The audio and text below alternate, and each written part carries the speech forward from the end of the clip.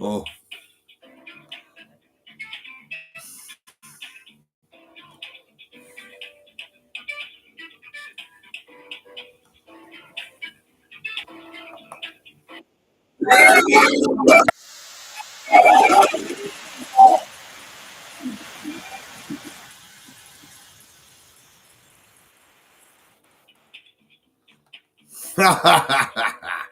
I've been waiting about an hour now. My phone's just going round and round and round. Adult social care. They don't answer the fucking phone. They're pretty fucking shit, you know what I mean? I've had my vitamins and minerals and all that, you know, everything really. All that, I've had all of it. It's great. I've got to get some slimming tablets. I must get some slimming tablets.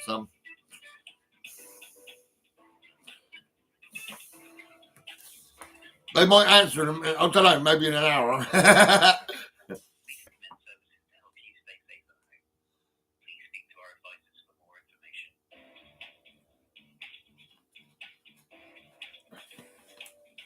They're pretty fucked up.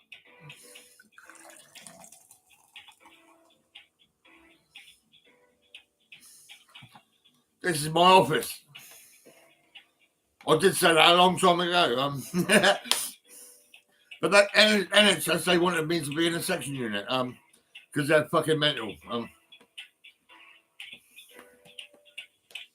Mark White, you was a drug dealer. You was selling drugs, and you bought a nice bracelet, didn't you? A big chunky gold chain. Now the police, if you had any fucking brains, right, go and arrest my brother, right, and take away his fucking bracelet and say, look, you bought that out of drug money, yeah.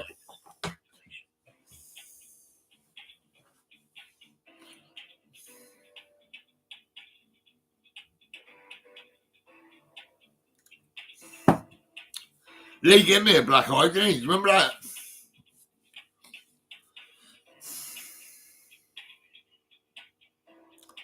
Yeah, I remember that. So we all put our hands in the air and say, answer the fucking phone. Answer the fucking phone. Answer the fucking phone. Yeah, how about that? I mean, answer the fucking phone. Yeah. Adult social care. Don't fucking care. Social services. What the fuck? I mean, Christ.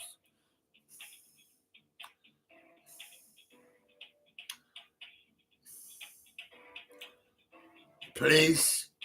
NHS. Dominant motherfuckers. Coming into my home and telling me I've got to get sectioned. Why don't you fuck off?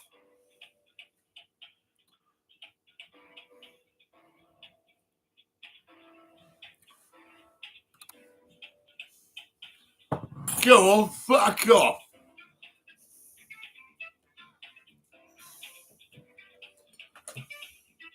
I'll blow the whistle on you.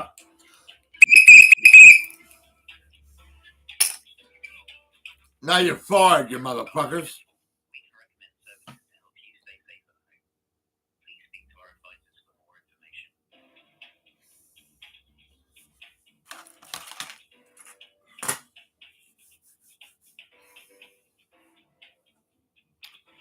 I'm the oldest brother. I make the rules. Do you understand, brothers? Lee, Mark, and Russell? Well, I've got the muscle. I can go out and hustle. Yeah, Russell.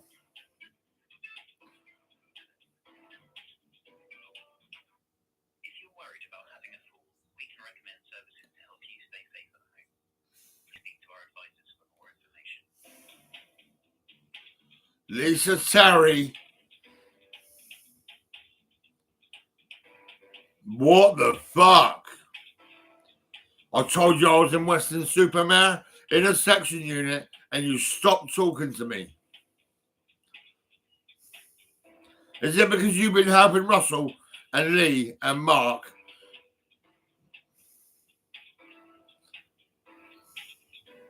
Mark did sell a lot of cannabis. A lot of cannabis. Yeah.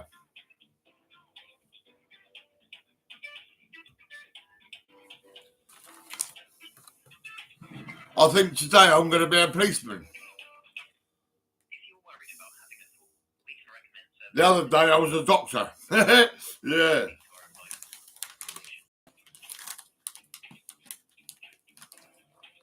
Ladies, ladies, ladies. What can I say? I'm here. Come round to 61 Cooks Road, Chelmsford, Eastleigh Hants, and I might just pull down your pants. Oh, yeah. Hey.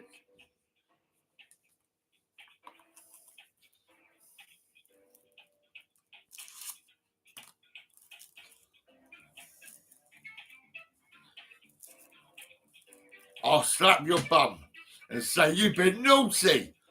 Boom. You've been naughty. Boom.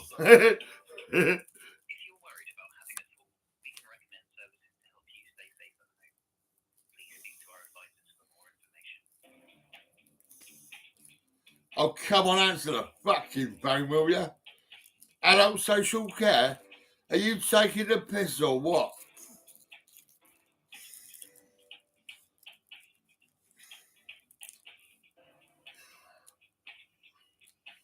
I make the rules. I make the rules.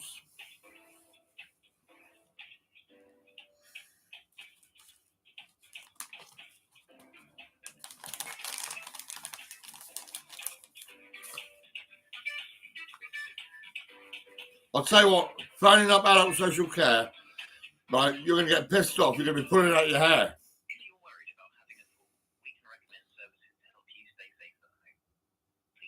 He says he can recommend services to stay safe at home. Stay safe at home? Are you fucking serious? NHS and police will come into your house and fucking drag you out and throw you in a cage and send you to a section unit. Yeah, they will. Brighton, Weston-super-Mare, Winchester, Southampton, fucking other places. You know, what the fuck?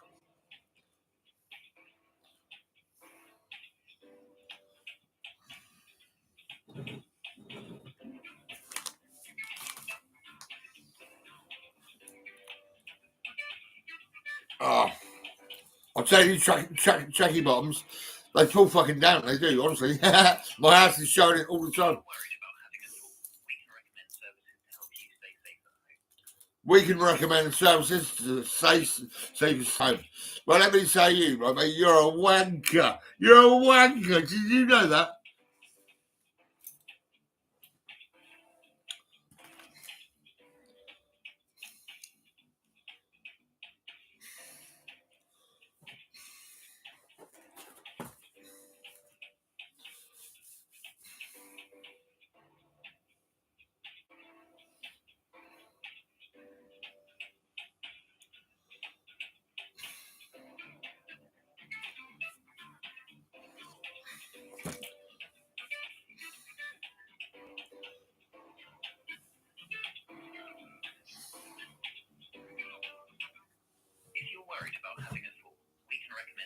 Am I worried about having a fool? Yeah, I'm a bit worried because it might be a fool like you cunt.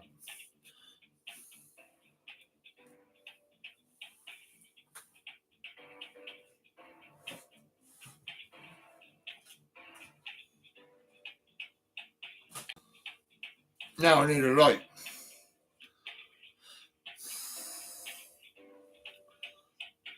Where the fuck did I put my lighter? Oh my god.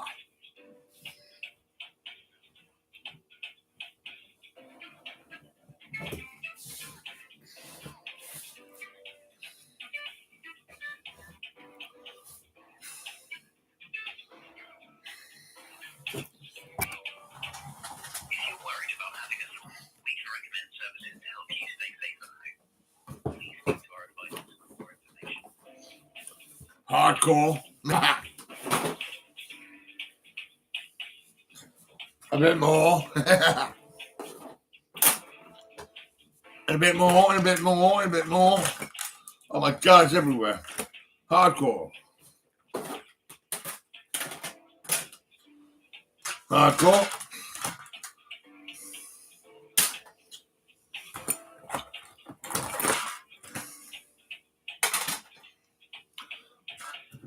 Oh my God. Are you serious? Yeah, I'm serious.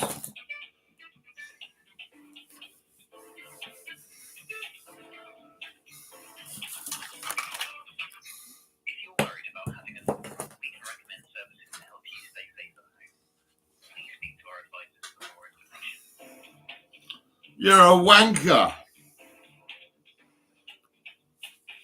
More hardcore.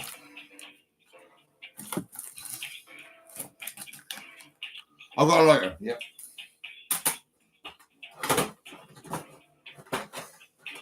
It's a closed case. Yeah.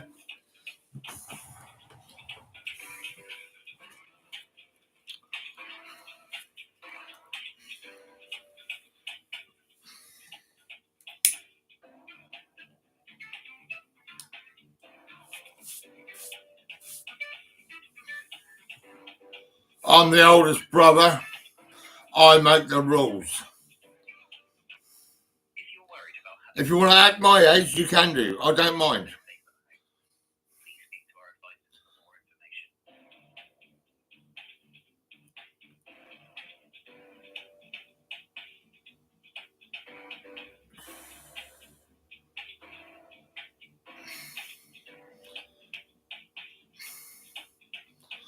I'm the oldest brother. Yes, I am. What the fuck?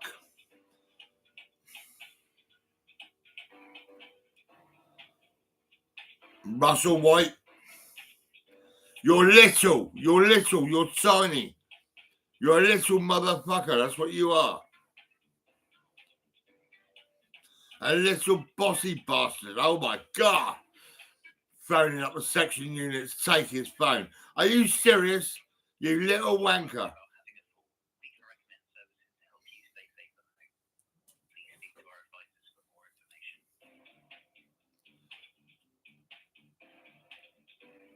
Mum, are you still alive? If you're still alive, right, just remember I'm the eldest. Lee lives with you all the time. He's always with you all the fucking time, smoking drugs. Yeah. Mark's always selling drugs all the time. He was always selling drugs all the fucking time. Yeah.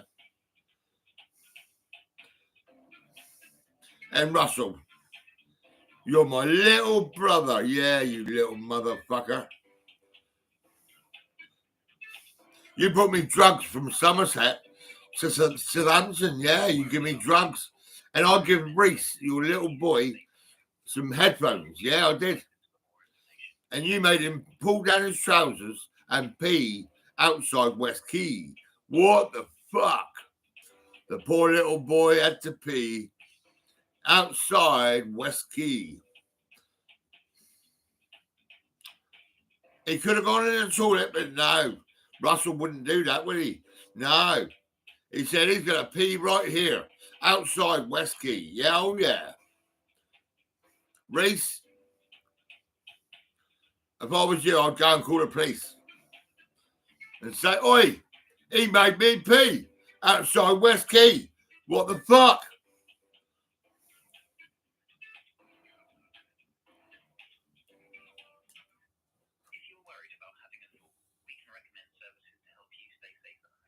Answer the fucking phone, will ya?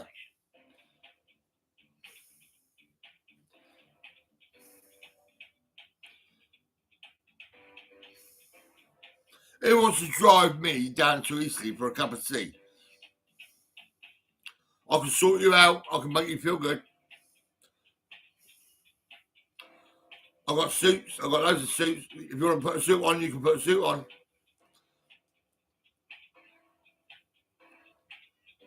I've got other shit.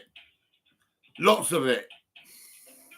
Things I've been buying. Oh my God.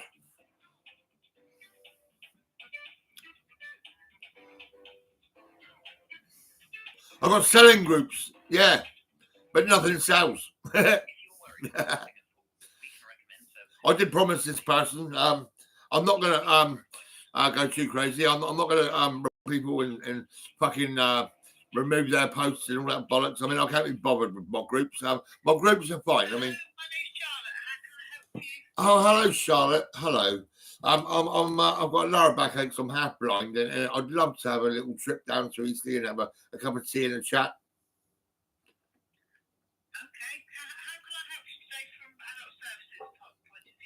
Well, you're more social workers. I mean, you actually come to my home. Actually, what it was Julie Barsey and Pamjet. Pamjet popped round a few days ago, but she wouldn't drive me down to Eastleigh and have a cup of tea.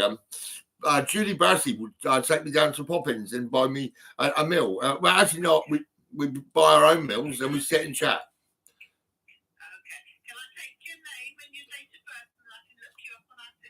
Yep, it's Gordon Thomas White. It's 8th of August, 1967.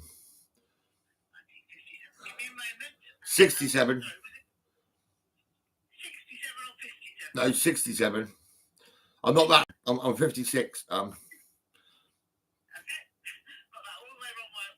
That's all right. That's fine. Yeah, just make him come round here, please. I mean, because I'm the piano man. I used to cover Somerset in London. All the families are happy with me. But like I say, I mean, I need some support. I need someone to give me a lift down the road. I don't drive no more. Okay, let me look you up on our system, please. Yeah, my mum got me sectioned for 18 years. And my brother was a drug dealer. Okay. Yeah. Yeah, 61 Cox Row, Chelmsford, Eastleigh, Hants, SO 533 Foxtrot uniform.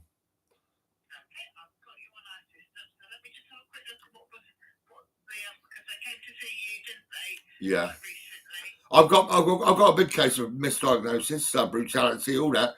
And well, the NHS and the police should pay me compensation, but I mean, it really needs to go to court. But it's a big case. It is a big case. Okay, let me just see what they put afterwards.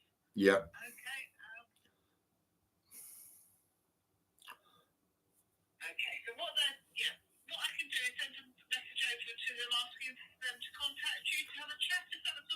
Yeah, that's fine. As far as I know, I've got two new social workers, Nikki and Vicky. Well, I met Nikki once, and she was a bit too harsh, a bit crazy. Like mental health, it was crazy. And I said, look, I did sort of complain a little bit because I said, look, they're only 25 years old, and they've got no experience, they got nothing, and they're working for this adult social care.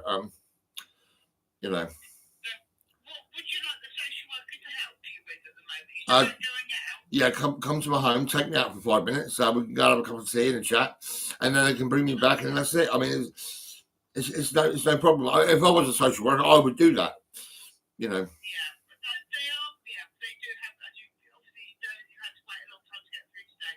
We are very, very busy, so they wouldn't normally come round just take you out for a cup of tea and a chat. Yeah. Is there anything at home that you're having difficulty with at the moment? Well, yeah, I could do some help. I mean, I've got loads and loads of clothes everywhere.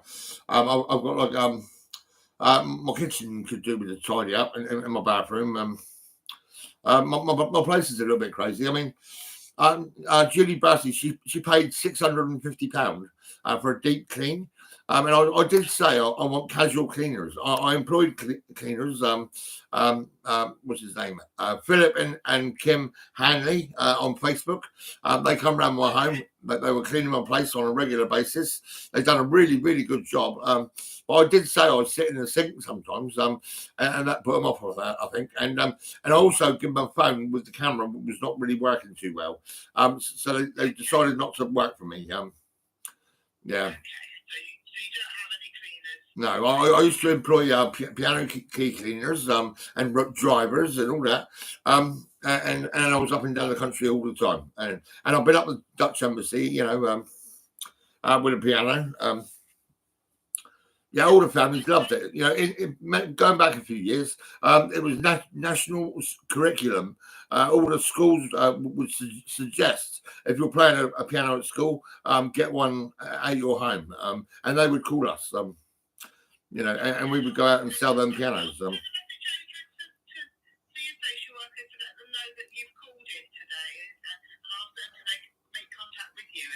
Yeah. Well, I'll tell you what, I reckon I could probably make social services better than they could ever be. I mean, being a family friend, you know, I've got a guy in Halifax. He's got a degree in IT. He does a lot of printing and window cleaners, and he's done me loads of printing. I get towels, cushions, caps, mugs, all that sort of stuff. I've got a name, the family friend, and you could be a family friend, and you could actually treat to defeat anxiety and upset. You could go to a family and treat them and make them feel good, and then go back to the office and all that. Keep a record of things and see how they're doing and everything like that. I'm sure we could do a lot, you know, a really good job. Okay, well, thank you for your call today. All right. All right then. Okay. Bye bye then. She's taking a message. That's what she's doing. That's all they ever fucking do is take messages. They don't do fuck all though. You know, social services. I remember Jamie Black going to that family next door to my mum's. He done fuck all, nothing. Jamie Black, where the fuck, man? Why don't you come over and fucking take me out for a cup of tea? Yeah, go on. You think you're cool, but you're not cool, are you? I'm not going to call you a wanker because I think you should really try and fucking relate with me. I mean, you remember me.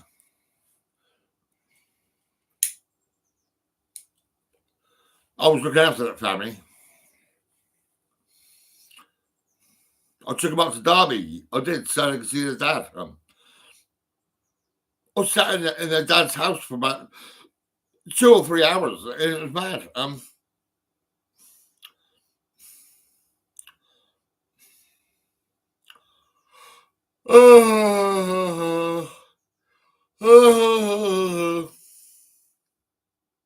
I'm a bit of an artist, right? So I would get the kids all sitting around a table and drawing pictures.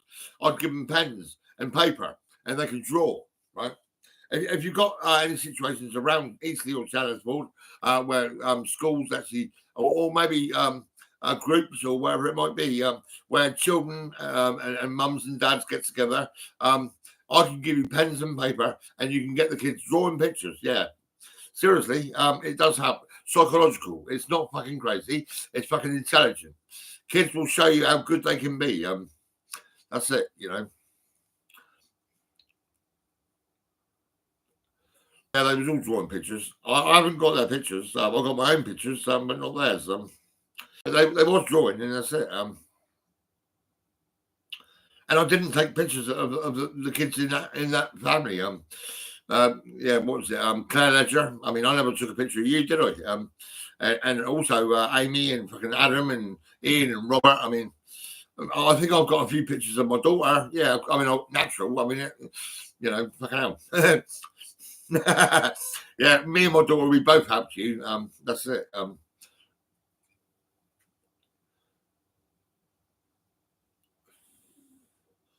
Yeah, and Tracy Jennings and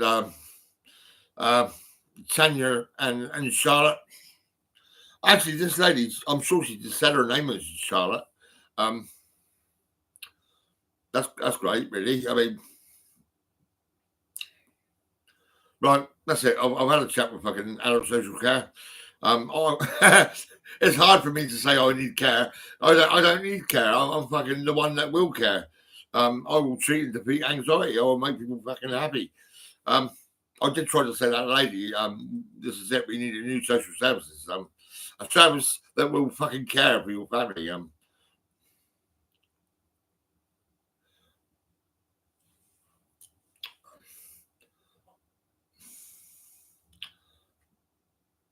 Well, yeah. I mean, I could do it as a tidy up. I could get rid of some clothes. I mean, I've got fucking clothes everywhere. You know, I've got some super dry tracksuits and all that. A few different ones. I've got like suits. I've got fucking I've got a British flag now. I'll show you my flag, right? Oh yeah. We are British, you motherfuckers. Can you see me? I'm right here, you motherfuckers. Yeah. Whoa. Yeah. That's it. I'm the piano man. I am the fucking family friend. I am the real Stone Raver. But I don't really Lee gets stoned. He's always in the garden fucking smoking drugs. He's in the front room rolling it. Yeah, and then he's in the garden smoking it.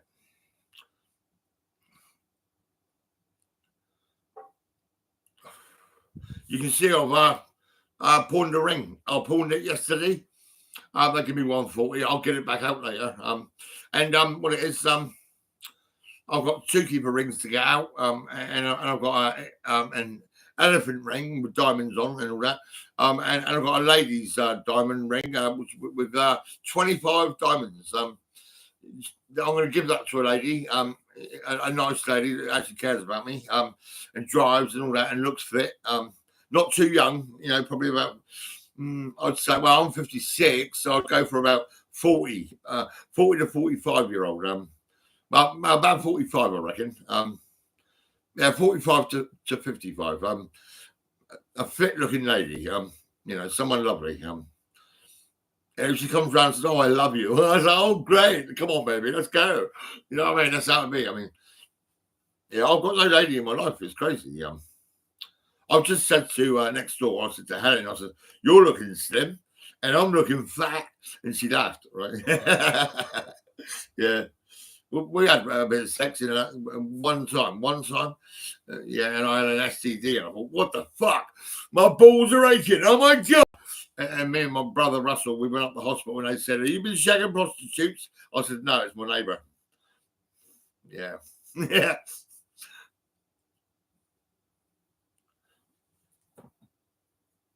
I remember when we had a bit of I come home, right, in my Freelander, and I had my long hair and ponytail and all that. And I was slim, I was looking good and all that, right? And there she was laying on the path, drunk, with a bottle of wine. Yep. And we went upstairs and we had a bit of fun, just a little bit of sex in the front room, right? And then she went racing down the stairs, locked all of the locks, come back up again, and she said, "You're in my bed tonight." And I thought, really? Oh my God. And I smoked my weed and I laid in the bed and I went to sleep. And in the morning she was like this, pissed off and upset. Yeah, and I said, "Well, I'm going to go now. Is that all right?" And she said, "Yeah, that's all right." Yeah. And I'll come home next door, Yeah. Yeah.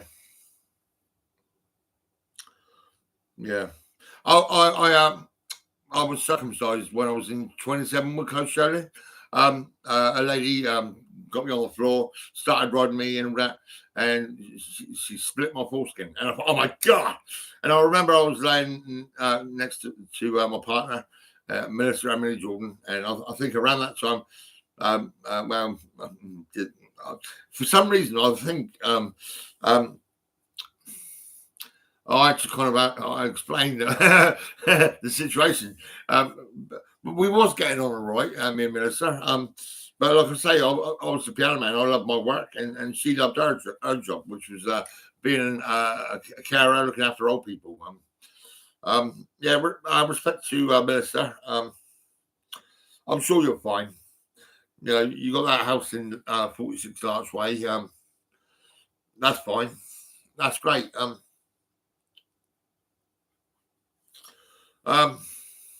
You got a daughter because you shagged another man.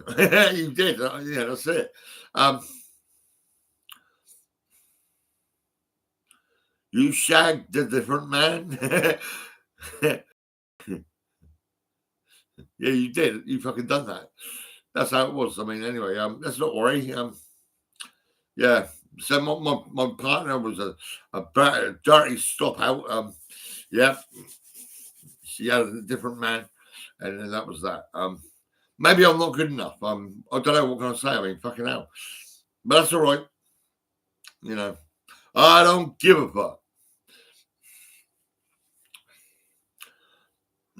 What shall I do? Well, I don't want to eat that pie yet. I'll eat that in a minute. Should we play some hardcore? I was listening to Radio 1, but they wouldn't do me a breakfast. They say phone 03 700 100 100. Go on WhatsApp and all that shit, but they don't respond to me. Let's have a little look, see what we got. WhatsApp, where are we?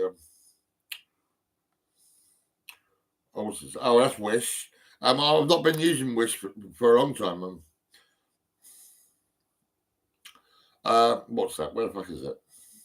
Oh, Facebook contacted me today about going to Meta and having a Facebook business. And I decided not to carry on. I don't want to pay tax or nothing. I mean, what the fuck?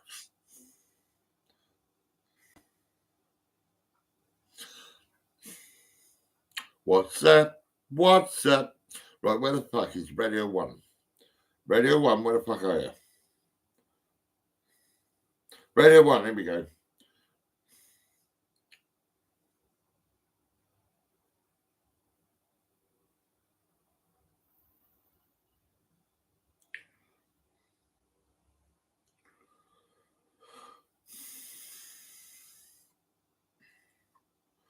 Right, yeah, no response. Right,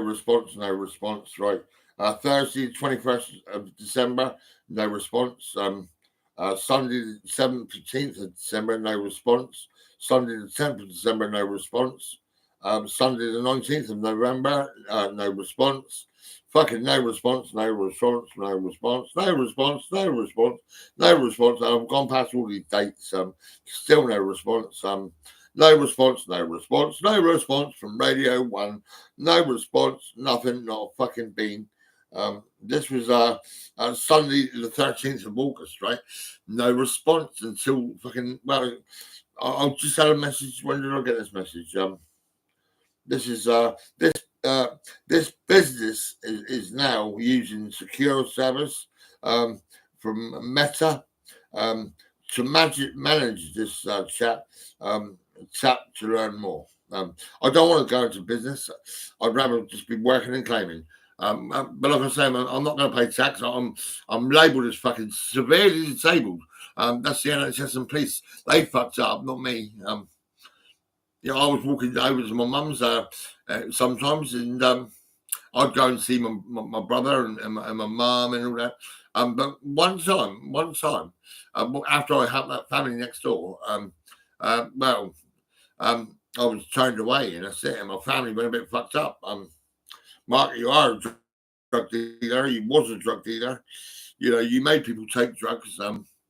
This is it. You are a bad man.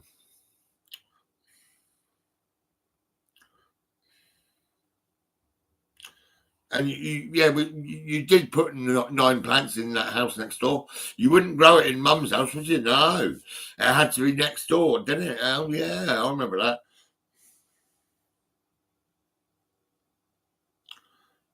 This is what drug dealers do.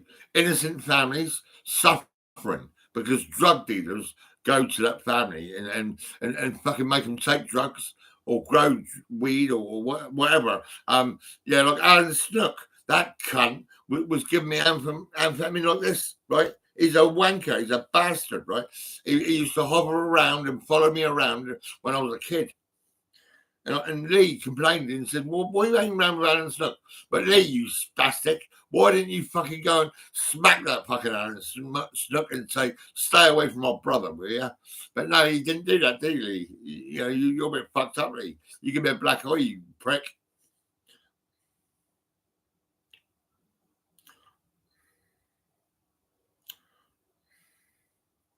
Yeah, I was a bit younger there.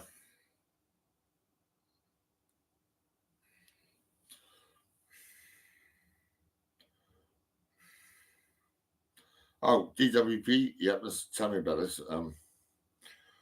Eligible for $2.99. Yep, I'll have that. Give me the money. 2 days ago, the Department of Work and Pensions, DWP, has confirmed The next cost of living payment will begin to be paid in 2 weeks' time. 2 weeks' time, 299 quid will go into my account. Yeah, because they decided to say I'm severely disabled. And what can I say? They're fucked up. They're fucked up. Money for nothing and my checks for free. Yeah, oh yeah.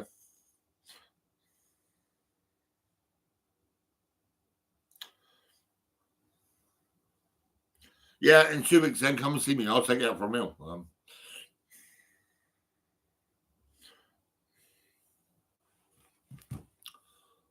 I think I'll just have a look on the tellies. It might be news and all that.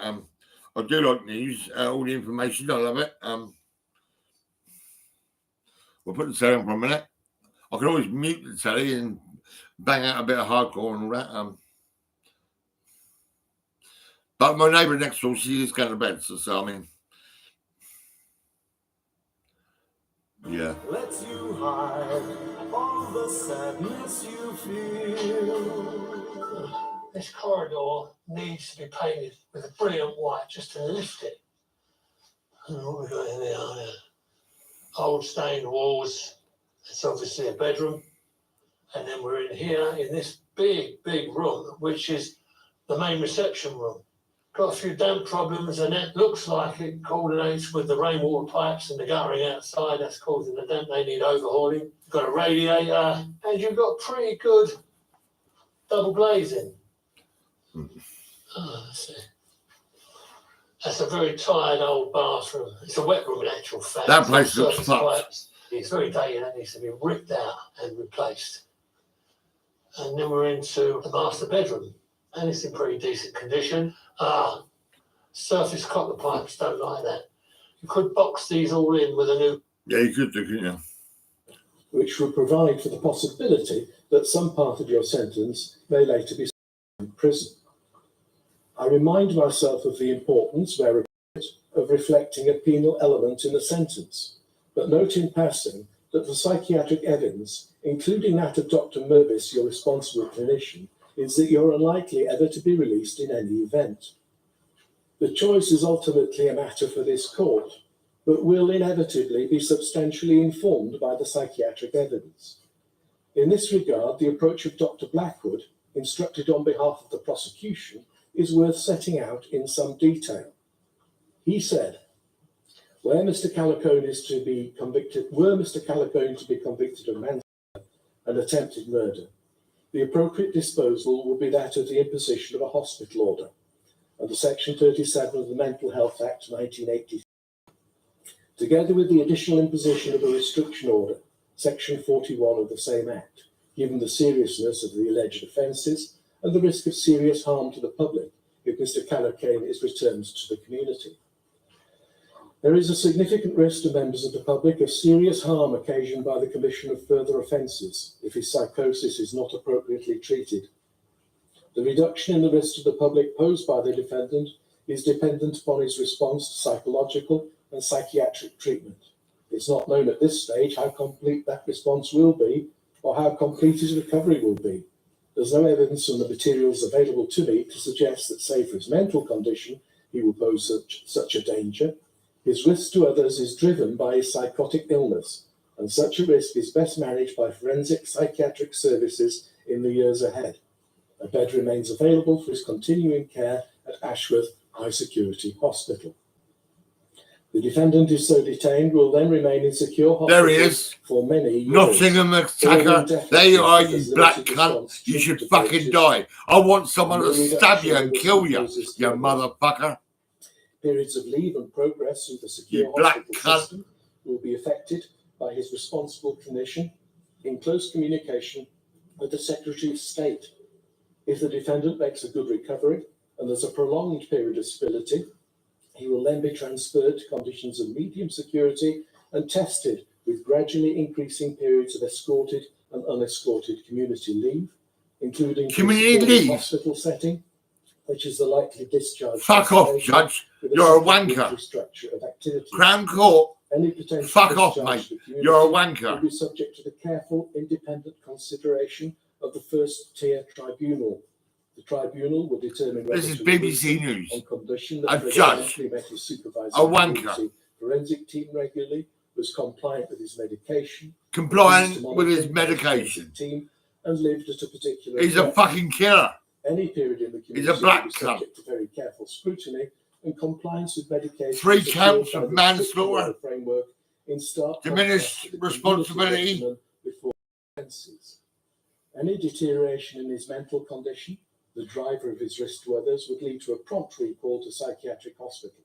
It would be possible for him to apply for an unconditional discharge within the community, but given the severity of the index, Conditional offences, this discharge. condition, You locked me up for fucking 18 medication years, and other treatment and you're going to give him it is highly conditional unlikely, discharge, in that my black view, cunt. that the defendant would ever Fucking be kill given the cunt. absolute discharge, which would allow him to end contact with mental health Judge, services. Judge, you sound shit. Such an You're going to be all over order would YouTube. ensure that People are going to laugh at you, you cunt. focus You're on the in mental health Nottingham, condition of you're the in the defendant, Crown Courts, who provides and you're a the fucking responsible bastard. condition. The extant scientific evidence suggests that a hospital disposal is associated with Fuck a off, reduced wanker. offending rate on ultimate release from the community. In I've been to comparison Crown to Court, imprisonment I've won a and court subsequent case, release I from shake prison. hands with lawyers, This finding holds I'm when fucking comparisons shit up, made and I with reckon you're a individuals bastard, with mate. offences, Fucking destroy that prisoners black with cunt. longer sentences Fucking as chuck him in comparative, jail for and then rates of 99 violence years. are specifically re-examined. Rates of repeat He offending drove are lower in people. patients released from hospital in comparison to those released from prison. A period of imprisonment risks non-compliance with medication, a deterioration in his mental state, and increase in risk to others. In the defendant's case, there's no evidence to suggest that but for his mental condition, he poses any risk to the public. In these Get him out of this circumstances, country. the Get rid of that black board cunt. would likely to be bound to follow the recommendation of the clinicians and the tribunal as to release. The introduction of the parole board into the release procedure in the defendant's case would thus not materially enhance public safety. Monitoring in the community would principally be conducted by the defendant's probation officer, and recall to prison and subsequent transfer to hospital may take some time. The sections 37/41. I've not had include section of 37, I don't know what the fuck that is. situations in which the risk posed by the defendant may increase or his mental condition worsens. I've had section 3 and Possibly aids in section recalling and 17. hospitalising him. In the unlikely event that you were ever to be released, I must consider which regime will provide the greatest level of protection for the public. The main concern is that upon release from prison, you would not be supervised by a team of mental health experts reporting to the hospital and the Secretary of State for Justice, but instead to a probation officer.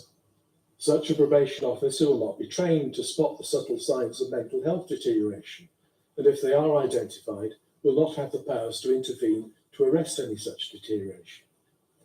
Furthermore, there are significant concerns that a prison environment will give rise to a risk that in the event of a relapse, you present a real danger to prison officers and fellow prisoners alike. As the relevant sentencing guidelines states, quote, there will be cases where the protection of the public via a restriction order will outweigh the importance of a penal element, and other cases where a greater public protection is provided by a hybrid order.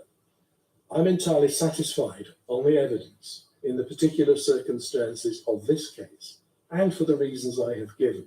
The proper sentence is a hospital order subject to a section 41 restriction order. You will now stand for sentence to be passed.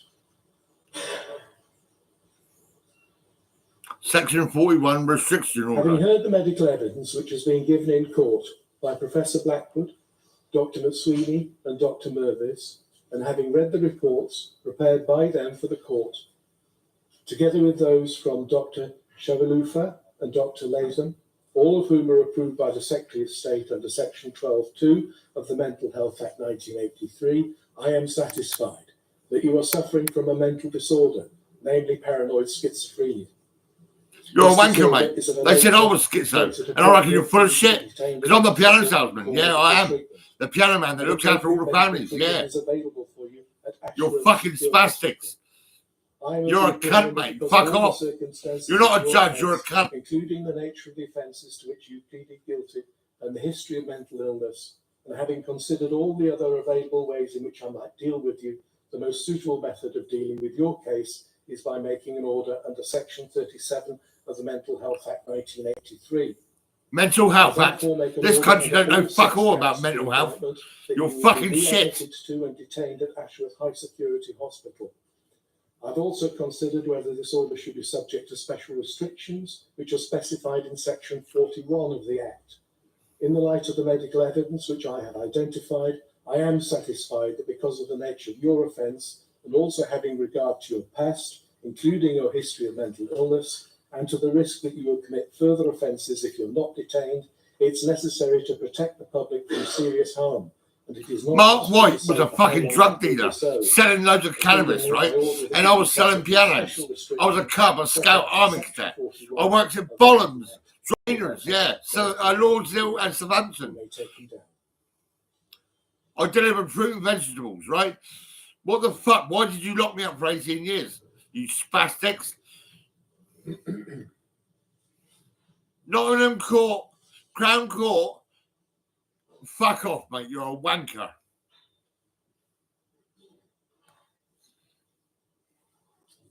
I will add by way of postscript Valdo that Callaghan, the investigation right? into this A case black was cunt. both Killing lengthy people in and this country. complex. Fucking get him out to Brazil or Those who something. played their part Fucking in lock him up in a arranging different for the country. extremely Get him out of professional this country. and skillful way in which they carried out their duties. The same applies to all those who helped in the aftermath of the shocking events of that morning. In particular, I'd like to commend the members of the family liaison team, the 3 members of the CCTV team, the scenes of crimes officer, the files officer, the police and medical staff who attended on the victim, Take that together black with all cunt the other to police another officers country involved and in lock the him up. investigation. I'd also like to thank all members of the council teams and their solicitor colleagues for their hard work, the skillful way in which they presented their cases, and for the positive and Get rid of that cooperative black manner in cunt. which the case was concluded. Valdo Last but Callaghan. not least, I pay tribute Take to him the to mental fucking health Brazil. staff I've got a mate whose in hard Brazil. work in Yeah, accommodating and I'm organising sure this he'd fucking challenging period lock that has bastard been up straight away. I will now rise. Yeah, you can rise, and then you can fuck off and fall over. Just listening there to Mr. Justice Turner, who was giving the sentencing of Valdo Callaghan, the 32-year-old who last June, on the 12th of June 2023, stabbed to death 2 19-year-old students, Barnaby Webber and Grace O'Malley Kumar. He then went on to stab Ian Coates and then attempted to murder Wayne Burkett, Sharon Miller, and Marvin Goronsky. The sentencing there, you heard there from Mr. Justice Turner. He went through his I'll tell you what, reasons for the this sentencing. country's He fucked went up. through the history of mental illness the defendant had displayed. Is it in USA? That's great. We got a black cunt, right, called Valdo Callaghan, right? We got to get this black cunt out of this country and take him to another country and lock him up for about 90 years. And for this reason, he has been sentenced to indefinite time in a secure hospital, so readmitted to Ashworth Secure Hospital, which is where he has been treated over the last few months. They reckon they're They're treating saying him. that, He's in a section unit. Callaghan is still having delusions, so still clearly suffering from. They put me in the mental section unit for 18 illness, years, and right? therefore, This country's he fucking has bollocks. been detained. The judge there said in his statements sentencing that it was not possible to say how long he would be detained for. Clearly, he will be treated for Fucking his nigger. illnesses in prison, but at the moment, the judge considers that he presents a significant danger to the public. Of course, this was a crime which shocked many people, not, of course, most of all, the families of all of his victims. They will be giving some reaction after that sentencing, but we do have this statement by Barnaby Webber's mother. This is the on news way. in the UK. True justice BBC not been served News. today. We, as a devastated family, have been let down by multiple agency failings and ineffectiveness. The CPS did not consult with us, as has been reported. Instead, we've been rushed, hastened, and railroaded. The first meeting we had with them at our behest was Friday, the 24th of November, a few short days before the pre-trial plea hearing on the 28th. For the record, they had suggested meeting us just an hour before the morning of the plea trial hearing, something we felt was far too late. We were presented with a fait accompli That black cunt looks to evil. accept manslaughter charges. At no point during the If I had a previous gun, 5.5 I'd shoot him. months were I'd we given fucking any kill him. indication that this could conclude in anything other than murder. We trusted in our system. His name, foolishly, right, it is turns out. We Val. do not What's his dispute fucking that name? the murderer is mentally unwell and has They been say for he's a number of mentally years. unwell, right? However, the premeditated planning, the collection of lethal weapons, hiding in the shadows, and brutality of the attacks are that of an individual who knew exactly what he was doing. I think it's knew Valdo entirely that it was Callaghan. wrong, I think but it is. did it anyway. This has been a trial by doctors. Why was there no mental health assessment during his time in custody? Why was the first time he had an assessment was for the defence report only in July? Why did he not begin to receive any treatment? There is people in for his UK illness until not happy with mid-September? this. Why did he remain in We should just prison kill the until cunt. the 1st of November before being I want him moved to dead. secure unit? Here we are. And importantly, Valdo why did Dr. Callaghan, Blackwood, right? instructed by the CPS VALDO wait until the 14th of November to interview and assess him? CALOCANE. Callaghan. To Nottingham Police, Valdo who Callaghan. additionally have great Detained in a concerns high with security other hospital. aspects of the Like a investigation. fucking section Why unit. were we That's where they repeatedly locked me told up throughout the for summer 18 that fucking the years. offender was a social And I was a worker Cub Scout who Army had cadet, no never criminal hurting record? anyone. That's not true. He did. One that was registered in his name in Nottingham, and one that he had been in for My about brother 6 was smoking months loads of prior to drugs. his My, eviction on you know, the all my 11th of brothers were June smoking last drugs year. in my mum's house. Why? My mum was always It fucking took high. repeated questioning from us to finally receive an answer. And late she Friday went to Desborough afternoon House and to got a me question sectioned. of his outstanding warrant. Issued in September 2022. This country for a is vicious fucked. attack on a police officer. People in this country, the Such a police is violent shit. assault that he The was fucking killed. royal family's fucked up. To the Assistant Chief Constable, Rob Griffin, who finally released this information publicly yesterday. That's great. This. You have blood on This your country hands. is fucked. If you could just We get need your a job USA properly, army, you there's know, a to come very over good it chance my and beautiful boy run will be things, you know, alive make today. sure the British people are going to be okay. There's so much more to Fucking say, black and cunts. clearly What the serious fuck? questions Get 'em out about of here. this case and events leading up to this monster. In in American 1970, society. right, loads of But today, Pakistanis messing our around with grandson, the children, his dear friend you know, Max, and what who do they think they fucking been are? stolen from us forever and let down by the very system that should be protecting them. In 1940s, the royal family brought a load of black cunts into this country. Yeah, they fucking did. Who was stabbed to death. I was born in 1967. I was baptised in 1968. I was a Cub Scout Army cadet. Sentencing remarks by Mr. Justice Turner as Raising money for the old people, the doing defendants, sponsored to walks. an indefinite time in a mental institution, a mental. I worked at Bolham's Dry Cleaners, Lordsdale and Southampton. That you are suffering from a mental disorder. I was driving around picking up fruit and vegetables and delivering it up at the warehouse. You know, the wholesalers and all that sort of stuff. I worked at Fawley Refinery. I become known as the Piano Man. I was covering Somerset and London. The nature of the offences to which you pleaded guilty and the history of mental illness. I've won quite a few different cases for different reasons and whatever. A Crown Court case I won. A few magistrate courts. I reckon this country's fucked. The royal family, all these judges and jury. Well, jury's okay, like I say. I mean, it's the judges. The lawyers are pretty fucking shit.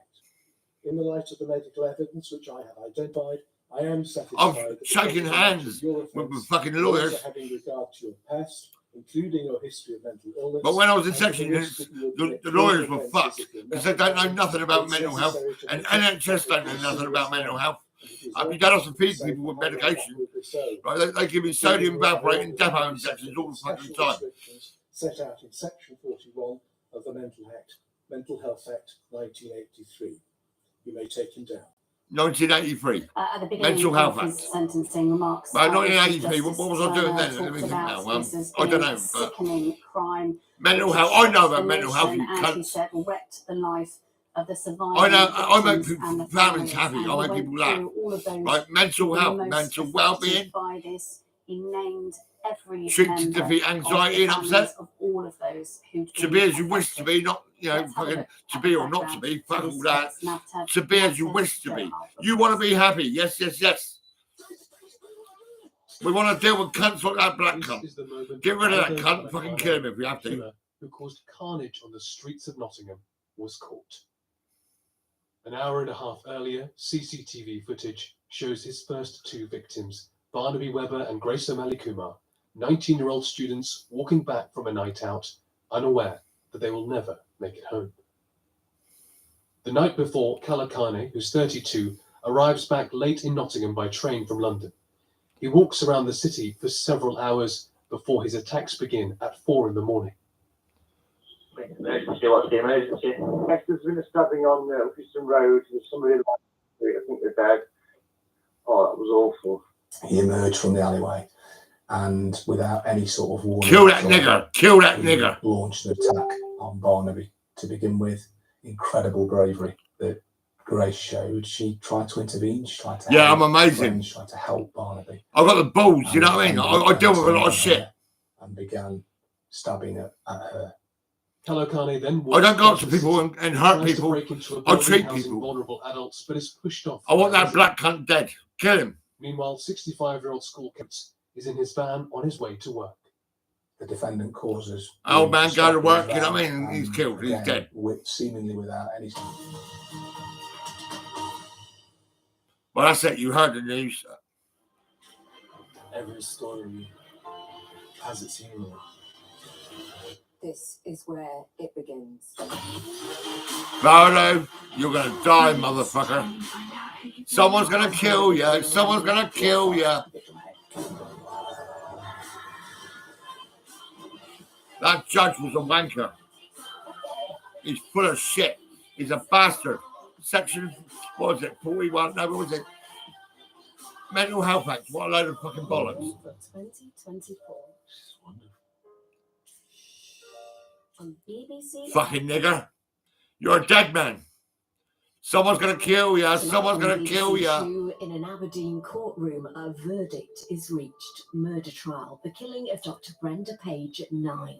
Now with the latest from Westminster. Now calm down. Live. Yeah, What's that's the it. best way to tackle The knife families crime? Why are some medicines suffering in short because of a supply? black cunt. And who should be top of the list for social housing? This is Politics Live. This is politics. It's another program. I won't just put the telly on, right? I was okay. I spoke to fucking adult social care, right? I phoned up and the phone was fucking ringing for over an hour, right? Joining And I me in told them studio, I Conservative can train MP them Kieran how to be a family friend. Labour's leader in the House of Lords, They can go to a family, they can treat them and take them out for meals and all that, buy them clothes, do all that, you know, and they can go back to the office. Today, the government promises a new crackdown on knife crime.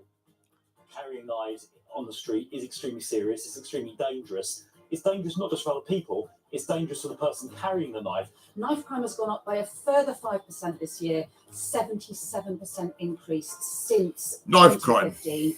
This is an epidemic. We need action. Police are told to make. You got to look after the families, look after the children. Children will be children, right? It is almost like just They will be children. a plaster. They won't be walking around with knives and shit. And also, you have to understand, stop and search sometimes antagonises communities. Also today, why are some medicines in short supply? We'll hear from one woman who's having to ration her medication. And does our guest hold the fate of Rishi Sunak's Rwanda bill in her hands? Will the opposition in the appointed House of Lords try and frustrate the will of the people as expressed by the elected House? Or will they get on board and do the right thing?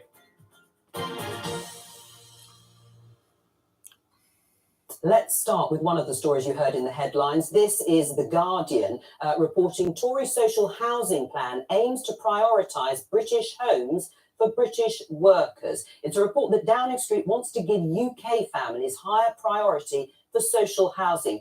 Kieran, UK families already have priority for social housing. So what's the problem that the government is trying to solve? But I think this is just speculation at this stage. I don't think Downing Street's confirmed that there is any hard and fast policy They're development. saying it's a consultation. In America, you get big As I fucking said, it was houses actually confirmed and that big in the cars. policy Oh yeah, necessarily. I right. think it should In be this said country, that parts of it's the fucking country rabbit there's a lot of arches. variation You know, it's application fucking of great. social housing. It depends how local councils tend to implement it. If there are parts of the country where we think it isn't working fairly, and I don't think there's anything wrong with saying that actually people who've spent a long time in a country contributing to its welfare state in one way or another get some extra help. I don't have a problem with that in principle, but you have to see how it works in practice. But the rules at the moment are that, I mean, 90%, these are government figures, 90% of new social housing. I chose this goes place to and I went UK moved straight into nationals. this place. As I said, It was perfect. I thought this is me. So Yep, it might lovely, be a lovely. positive national figure, but you do see different. I had a 2-bedroom house that I was raising my daughter. And let me see now. I had a 2-bedroom flat when I was with my partner and we had a baby and she grew up and everything. Like I say, I mean, we separated. Yeah, that's when I was buying and selling pianos and all that. I was up and down the country selling pianos to everyone. Yeah, even the Dutch embassy had a piano.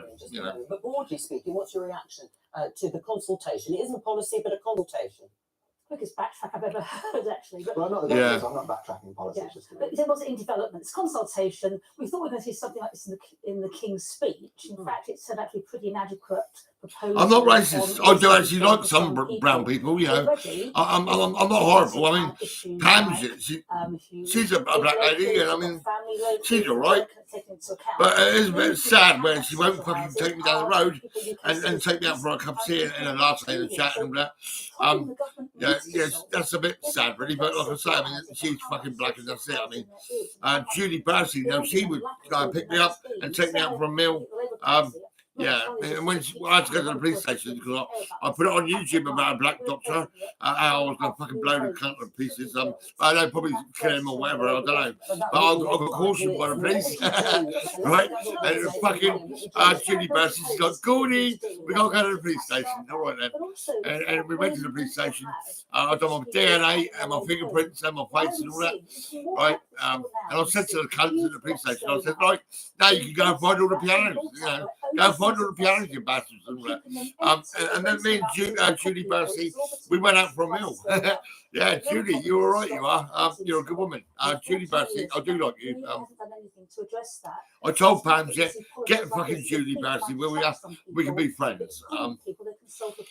It's all very well to say that, but when you were last in, we built more social housing and more council housing than when you were last in. I could run this country, I know I could. The track record isn't as good as that. I've been dealing with all different things everywhere, right? I know I can fucking deal with it. You know, British-born or foreign nationals who've lived here for years and had their families. Look at this. Kids are born here. Right, I've got this t-shirt. Broadly speaking, I'm the oldest brother. I make the rules. Right? But even then, this is a consultation. Look at this. To be honest, pretty pathetic. Act my age. Yeah, I act my age. Because not only does this policy misunderstand the basic causes of the crisis in social housing, which is there's a complete collapse in the new housing supply, but it also misunderstands who can access housing. Right. Already you could be a UK citizen or someone with settled status to have access to social housing.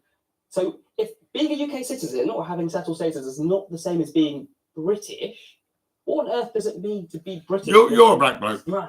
I think we could kind of morality. Where's your granddad?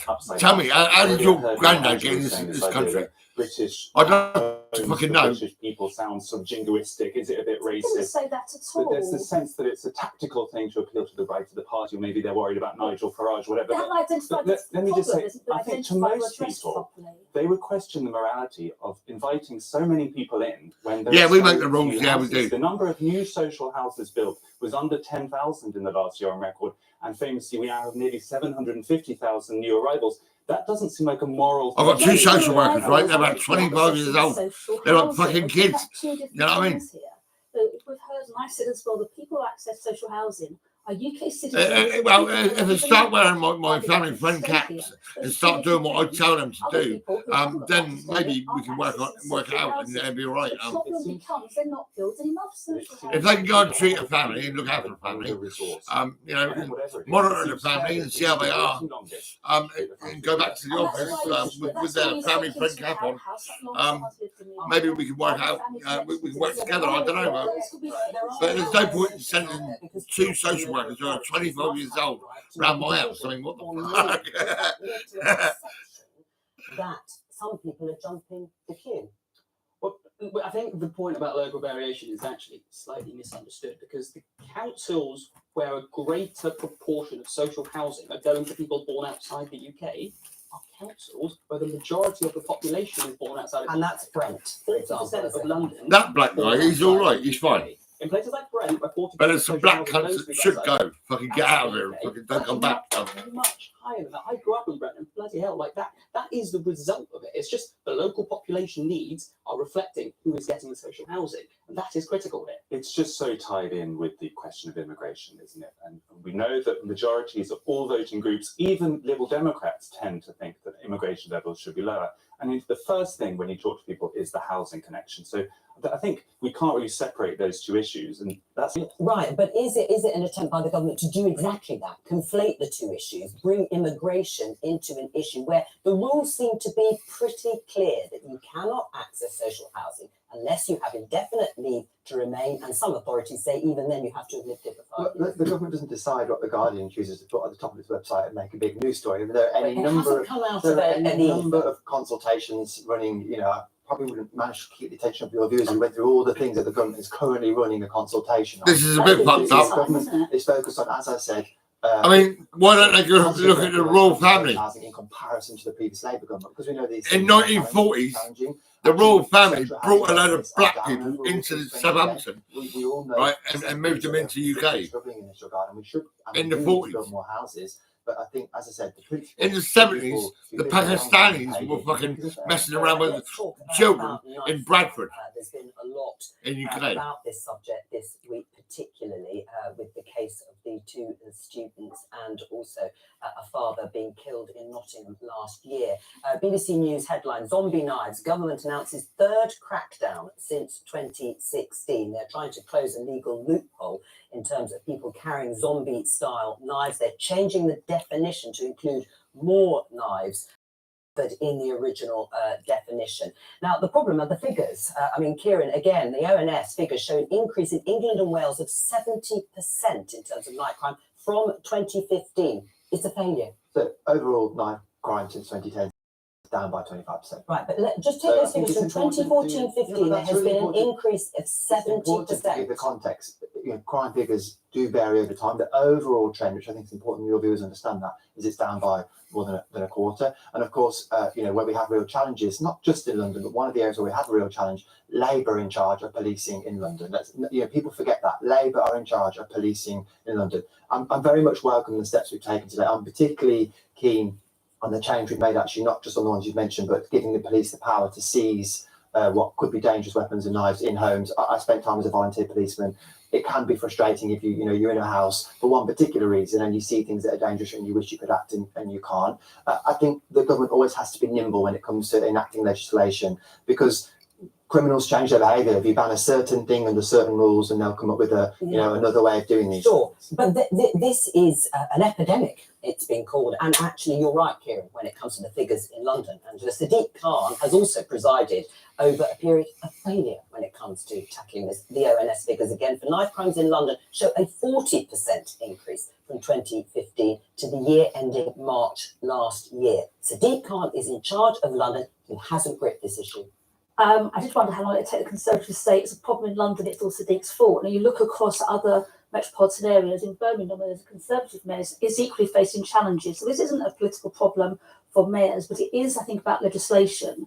I think one thing I thought you said was really interesting. You said we have to look at the legislation and we shouldn't do it in a hurry. In 2016, the government was warned that the definition was very precise. It has to be a certain shape of knife, a certain edge, has to have a hole in a certain place, has to have writing on it. And we've been warned several times, and I think the government have announced now 16 times they're going to close that loophole, and we're getting there eventually, but it's taken 6 Home Secretaries to do so. I think with a number of things we need to do, be slightly less prescriptive on the kinds of knife. And I still think we look at swords, we look at ninja I had knives. a big knife. You know, if it's a serrated Crime, curve, don't say you've got a and certain bone. word twist on it. That was quite nonsensical, really. And it was fucking nice. We need It to was also lovely. look It's at big, sale, right? including And I sold it for the 20 quid. online sales as well. And you need, I think, to look at how you can have earlier intervention if someone's involved in knife crime. I never or used victim it. of knife crime. But we'll talk about young I don't know how I men being those managed who to are perpetrating obtain it, knife but crime. it was But in my also hands. It was like mine. victims as well. But why do people have that? Why do people feel That was when I was selling these pianos. men, young men feel the need to carry a knife? I mean, I think I was listening to what Yvette Cooper was saying this morning, and they've got a new scheme which is called Young Futures. They're going to place hubs in these troubled communities. It all sounds, good work and good effort, but it's a bit depressing to hear because it reminds you of previous attempts. You mentioned Sadiq's calm record. He had something called violence prevention units. All this talk of treating it as a mental health or a public health issue. It's daylight. Go harder instead of softer. Would you agree with that? Because they have trialled sort of health-related programs in This is Glasgow politics. with some success, actually. With great success. Glasgow was the murder capital of Western Europe not so long ago. It is now not, right? And I actually categorically completely disagree with what Freddie has just said. There's Big But Ben. The problem here, the reason it's taken 6 Home Secretaries just to try and London ban Bridge and all that. a type of knife which should not be I was always in controversial, London. is that this issue does not get adequate or commensurate attention in Westminster, right?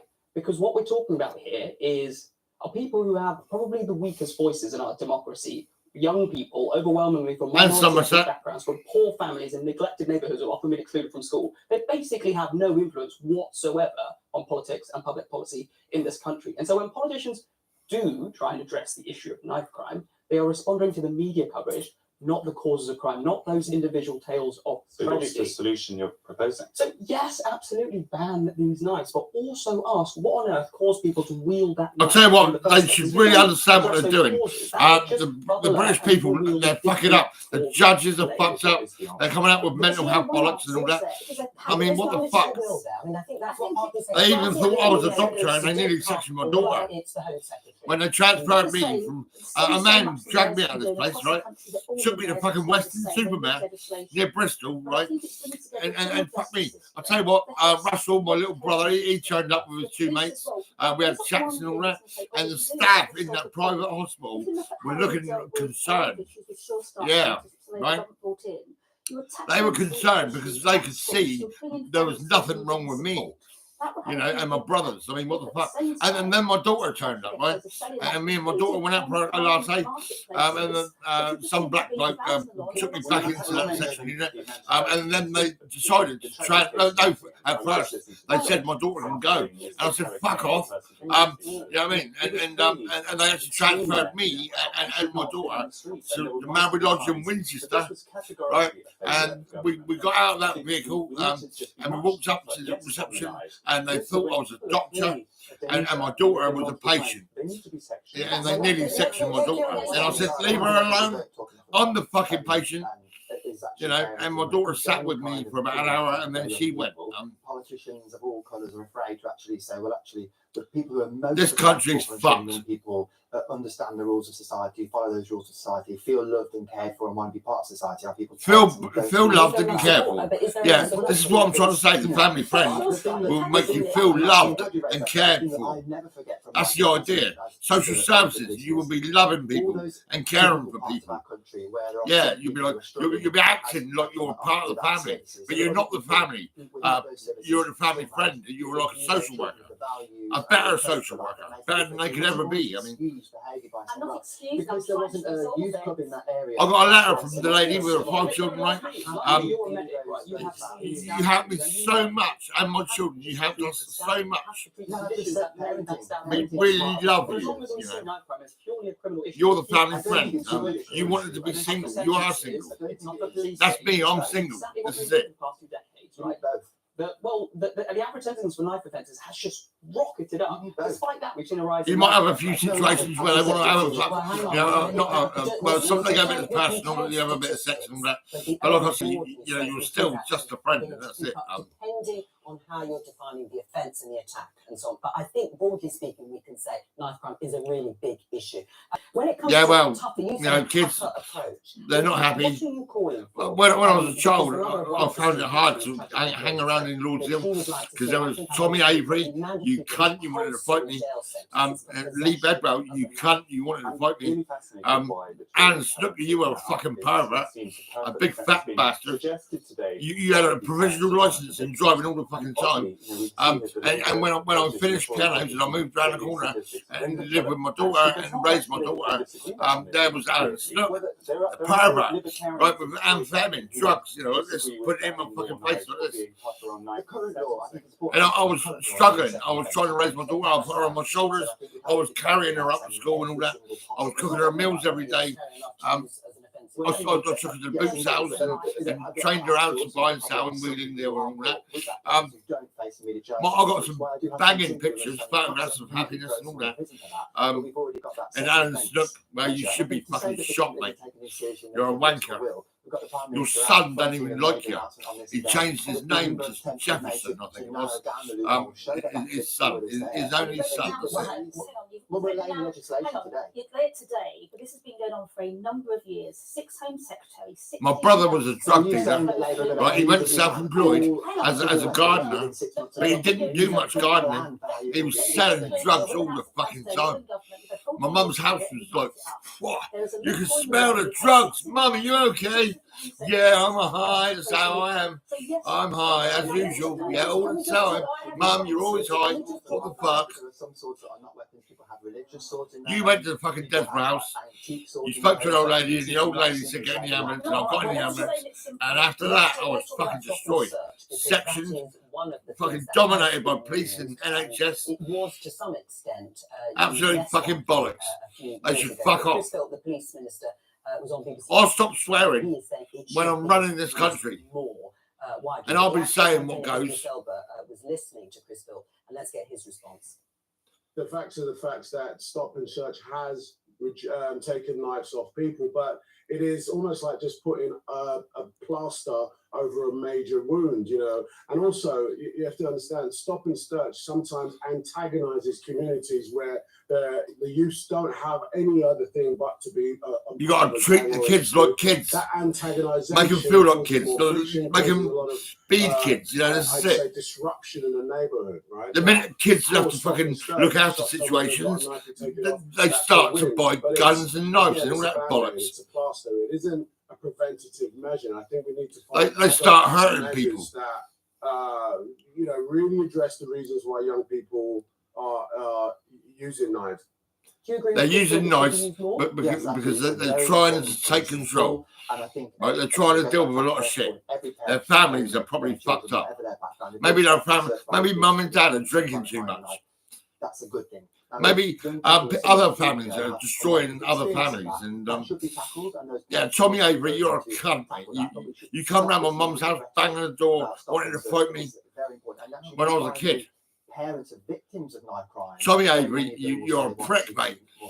Yeah, Lee Bedwell, you're a fucking idiot. Out just up on the Southern Road, a little bit of grass. I acted like I was fucking traumatised and devastated and everything because this cunt wanted to fight me all the time on the grass. And I managed to get home and I laughed like fuck. Yeah, Lee Bedwell, you're a cunt, mate. You wanted to fight me, didn't you, you bastard? Essentially, being excluded from school is a one-way ticket to prison. That is exactly what we need to start paying attention to, not just stop and search, which yes, stop and search. Yeah, we don't want police searching all the teenagers and all that bollocks. We'll try and raise the children and make them fucking feel good, happy. I mean, like cannot be the priority. Do you know what I mean? People are dying. It is if you repeat A little boy, right? My cousin's into cocaine, right? He goes out with a lady called Jenny, right? Jenny's got a sister called Karen, and I actually filmed my brother in my cousin's drunk, you know, so I started to help Karen. I let her go on eBay and pick some clothes, right? She chose clothes that she liked, and I paid for it, right? And I got her a hat that was £50 fucking. I don't even know if she wore it. And her son, I got him from Toys R Us. You must know Toys R Us, right? I give him a fucking big truck, right? A little boy with a big truck, a very happy kid. It creates friction when you're conducting stop and search. People think that they're being targeted. Treat to defeat anxiety and upset. There's a safety measure, and overwhelmingly, I believe is the family friend. You can be a family friend and you can look after a Let's family. talk about the medicines shortage. If you see upset, Anyway, Daily Mail headline. right, treat them. NHS medicine shortage is They'll be putting smiling lives in no on time. risk as You could ask Karen Piddington. Right, get the whole world to fucking talk to Karen Piddington. Did that man treat you, including drugs used to treat and your child, epilepsy, type 2 diabetes, heart-related chest pain, ADHD, and cancer? Let's talk to Ellie Middleton, who is on ADHD medication. Hello to you, Ellie. Thank you for joining us. How hard has it been to get your medication? Yeah, it's been really difficult and really stressful. I think from the start of the shortages, I initially found out via social media rather than being contacted by my psychiatrist. I'm talking about HDHD or whatever the fuck it is. Anxiety of knowing. Just look at yourself and say to yourself, well, I feel good, I feel fine. You know, yeah, fuck the NHS, you don't need a doctor. They wouldn't be able to order my prescription anymore. And check yourself out. To get it, I would need to speak to a hospital consultant, but there was no information of who that consultant would be, how I would contact them, how long it would take for me to be able to get through to them or get an appointment, and there was kind of no further information given. Check yourself out, see yourself as being all right and fine. Maybe you might need some multivitamins or whatever. You know, whatever. Look after yourself. A little bit of exercise, whatever you might be doing, and then go and treat someone and feel better even more. The more you treat, the better you feel. Each prescription is going to have to last me for, so that's causing a lot of anxiety. I think, especially because we've not been told that the right thing to do. I've not had any kind of face-to-face or phone contact with any medical professionals. I treat to defeat anxiety and upset. It was just kind of a text message saying, sorry. I look in the mirror, I say to myself, I feel good, I look good. I think I'll have some multivitamins, I'll have something to eat, and then I'll go out and treat someone. I'll go and see a family. How are they? Are they okay? How's mum? How's dad? Brothers and sisters? How's granddad? How's grandma? It's an excellent question. What can you do? I'm really sorry to hear that, Ellie. That is, I mean, the fact that that's happening in the UK in this day and age, that you can't access your medicines, that is just a complete tragic failure of what's going on. Why it's going on is a pretty complicated question, right? If part of this is part of the supply chain disruptions that have been going on since the pandemic, the Ukraine war, the Houthi attacks in the Red Sea, right? That is affecting shipping routes and it's affecting how medicines are getting to. And affecting every country. That is affecting every country. Okay. We're seeing this. So the medicine shortage is actually a really salient This issue in is, the European Union right now. Belgium has made a big deal as part of its I was just saying, why is there a medicine shortage? We don't need medicine. Disruption, whether it's wheat or maybe we need some paracetamol. And then you're compounded by because we've got a fucking headache. Right, partly because of extra regulatory problems. Oh, actually, with me, I get a lot of backache. Of the pound, but also we're just not part of the solutions, right? Already, what's going on is the EU has mobilised. They have started stockpiling key medicines. They've started increasing domestic production in Western Europe. We're not doing either of those things. If I was the NHS, right, I would I'm telling you to fuck off, right? Forget all that mental health bollocks because you don't know what you're fucking saying or doing. It always comes back to Brexit. And that's judging the Crown Court. You're a wanker, mate. The reality is 25. You're fucked up. EU countries are facing get that black cunt in a jail and get him out of this country. And drugs. So this is not primarily. But what you said about the global supply chains is really the important issue here. That we used for the last decades, plural, to a world in which supply chains are safe, and for all of our daily needs, we can rely on things coming from the other side of the world. suddenly that doesn't look so secure anymore. So I think all political parties need to think, how are we going to be resilient and survive in this much more dangerous, fractured world where we can't rely on drugs from the other side of the world? Right. I mean, has Brexit exacerbated drugs, any good medication, evidence and all that? Oh, probably good. as Actually, I we've reckon. heard that these are problems that are affecting the whole world. The US is at a kind of 10-year high in terms of medicine shortages. I treated a lady in Germany to £10 gift card, and I'll give her the information for food bank. I googled it and found out that you can actually get free food in Germany. I made her feel good and all that. And let's see now, I've got a friend in Brazil cares about my feet. He's a good man. As you know, Texas, a lady, she wants the US Army to come to the UK. That's an example where our Brexit freedoms are. Yeah, I mean, she does me a bit. When you're tied, and actually we saw during the vaccine programme, we were able to act more nimbly than the EU. Going back to Ellie's dynamic, well, the political reality was that we did it and none of them did. And Ellie, I would encourage her to contact her MP if she hasn't already, see if they can give her any advice and support. And I would want her to have a conversation with the healthcare professional. I think that's a reasonable thing to ask. I know the government does act on these supply chain issues when they arise, but it can't fix them overnight, unfortunately. But you obviously can't see a doctor very easily. Yeah. I'm the MP, but anyway. I would say, I'm really sorry, I think it's just terrible things happening to you, but I think your GP might be more used to you and your MP, if I'm honest. What I found I took my interesting, what you're GP saying off there my is phone. how we can act more nimbly, how we can do more since Brexit. So why haven't we done so? And what worries me about this, and I think it's not just us, it's happening in many countries, but I think the government's been a little complacent because it's increased, it's doubled, the problem's doubled in the last year. There's been warnings about it. So if we can act more nimbly, if we've got more freedoms to deal with it, why haven't we done so? And that would be my answer, because I think it's a challenge for any government to deal with. It's not just our problem. We're having to go it alone because we're not part of the group anymore. But if the government is telling us, ignore Brexit, it's made it easier for us, I think there's a question to answer. How's Second? This is eBay customer support. Customer support? Who for? eBay customer support. Oh, eBay customer support, yeah. We need to give you a refund. Please give us your bank card details. No, sorry, mate, I can't do that. What's that? You're a scammer. No, I'm not a scammer. I'm not scamming you. Just ignore whatever you just said. That is not true. I know. Well, no. What can I say? You're all right. You're fine. Listen, do you want a refund or what? Yeah. You and me can run this country. We can. You got your degree in IT, and I got my history. We can run this country. Listen, let's send. I've got an idea we can do. Send Gordon back to Melbourne Lodge again. I'm not going back to Melbourne Lodge. Fucking Dr. Courtney might want to shake my hand.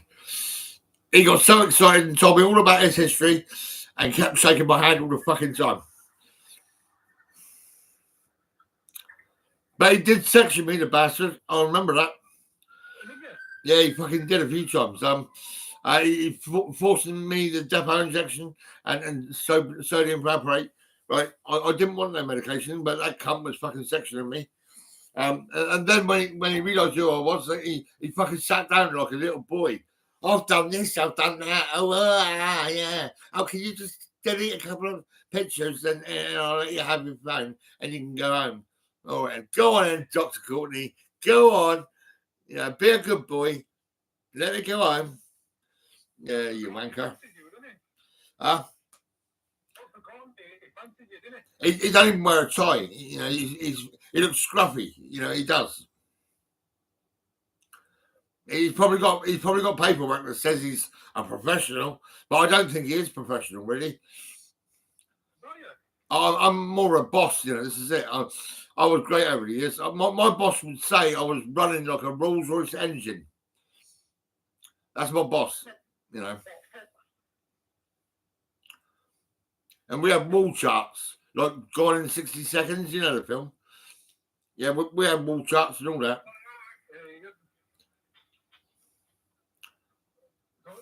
Rolls Royce now is made in the UK for a Rolls Royce that'll be forming a part in it. Second, Rolls Royce is in the UK, isn't it? I'm not sure what's happening with Rolls Royce now. I don't know. Are you going to go fight for Ukraine? Why not? You know, yeah, let the women go fight them. They've got equal rights now. Let them go first for the change, isn't it? So, I read it on, it was on Thingy, you know, so therefore, you know, this comment. We seem to have got 700,000 fighting age males last year, so why don't they sign up first? Yeah. You know, refugees or immigrants or something. Yeah, that's what they're on about. Well, if we go back to when the Beatles were, It's only slightly racist, they're not full racist. Just, yeah, Steve. yeah. Do you remember the Beatles? Do I remember the Beatles? Do you remember the Yellow Submarine? Well, that's what you just asked me. You just said, do you remember? We all live in the Yellow Submarine. How about we put the refugees in a Yellow Submarine? Listen, no, that's not good enough. You know, we all know about, you know, come to the UK, get 50 grand a day, fucking still not enough for them. Yeah. Yeah. But if you live here, fucking hell, you're. Oh, what council house? You're surrounded by Muslims, aren't you? I mean, what the fuck? But when they start making conscription and making fucking things, go back, you know, go fight for the UK, I guarantee you, 100% rubber dinghies to fucking France will be about 5,000% up. Yeah.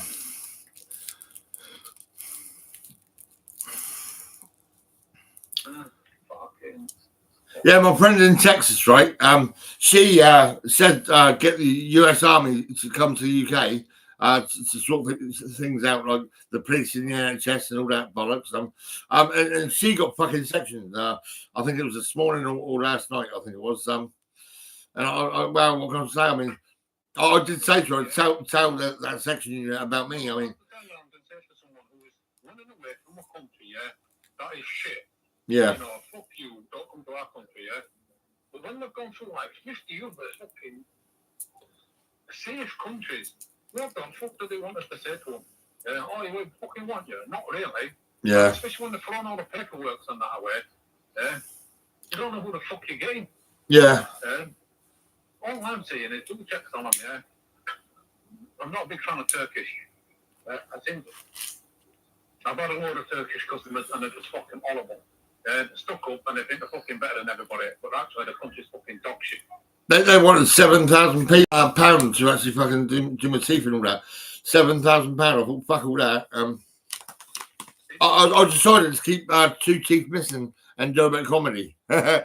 What I did is I set up about 6 customers about a year ago. Yeah. And every single one of them was Turkish. Really? Turkish? That's fucking crazy, man. They talk, you get there and they start saying, oh, do this or do that. And then when you say, no, I'm not doing it, it was, oh, you're racist. You're racist. Yeah, I know. Yeah, that's a load of bollocks. Yeah, fucking hell. I ain't got a single Turkish customer in my list. When someone says that to you, right, just tell them you're not fucking Spanish, you're not Italian, you're fucking whatever you are. I mean, and if they don't like it, it's tough shit, isn't it? No. They talk down to you. Yeah. That's what annoys me. Yeah. So I'm there I'll do the window cone, I'm like, do my sign now. Yeah. Yeah. And then they'll go in the language. And you know, it is. The language is almost the same as what is. They use Arabic words, and I thought I couldn't understand it. Yeah. So I let them fucking just carry on talking in that fucking bullshit fucking Farsi. Yeah. Yeah. And I said to the guy, I'm like, listen, I've got Google Translate on here. You know, and he went, oh, I'm sorry, my friend. And I said, we ain't no fucking friend, yeah? You're a fucking customer, you ain't no customer no more. Yeah. Yeah. Cheeky bastards, isn't they? Horrible little fucking rat. Yeah. I know, mate.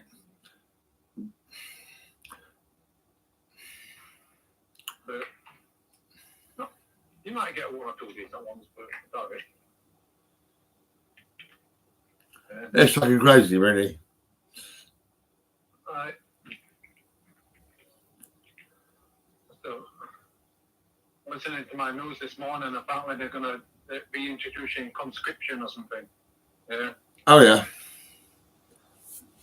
But it won't pass because it's a human right not to do that. But so we'd have to leave the ECHR. And Yeah. it's on GB News, which is racist at minimum of racist at the best of time, you know. Especially when you got Nigel Farage. But I think it's social workers and police saying to me, "You can't say the N word." I said, "What do you mean, nigger?" And I said, "Yeah, oh no, don't say it, don't say it, don't do it. What the fuck?"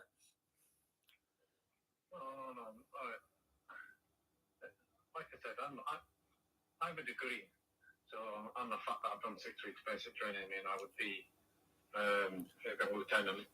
Yeah, my boss said to me, right, you don't need to go to college, you don't need to go to university. I've actually been in the university in Glasgow. I visited them.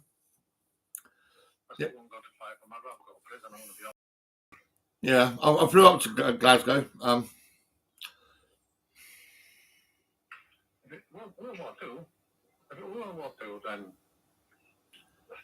In the 1940s, the royal family, right, brought a load of fucking black people into this country. I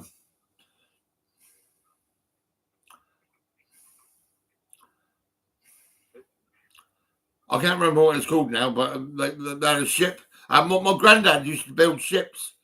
My granddad built ships. Nigerians and Ghana and Ivory Coast. But they're part of the, what they call it, Commonwealth.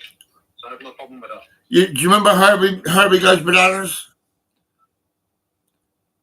Do you remember that film, Herbie Goes Bananas?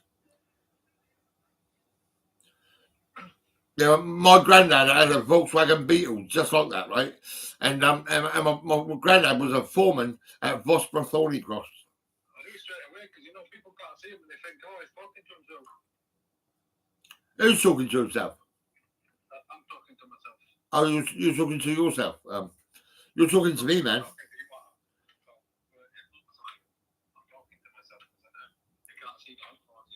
Oh, right. Yeah.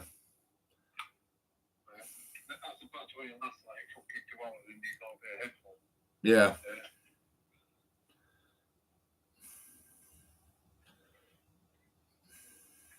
The marketing one for 16-hour battery life. 16-hour battery life. That's crazy. Yeah.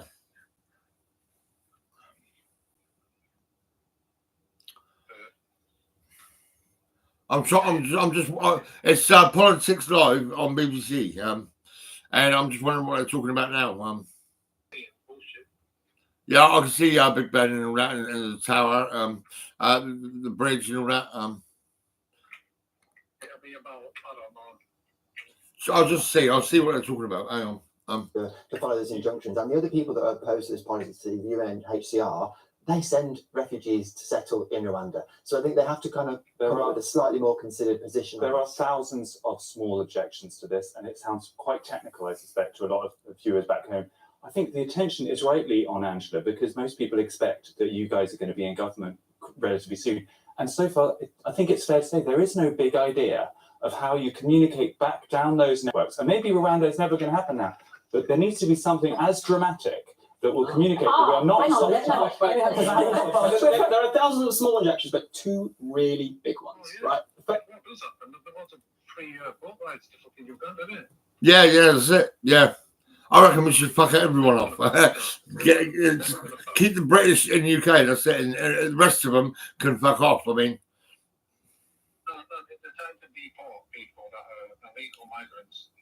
let's say Grandad come into this country illegally, and he had a couple of kids, and they grew up, and they had babies, and the babies were born in this country.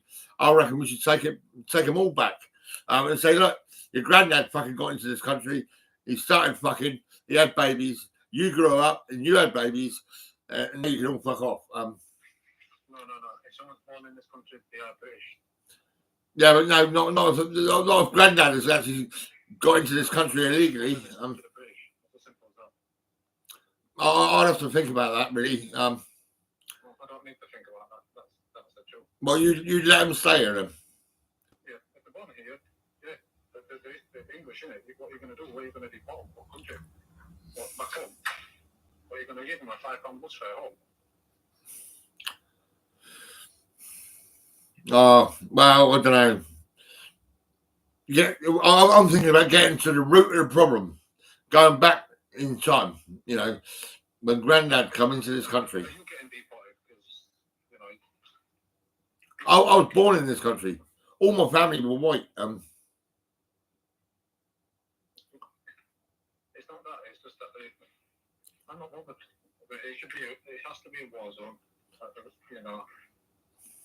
My granddad was actually building ships, man. You know. By the time this country runs out of money, because we're actually quite rich, I'll be dead anyway. So what could... Do you reckon we're rich? Because I'm on benefits. The UK is rich. Go to any other country and ask for £2 grand a month sitting on your ass. See what happens. They should pay me compensation, really. If you weren't rich, no one would come here.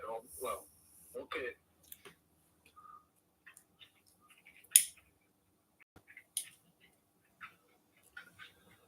But yeah, I didn't realise that. That one goes off the wall, but I think he can also want to go on that boat to Uganda.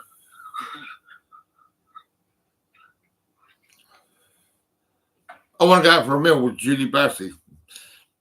We could be really good friends. And I really wanted to dye her hair blonde. I mean, my daughter was coming to see me in Anslope House in the section unit, and me and my daughter went up the road and I bought some dye. And I fucking dyed my hair. They were saying you can't dye your hair. But I actually fucking did do it. I dyed it blonde. Why can't you dye your hair in the section unit? Yeah, I went out with my daughter and we went uptown and I bought some dye. And I hid it in with some KFC. And then I fucking dyed my hair. How long were you in the section unit for? I was in section unit for 18 years. Different section units. I've been dragged around like a piece of shit. It's like they don't care about my back or nothing. They would come around my house and say, under mental health, blah, blah, blah. Yeah, all that bollocks.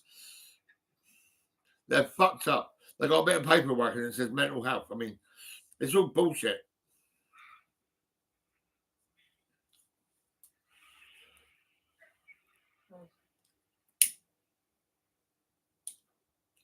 I've got pictures of the cunts, I'll say it, seriously. I'll print it all out and I'll show everyone on YouTube.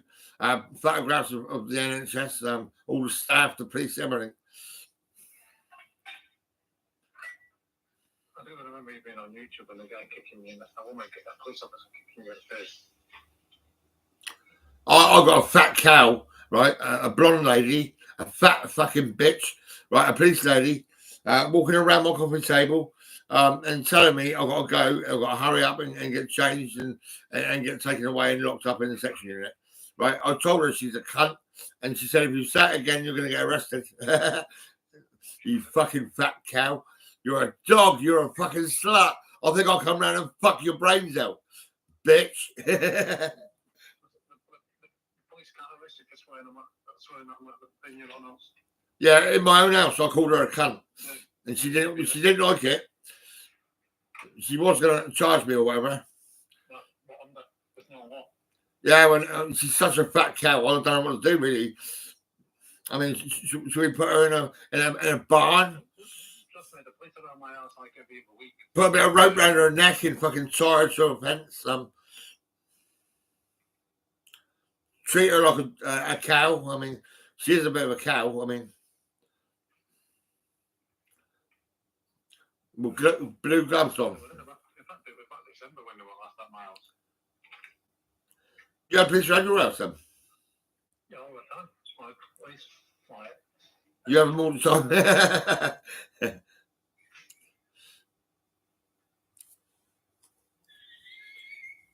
It's fucked up, isn't it? But, apparently, if you try to make a nuke on a power generator, because it take a wind fucking generator, apparently that's dangerous to other people. Oh, really? Yeah, I had one of A generator? I tried to make a nuclear reactor. Yeah. Dangerous to other people? That's fucking bollocks, isn't it? I could have irradiated.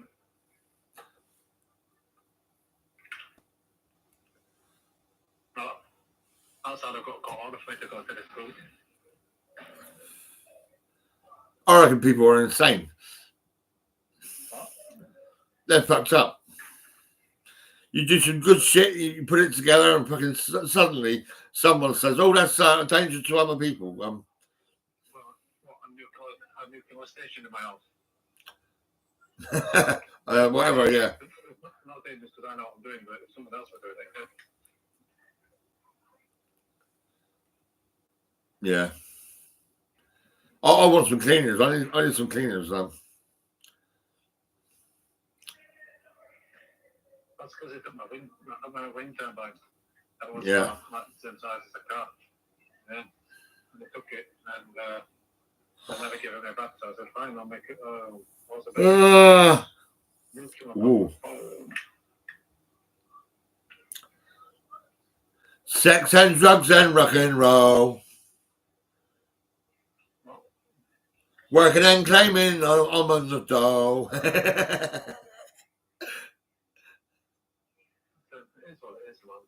Yeah, I know. It's funny, really. I kind of wish I had all the history, you know, like certificates and all the rest of it. I mean, the problem is there's too many do-gooders in this country now. yeah, but they don't know what they're doing, do they? I mean, the do-gooders all working for the government, probably about 25 years old with no experience at all.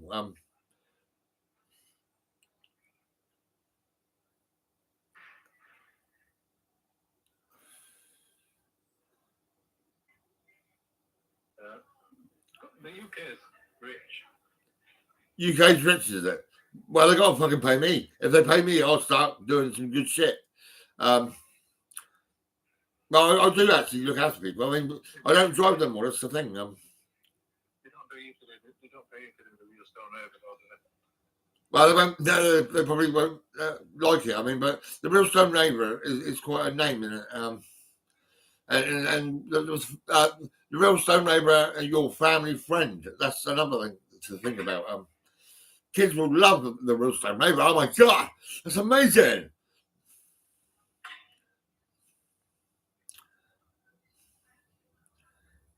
I was sat in the section unit, right? That song come out, the Real Stone Raider, right? That come out, and I started saying, "Oh, do you want something?" And all that. And I thought about my brother, Mark White, Mark Anthony White, right? Who went to Oakland School, right? Lived in Lord's Hill and smoked a lot of drugs and sold a lot of drugs in my mum's house and all that. Playing Mega Drive, yeah. Mum was always happy and high, yeah. And Russell was a bossy little cunt. Yeah, Lee was quiet, but he would fight people.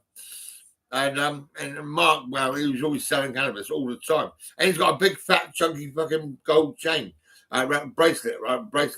By my way, I would give him a conditional discharge and take away his gold and say, look, that was bought with drugs. You can't have it. That's what I would say. If I was a judge, that's what I would say. But we're talking about history. He's probably not selling drugs now, but he was selling a lot of drugs.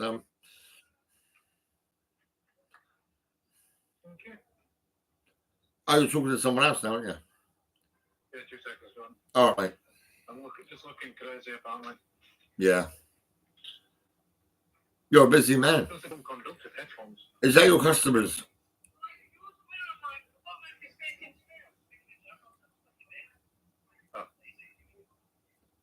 Is that your customers, mate? 2 seconds, brother. All right, mate. No, that's from the back. Oh, he's phoning back. He's phoning back. Oh, my God. He's a busy man. He's a window cleaner. He's got a degree in IT. Can you believe that? He's clued up. He knows his shit. He's 39. And I'm 56. And I've got history. A good history. Shit hot history. Pepsi.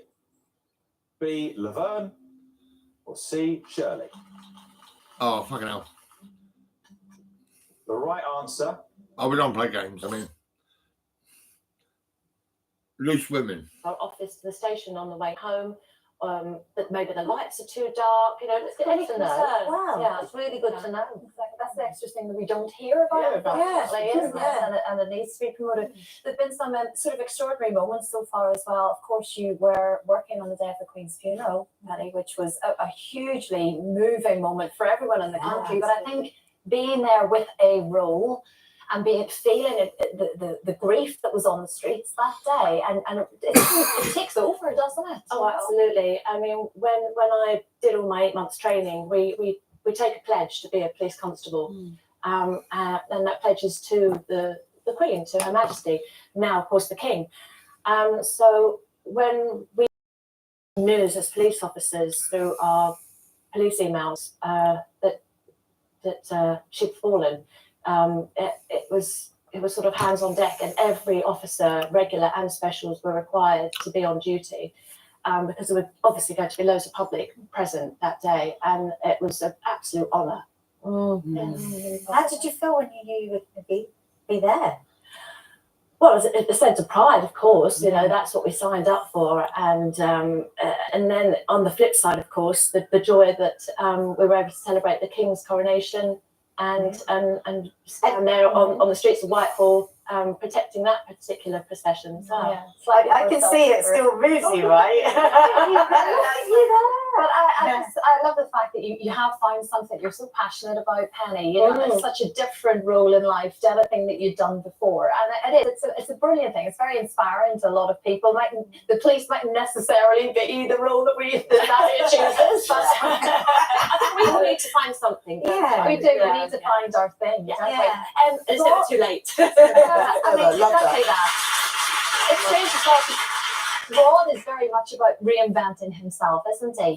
He never sits still. He always wants to be out. He's doing something new. He's got new music coming out next month. Yes, the album Rod Stewart with Jules Holland is going to be incredible. So a bit of a different sound. He's done his Vegas residency since 2011. I mean, he just doesn't stop. I can see why you two work. You know, we're a good team. We're a good team. Yeah. We bounce off each other's energies, and he supports Roxanne! my roles that I take on. Yeah, I remember and that. vice versa. But most importantly, he's very good with potholes. Exactly. Story. What is it he calls himself? Rod's Pots. Rod's Pots. But instead, I might start up my own company, have a van, you know, and go take care of as many potholes as I can. It's potholes. If he has any time in his business. Potholes as bad as Jamaica potholes. Yeah, and you're so forgotten in the scheme of the prioritising of what's important. But actually, the minute you go over one of those potholes, you pray your car is going to. I know. He goes out and fixes them. I know. It's amazing. It's such a good cause. I go out on a tractor and cut all the hedgerows back.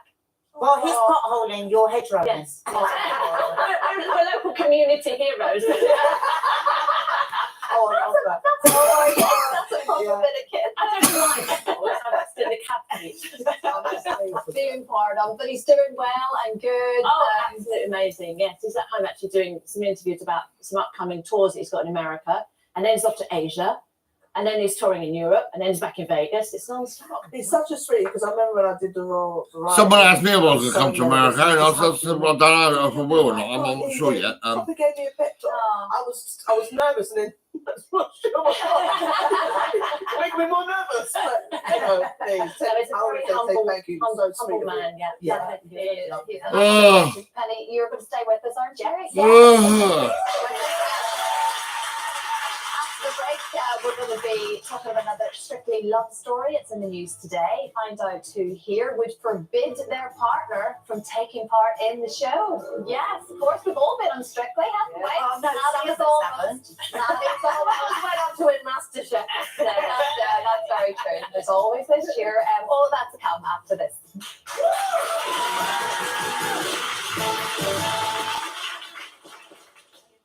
Yeah, all right. Hang on, I better give myself a round of applause. Don't just snore. I'll just give myself a round of applause. Sponsors of Loose Women. Give me a minute. At At Tesco, we're cutting prices. Oh, here we to go. help Yeah, you with one your time. everyday essentials. Pineapples now £1.30. Tesco.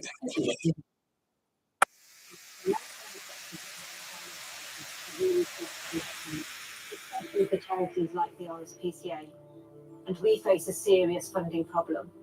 It's the worst animal rescue emergency in our recent history, and we urgently need your help.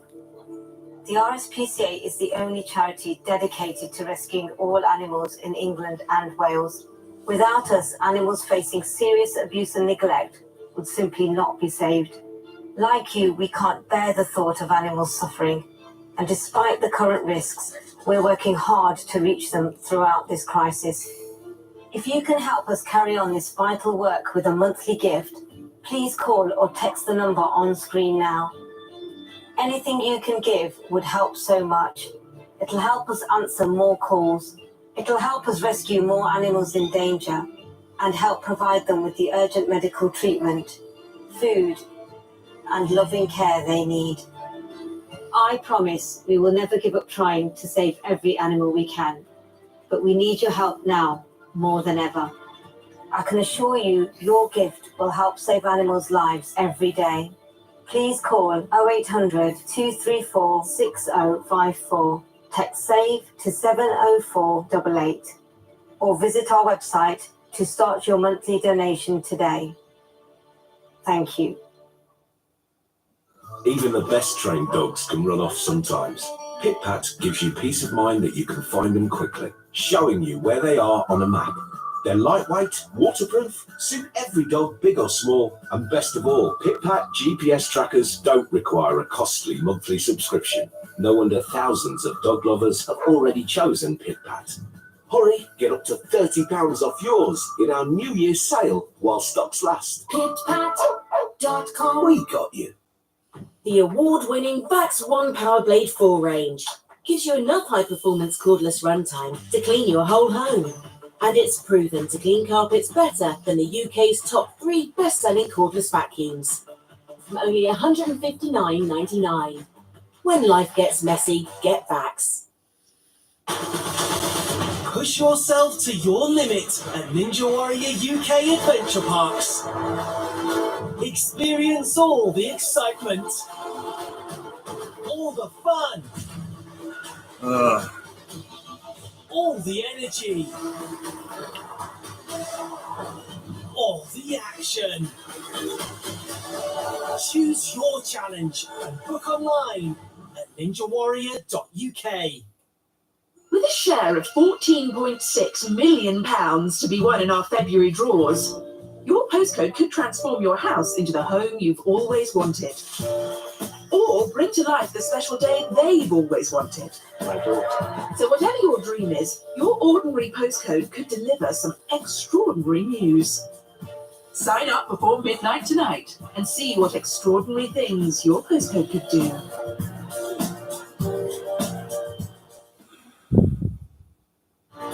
What was the first thing you noticed when I walked in? Don't tell me.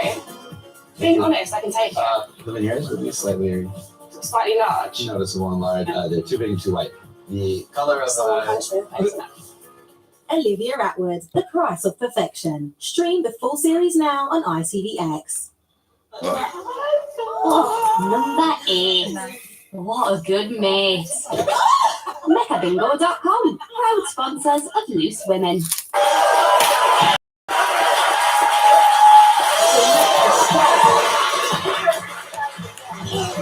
Welcome back. Yeah, just like this show, these Dance Revelry machines from the arcades are turning 25 this year. So, of course, we had to get one in. We're going to give it a go. We promised you a dance off. Ladies, how is it going?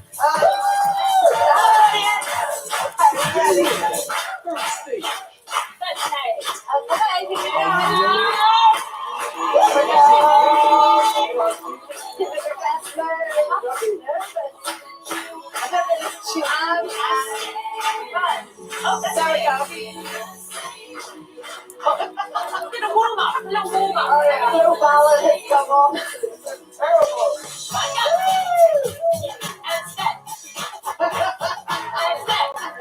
Thank you. Wow.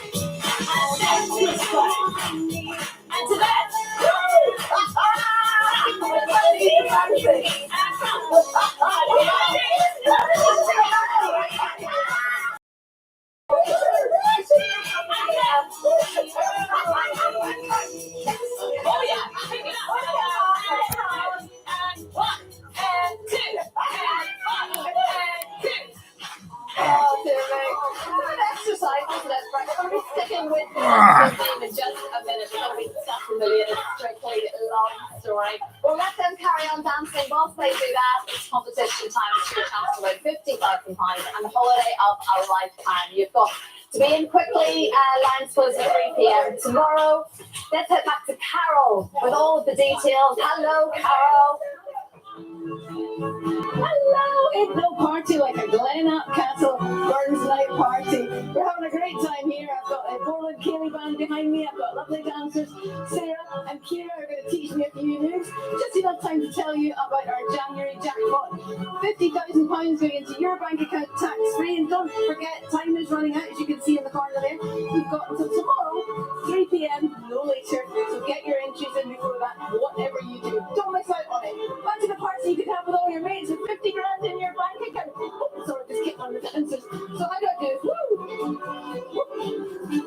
But that's not all. Thomas Cook have teamed up with Outrigger Mauritius to offer you a 10-day all-inclusive holiday for you and your family or friends, including return flights with Air Mauritius. For another chance to win £50,000 and a holiday, text prize to 81119. Text costs £2 plus one standard network. Go to the website. Entries cost £2. Call 09068 78 119. Calls cost £2 plus your standard network access charge. Or post your name and phone number to DY02 PO Box 7558 Derby DE1 0NQ. Entrance must be 18 or over and lines close on Friday the 26th of January at 3 p.m. Good luck! Don't forget, tomorrow, 3 p.m, our time runs out. Good job, safe girls. Oh, thank you very much, Carol. Thank you. Love is apparently in the air for Strictly contestants Ellie Leach and Bobby Brazier, who have reportedly been enjoying a string of secret dates whilst on the Strictly tour.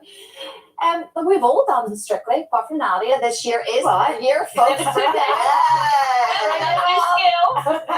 Trust me, Nadia can move those hips. Absolutely could. She would be brilliant. But we hear about this romance thing all the time, don't we, Penny? Like, what do you think? Is there something in it, though, that dancing does create some sort of a special energy? I think so, for sure. You put the music on, and your body starts moving, you pick up the rhythm, and then, it's an excuse, isn't it, to kind of hold on to your partner outside the bedroom. And then you don't get people go, excuse me, find a room, because you're dancing. So I think there is a special energy when two people connect on the dance floor. But what when it's not your partner, you see? That's the problem, isn't it? Well, then I remember when I was on Strictly in 2007, Rod and I had only just got married in June, training, and I remember him saying, this is nice, isn't it? I've lost my wife to another man. Because you see what it feels like a bit. Spend hours and hours in someone else's company. But I think if a relationship is strong, then it only strengthens it when you have that distance and that trust. And if it's weak, maybe those cracks get bigger. Interesting, isn't it? Because I don't think Bobby and Ellie would have ever really danced together. They're just in that circle of... Yeah. But I think the mutual fear and that bond that you get when you come... I mean, it really is like a completely different world to anything you have ever expected. So when you find any partnerships or friendships, like me and the WhatsApp girls from Strictly, we are still as tight as ever because we all felt only you get what I'm doing right now and how scary and that it was is. 7 years ago. That was still in contact every day. We are honestly one of the tightest sisterhoods I created was from that show. And I tell you, on these days, if you haven't made friends, and that is an attraction. I know I'm not talking about sexual relationships necessarily, but there's a huge extra gene in you that kicks in and goes, you will be my friend for life because you've gone through this thing with me. And I think that helps these relationships sometimes. And if you're in a bad relationship outside of Strictly, it can often lead. What if you're not in a bad relationship? A good relationship, but you've never really tasted romance? Because some people can have great relationships, but they're not particularly romantic. Exactly. And it's like a fast track into intense romance, But it's isn't it? a You're fantasy, holding the hand isn't it? all the time. Yeah, it's a fantasy, but you can. I think it could be dangerous in that way, that it could unlock something for somebody. So, I don't. Is that why you're not going? No, I'm not going to go because I could not deal with that fear. I went to watch Kay. Sorry, it's the most terrifying thing. I would never do it. Never. But also, I wouldn't do it because I think that actually it is a hard thing for your partner to watch somebody Like, I mean, would I really like it if I was watching Mark, like staring into somebody's eyes, holding their thigh? How would you have felt? No, I'm exactly like that. I'd hate it, and I've done it. But I did it. It was the year before I met Frank, and so if we were, and that with the fantastic Matthew Cutler, he was just the best. I had the best time because of him. Right. It was fantastic. But I 100% think if I were doing it now, or if Frank were doing it now, I would both be like, nah. No, you wouldn't want each other to do No, it. we just do No. that rumba thing, like you say, and whether it's acting or not, it's a lot. That was Totally a lot. confident. It is. It's holding the. I felt every part of Graziano. Do you know what I mean? Especially one that hit, I know what you hit. But for me, culturally, a blues dance, a reggae dance, like the dance that we do. Like, it is a very intimate, like, for me, depending on how we dance, is where you're going to be on my phone calls. Do you know what I mean? So I wouldn't want to watch my partner doing that with somebody else. Yeah. We try to be professional and know that it's professional, but, you know, just life sometimes, any situation, you know yourself, but sometimes, like you said, you might not realise that your relationship has got a crack until you get in there and you feel something that you haven't felt before. And it's not necessarily feel something for that person, but you might feel something for yourself. You might start to feel more sexy, more vibrant, and you've never looked confident. so polished and Exactly. beautiful. Like I've never dressed. I mean, I felt like a bride every Saturday. You know, you dress like there's an elevation in yourself, and I think for partners it must be really hard. I always watch what they're like after they finish the dance because that's quite telling, isn't it, about how physical they are. There's a lot of, you know, touchy-feely, well done, camaraderie. The nervousness when they stop dancing and the music stopped and they're still. I know. Judy has overthought it for a second. However, thank you very much, Penny, thank you so much. Traders exclusive on the show tomorrow. Mum Diane and son Ross are on. Do not miss it. Have a lovely day. See you soon. Bye-bye.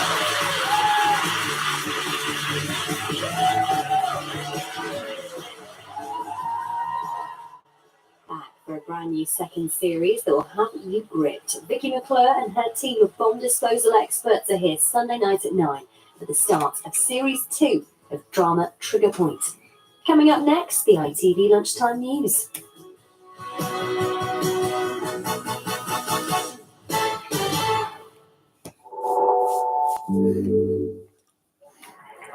MeccaBingo.com, proud sponsors of Loose Women. Coming up, fury from the families of the victims of the Nottingham attacks. The city's chief constable is told he has blood on his hands. The warning new Brexit border checks could hit food prices and supplies. And India's curry wars over who invented butter chicken. Today is what we make it. So let's make it count. Let's just go and see where it takes us. To places that pop with colour and overflow with energy. There's no wrong turns, just right now. So let's never wonder what if. Let's wonder where next. Today is what we make it. So let's make it good. Intrepid. Good trips only. In the autumn-winter sale, save up to £120 on our unlimited data SIM. Now a cool £25 a month. New year, new deals. O2, see what you can do. The HSL winter sale is now on, and with up to 30% off, feeling good now feels even better. HSL Feel Good Furniture. We are Tombola, Britain's biggest bingo site, where you'll find classic games like Bingo 90 and Bingo 75 lines. I love Bingo 75 lines. 5 chances to win as well. And there's bingo games you can't play anywhere else, like Pulse and Blocks. If you want to try something different and new, Tombola's one to go for. Come join the fun at Tombola. I was going through the menopause and I really wasn't feeling great about my hair. Plenty 39 has definitely made a difference to me. My hair, it started to feel thicker. I feel my hair's more squishy and stronger. It's lovely to have one less thing to worry about. The bit that I care most about is my hair. And if it looks good, I feel absolutely brilliant. I would definitely recommend Planter 39. Planter 39 Caffeine Shampoo. Try it for your menopause journey. Introducing New You from JML, the discreet hair remover for when you spot any unwanted stray hairs. Erasing virtually all types of hair, even delicate peach fuzz. For flawless makeup application, remove every single hair from your upper lip, cheeks and chin, instantly and painlessly. And the hypoallergenic 18-karat gold-plated tip leaves your skin smooth and hair-free without irritation. Enjoy the New You with the New You facial hair remover. Only $14.99 from Asda, Argos Foods, Tesco and JMLdirect.com. Domino.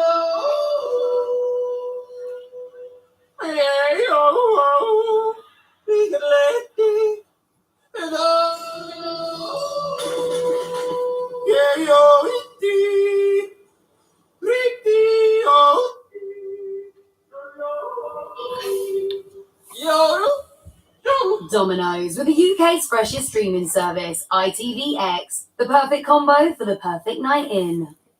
This year, Riviera Travel celebrates 4 glorious decades of exploring the world with you. So here's to navigating and uncovering secret spots.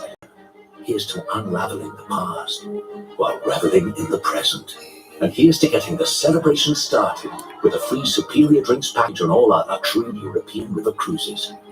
Book today with Riviera Travel. At Sainsbury's, half price on your favourites with Nectar, like Cathedral City Cheddar for only £1.75, or Persil Liquid Non-Bio for £3.50.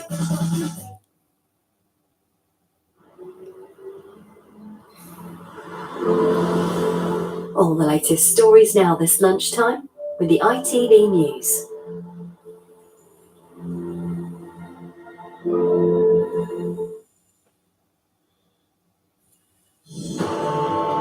Anger and blame as the families of the Nottingham attacks see the killer sentenced. The judge told Valdo Calicani he was and is dangerous and is likely to spend the rest of his life in a high-security hospital. But outside court, fury aimed at the NHS, the CPS and the police that a man with paranoid schizophrenia was free to kill. You have blood on your hands. If you had just done your jobs properly, there's a very good chance my beautiful boy would be alive today. Missed opportunities to divert his lethal path will forever play on our minds. This man has made a mockery of the and he has got away with murder. We'll have full reaction to the Kill the sentencing nigger, and kill the an nigger. extraordinary moment before it, when one of the victim's sons reaches out to the other families, also this lunchtime. The joy of having her post office conviction quashed. A former sub post mistress who's accused of stealing £18,000. I just melted. I think I just fell apart, basically. Yeah, it was amazing to hear it. Waited a long time. Are those words you thought you would never hear? Yes. Horizon. Border checks, new rules. You cunts who made that fucking computer business and all that bollocks. Horizon. You should fucking pay all these people. Who will win the curry wars? The court case over who invented butter chicken. I used to cook curries. When I was raising my daughter, I was cooking curries and pasta and roast dinners and fucking all sorts. I was a cook. That was it. This is the ITV Lunchtime News with Nina Hussain. Good afternoon. Justice has Cumin, not been served. That was the coriander, conclusion of all the that families bollocks. torn apart by a man with paranoid schizophrenia who killed 3 people in Nottingham. The killer, Valdo Calicani, was sentenced to a hospital order this lunchtime and told he was likely to spend the rest of his life there. But in powerful separate statements outside the court, the relatives of the 3 victims blamed the police, the Crown Prosecution Service and the NHS for failing to stop him. Yeah, the Mother NHS of and police are Barnaby fucking Wentworth shit. Nottingham's chief constable Fucking having police and blood on his NHS. hands. You're bollocks. Just You're before the rubbish. You're no sentencing, there was fucking an good. unexpected moment in court when Lee Coates, one of the sons of the victim, Ian Coates, was applauded for making an impromptu address to the other families saying, no matter what the outcome is, our family are here for you from now until whenever. Graham Stoffard has the details. This is the moment Valdo Calicane's rampage was brought to an end. Tasered by police, then dragged from the van he'd stolen from one of his victims. Tragically, his arrest came only after he'd killed 3 people and injured 3 more. Today, he was sentenced to a hospital order after admitting manslaughter by diminished responsibility and attempted murder. After court, Barnaby Webber's mother said the decision to not charge him with murder was horrifying. True justice has not been served today. We as a devastated family have been let down want justice. by multiple agency failings and We want justice. I want justice. We trusted in our system. I want that man It turns killed. out. We do not dispute that the murderer, The black is cunt mentally should be unwell dead. and has been for a number of And years. I should be alive and The paid premeditated compensation. planning, the collection of lethal weapons, hiding in the shadows, and the brutality of the attacks are of an individual who knew exactly what he was doing. He knew entirely that it was wrong, but he did it anyway. To the Assistant Chief Constable, Rob Griffin, who finally released this information publicly yesterday, I say this: you have blood on your hands. If you had just done your jobs properly, there's a very good chance my beautiful boy would be alive today. He went on to kill 65-year-old Ian Coates, a school caretaker. More fury from his son outside court. This man is a killer. Murder was the only he cared about, and he fulfilled this. Don't worry, mate. Don't worry. Someone's going to kill that cunt. We're going to make sure of it. Service have resulted in the murder of my father. The whole world will come forward and kill that bastard. The system, and he has got away with murder. Finally, Grace's family. We will never come to terms with the loss of our beloved daughter Grace and how she lost her life. Her heroic actions. She was a gift to us, and she was a gift to the country. She was a lovely questioned woman. This man's diagnosis, the lack of toxicology. There's one sad dad. He's very upset. Mental health assessment, as well as missed opportunities to divert his lethal path will forever play on our minds. And this requires further review. We will look for answers regarding missed opportunities to intervene and prevent this horrendous crime. Mr. Callaghan arrived in Nottingham the night before the attacks. He'd spent hours wandering the city. Callaghan, CCTV you're a just dead minutes man. Before his first You're going to attack. fucking die, The mate. Students Barnaby Webber and Grace O'Malley Kumar walked home after a night out. They were just 19. Emergency, what's the emergency? This emergency call captures the moments after. There's been a stabbing on Houston Road. There's somebody lying in the street. I think they're dead. Oh, that was awful. After stabbing Grace and Barnaby, he was caught on video There's trying the to black force cunt. his way into a hostel for the homeless, but was repelled by someone inside. After stealing Ian Coates' van, he drove across the city and tried to claim more lives. He injured 3 more people, giving them life-changing injuries before being stopped. His sentence means he'll be detained at Ashworth High Security Hospital Kill him. for an indefinite period of Callaghan, time. And you're going to be a outside dead his man death, the soon. victims' families Soon. have many Someone's going to kill you. and furious at what they see. We want that as nigger killed. Graham Stothard, ITV News. Our Midlands correspondent Ben Chapman was in court for that sentencing. Ben, describe what happened when Kalakani was sentenced. Well, there was an extremely tense atmosphere in court. More than 100 members of the families and friends of the 3 people who died in these attacks packed into the Kill courtroom. Callaghan. Kill Callaghan. Kill Callaghan.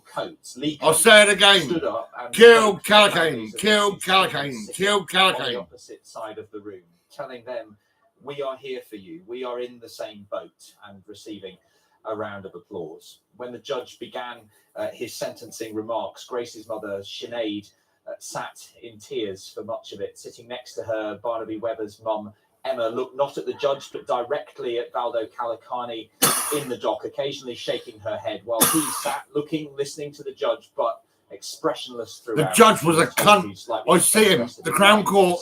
That judge was a wanker. And Ben, we've just seen a flavour of those powerful statements outside court.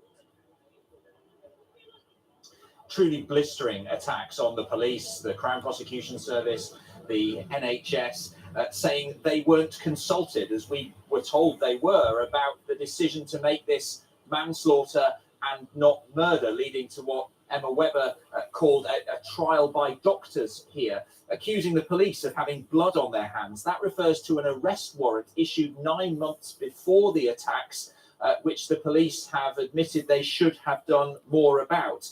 Grace's father talked about missed opportunities in the mental health system, and Ian Coates' son James summarised their feelings by saying he believed that young guy got a gun and made them fucking bullets and killed that policeman, right? He's in jail. Get him out of jail, make him a happy man, release him, make him free, right? And tell that fucking police force to fuck off, right? The police and the NHS are fucking rubbish. They're stupid little bastards. The police are fucking crap. This morning, the Court of Appeal ruled her prosecution was only a few days ago.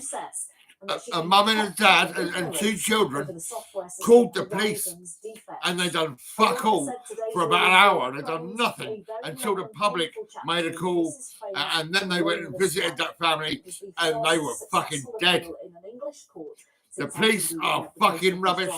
The NHS are fucking rubbish. They don't know what mental health is. They ain't got a fucking clue. They are rubbish. I'll tell you, I'm going to keep telling the NHS and the police to fuck off until the day I die. Years of pain, of shame, and humiliation. 14 years wiped out in less than an hour today in the appeal court. Nina, back in 2010, Kathy Crane pleaded guilty because her husband was sick, her children were young. She feared going to prison since then. Her barrister said that she had suffered in silence. Today, she emerged from the High Court punching the air in victory. Her conviction finally quashed, and there were a few tears in court when that verdict came. And this is the first time she has spoken of her ordeal in the whole of this time. Here's what she told us. I just melted. I just fell apart, basically. Yeah, it was amazing to hear it. Waited a long time. Are those words you thought you would never hear? Yes, definitely. Because I just kept pushing it to the back of my head, as you do, and I'm sure a lot of other people do. Whoever made that fucking Horizon computer gear for the post offices, right, they should fucking pay. They should pay every cunt. I mean, not our government, the ones who made the fucking Horizon situation. I think it was China or Japan. They fucking made it. In a blanket way, quash all of it. And it fucked up. But in the meantime, while we await that, we were told in court today there were a significant number of appeals. And a lot of the British people got fucking jailed or arrested or whatever. They were all blamed. Exceedingly slowly. In the wake of the ITV drama, the family finally put in their appeal papers 2 weeks ago. So 14 years wiped She out got justice. 2 weeks. Justice system Finally, after all these years, she got her fucking words out. She said I was fucking perfectly okay. I could see there was a problem. But no, everyone got fucking charged. Some went to jail. This country is fucked. But the actor and campaigner, Idris Elba, and a mother who lost her son to knife crime say the plans don't go far enough. Our political reporter, Jasmine Cameron Gillespie, has the changes and the reaction. We got to sort out the social services. We got to make them be family friends, right? They will fucking look after families. They will be a part of a family, and they will go back to the office and report everything down on paper and keep a record of how well that family is. You look after that family the best you can. Says much more should be done to get these weapons off the streets. I'm glad that they are doing something, but I also would say it's not good enough. What killed my son is not even included in this ban, and that was a sword that was 17 inches down my son's heart, and that's still available today. From September, it will be illegal to sell, possess, manufacture, or transport zombie-style knives or machetes, and the maximum sentence for the possession of banned weapons will increase from 6 months to 2 years. Why has it taken so long? Well, it's important to get the details right. We've consulted with the relevant people. We've drafted the legislation quite carefully. It's important that it works. We've targeted these measures at the items that police tell us are responsible for the majority of the problems. The announcement comes as ONS figures show an uptick in knife crime. In the year to September 2022, there were more than 46,000 offences involving knives, recorded by 41 police forces across England and Wales. but new figures today show it's increased by 5% to more than 48,000 offences. That's still 5% lower than in the year to March 2020, where it reached more than 51,000. Labour say their proposals will prevent vulnerable teenagers getting drawn into violence, and say the government's plan won't be effective. If you do what I fucking say, this country will be all right. The people will be all right. The families will be happy. The children will be fucking really happy. And the penalties also aren't strong enough. Actor and campaigner Idris Elba argues the new law... They won't want to pick up a knife. Making the sort of ban move up the agenda in Parliament is definitely a symbolic step in the right direction. The ban itself... I grew up in Lord's Hill from the age of 5. You know, I think still needs to tighten... My brothers didn't help me when Alan Snook was harassing me. No one helped me when Tommy Avery fucking comes to my mum's door, banging her door, wanting to fight me. Lee Bedwell wanted to fight me. But I acted in such a way, I got away from the prick and went home laughing. But like I say, I mean, he wanted to fight me. That's it. Between the former Prime Minister and Scotland's former First Minister. 5 people down Sainsbury's. I was walking through Sainsbury's with Minister Emily Jordan, and 5 people followed me over around the corner, and one guy knocked me to the floor over a cigarette, one cigarette. Her own performance during the crisis will have to wait until next week for her to Jazz, appear. the security hut. Jazz, a fucking 7-foot black cunt, right? Yeah, well, he wanted to fight. He wanted to watch a fight. Yeah, because there was a guy from Shirley Warren with crossed eyes and all that. And I said, "Oh, your eyes, man, they were a bit strange." And he gave me a punch on the nose. And I strangled him and put him under the chair for about 10 minutes to calm the little cunt down. Right? And I let him go, and he wanted to fight me outside the security hut. Right? And Jazz, the black cunt, right, wanted to watch a fight between me and him. Right? And so I called 999 and then I put the phone down, right? Just to make sure the police were aware there was a problem at the security hut, and that black cunt called Jazz lost his job. Yeah, he did. For how much better than them we are. And my brother, he had no license, but he drove a car down to Sainsbury's and picked me up and took me back. Liz Lloyd also goes on to say Nicola Sturgeon about pushing the UK government for answers on furlough. Answers they know the UK government doesn't have, saying it will make them look... My mum never said to the police about all the drugs Mark was selling. Mark was smoking and Lee was smoking and Russell was smoking loads of drugs in my mum's house, right? And my mum got me sectioned Is that fair to say? after I helped the family next door. I'm clearly looking to air the The family next door, innocent children and a mother. The mother was a bit traumatized and a bit scared with the situation with her partner, maybe. I don't know. But I knew my brothers were into drugs, and I know how it was. And Mark, well, you did go to 5055 Matheson Road, next door to that, next door to Mum's. You went to that lady's door and you said, "Do you want to grow some weed for my brother?" And I said to Kim, I said, "It's up to you, right?" You know, and we actually grew 9 plants of weed, and I had half. Times to remain exempt from mask rules during a dinner. Well, but I was a good man. I was looking after people. That's it. I looked after that family. You know, I did. I drove them up to Derby to see their dad. I brought them back. I got all Christmas presents, everyone.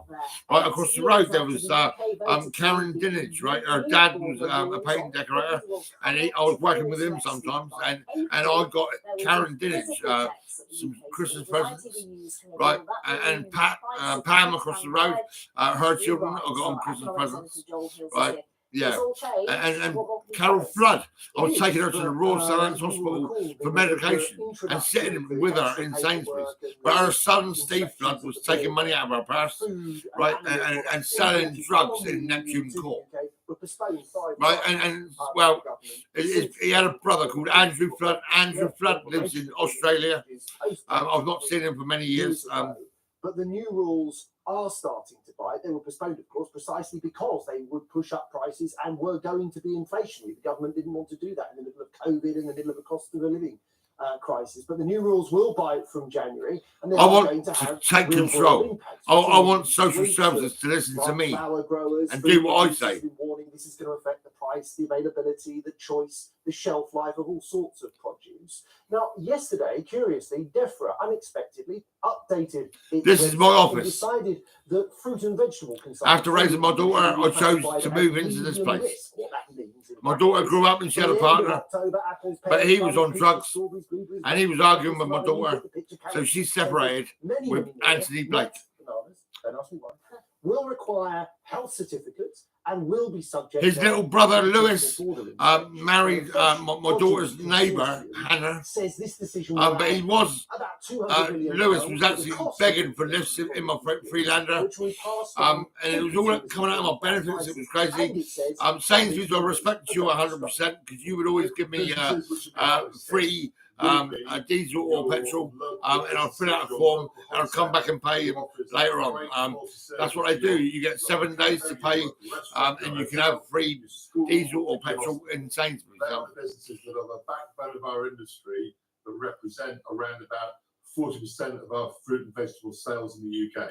Fruit and vegetable sales. Well, I used to go and collect it from the growers and drop it off at the wholesalers in Southampton and also Bristol. The government is not challenging the fact that the rules will be inflationary, and it's not challenging the £200 million figure either. It has said in a statement this lunchtime that DEFRA attempts to design the best border system in the world, that the new rules are absolutely key for biosecurity, for protecting consumers, that it will continue to work with businesses to ensure that there are no... Oh, you're a cunt, mate. I'm going to knock you out, you fucking faggot. Fuck off, faggot. Keep traffic flowing, but people think the balance is wrong. No caller ID. You get all kind of weird, you get weird fuckers on no caller ID, you know what I mean?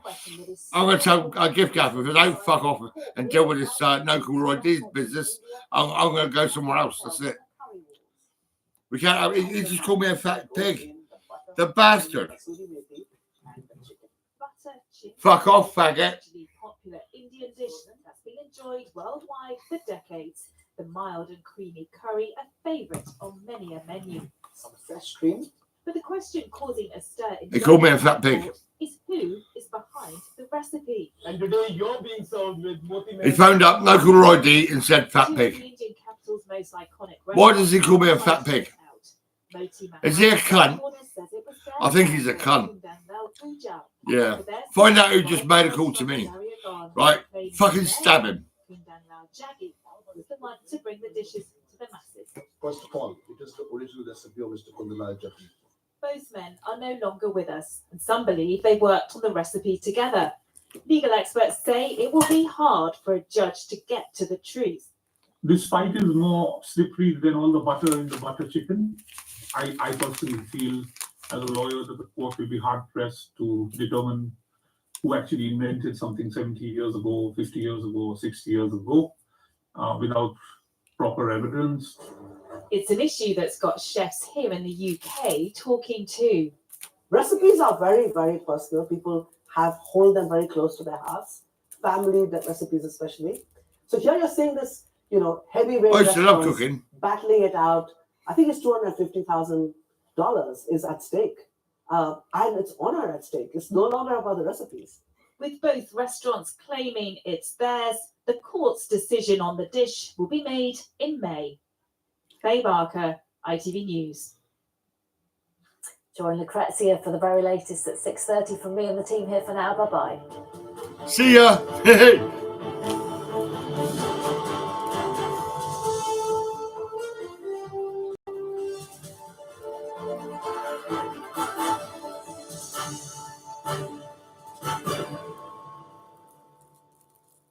ITV News. It's a cold and wet outlook. Oh, they're making a nice soup. It looks good. It looks lovely. Heinz Big Soup. Heinz Big Soup. Sponsors ITV National. I've had that. It's all right. It's not too bad. I think the flavour's lacking a little bit. On the mild side, well, given the time of year. Grey skies out there today, but better, brighter conditions return tomorrow. This is the earlier satellite and radar picture, an awful lot of extensive low cloud, keeping it really quite grotty and grey. Misty low cloud, as well as some hill fog across the highest locations here. Some poor visibility and outbreaks of rain across keeping it quite soggy, quite a brisk breeze here. Blustery winds around those Irish sea coasts, and for all of us, temperatures above average for the time of year and above those we saw this time last week, highs of 12 or 13 degrees. The rain making some headway from west to east through this evening and tonight. For a time, quite blustery winds associated with the wet weather. And then as this pulls away from all but the southeast come dawn, clearer and a little chillier. Temperatures slide a few degrees. For some of us, we've got brighter skies to start the new day, but blustery downpours and a wintry mix of sleet and snow across the highest ground of Scotland. Heinz Big C sponsors ITV National Weather.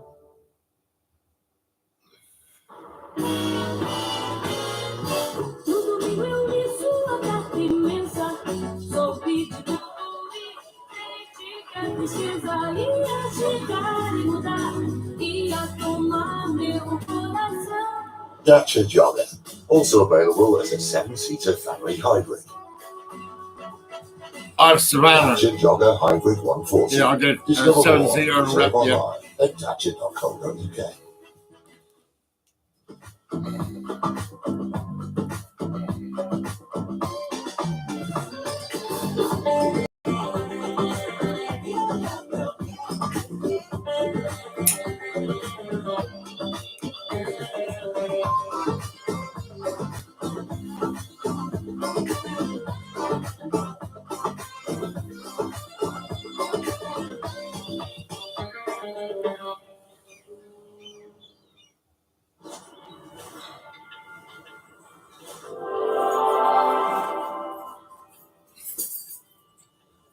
Spend small, dream big.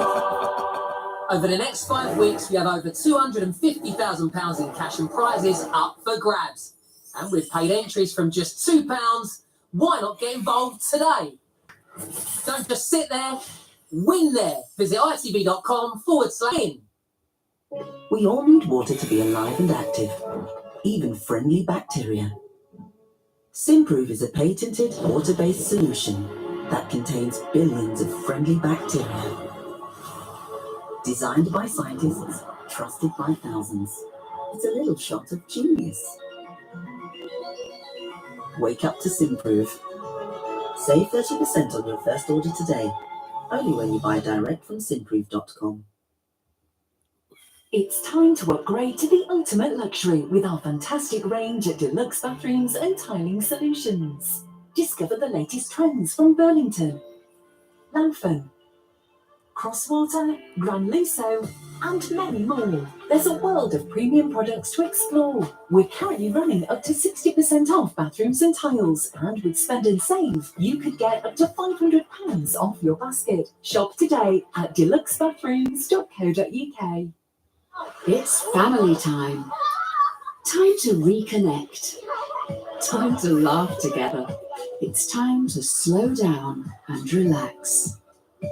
Now is the perfect time to choose your Holborn family holiday. 8 great locations in the south and southwest, from the heart of the Cotswolds to the tranquil New Forest, or the beautiful English River. Visit Holborn.com today.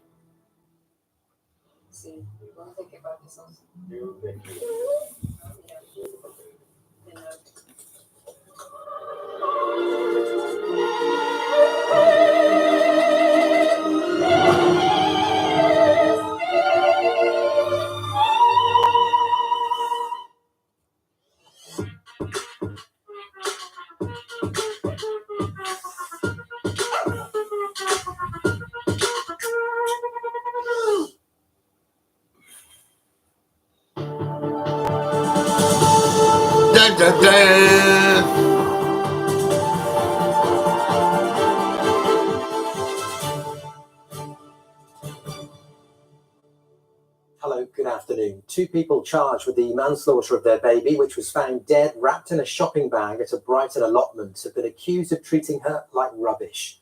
The prosecution in the trial of Constance Martin and Mark Gordon described their behaviour as callous, reckless and utterly Another black selfish. cunt. The baby girl was discovered in freezing temperatures in March last year after the couple went missing. Both deny the charges against them. A community nurse from Berkshire who sexually assaulted an 85-year-old woman in her home has been jailed for 4.5 years.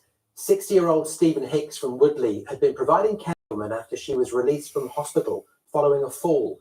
In January last year, he made an unscheduled evening visit to her home in Early and assaulted her disguised in a surgical mask and glasses. CCTV around the time of the assault showed a figure walking past nearby houses, which police say was him. A dramatic increase in child obesity levels could cause lifelong harm, according to a report from researchers in Southampton. They say obesity rates among 10 and 11-year-olds haven't yet returned to pre-COVID, and that more effort is needed to prevent obesity starting at an even younger age. They say that in terms of future healthcare, could be more than £8 billion. Give me the money, I'll fucking look It's after a them. crisis for the individuals. It's a crisis for the healthcare system, because around 60 to 85% of children living with obesity will become adults living with obesity. And it's a crisis for the economy, because people living are more likely to have to take time off work through sickness. In sport, the fourth round of the FA Cup kicks off tonight with Bournemouth hosting Swansea. The Cherries beat another championship side, QPR, in the last round, but Bournemouth's manager isn't expecting an easy ride. In the competition, he's very keen to get out. Football's bollocks. Football's shit. Progress every dream, and I think it's a good opportunity for us. But I know that every time you play this competition, When the team loses, they can't handle it. 2 mistakes in 2 minutes, and you are Yeah, they get all pissed off and angry, and they start hurting people. Whenever you go into the pitch, we have to be very ready, because I think tactically will be a There's a little boy, right? His dad was drunk, going to right. They took his kid off him, right? He got arrested. He got charged. He was fucked up. His poor little boy was suffering. Valent Heat Pumps and Boilers sponsor ITV Meridian weather. Good afternoon. A fair bit of cloud around, a bit damp in places, but you might see a few bright spells as well. Mild temperatures up at 12 degrees there, turning quite murky, I think, into this evening. And then a couple of cold fronts come through, bringing a couple of spells of rain and also picking up the winds later in the night. We could see gusts up to around 50 miles an hour temporarily. Chillier air comes in towards the tail end of the night, a late dip in temperatures, and then a very different day for tomorrow. Lots of sunshine, lovely bright skies overhead, a bit breezy at first, but the breeze eases as we head into the afternoon. Temperatures are lower than they've been today, so it is a less mild picture, but a decent sort of a day, I think. That's sunshine. Take care. Valent Heat Pumps and Boilers sponsor ITV Meridian weather.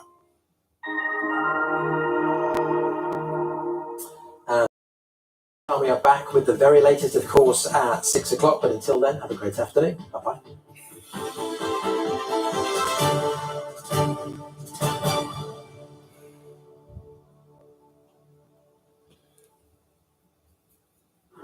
All new Bobby Dazzlers for our dealers to ponder over in Cirencester now on ITV1. Here's new Dickinson's Real People. No, not really. Okay, I'm not going to watch that. Fuck me.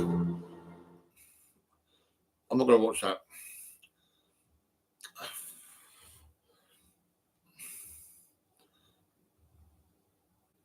What's this? Channel 4? 100, 110, 112 pounds. That's a £12 payment. Would you like to listen to one? Just for the few shortcomings that we had in the room in regarding the technology aspect. We have a shower control inside and outside of the shower. Simply so you can turn the shower on before you get into it. It's disappointing. I'm a little bit surprising that Fringe John did underpay us when there wasn't any sort of massive claims. With the White Swan paying in full, Cloughview Farm overpaying by £6, and the Crescent Victoria underpaying by £12, the Buxted Inn finishes with a final bill average of 98%. Last in the firing line are Farid Al Faisal and John Dennis.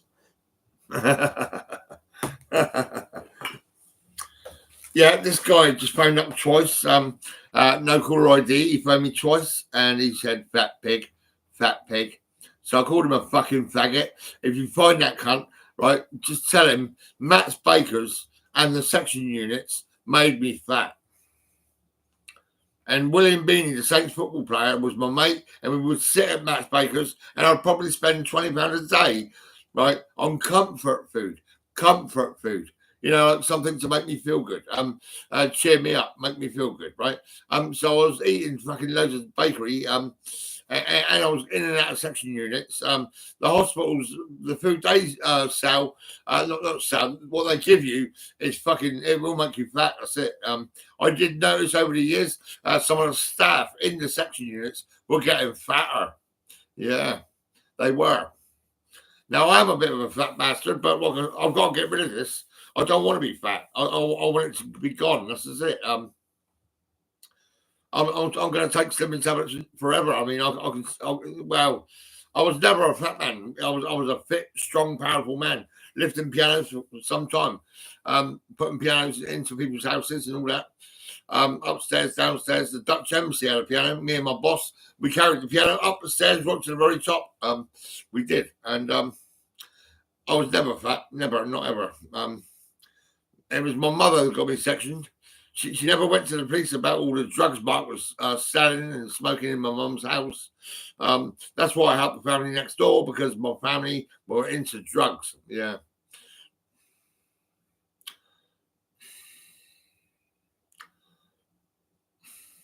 It's terrible.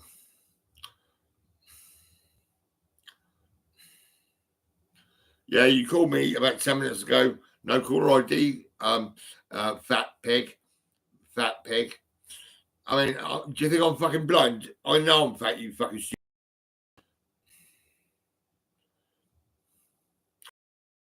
Facebook and YouTube, you motherfucker.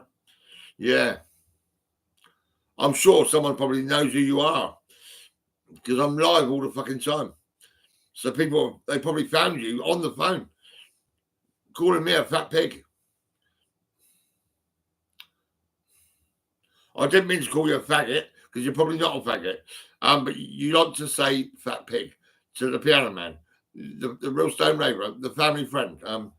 You call me a fat pig. You're a cheeky little cunt. You're not going to get fuck all, right? I'm not going to treat you because you're a little cunt.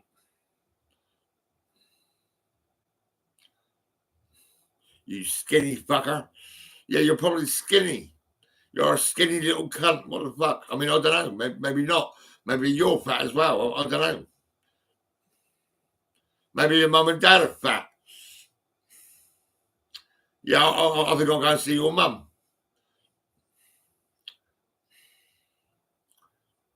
And take her out for a meal. And treat her well. And make your dad go away. And be upset and lost.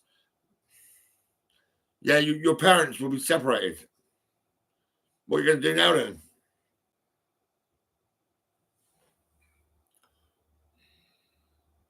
You wanker.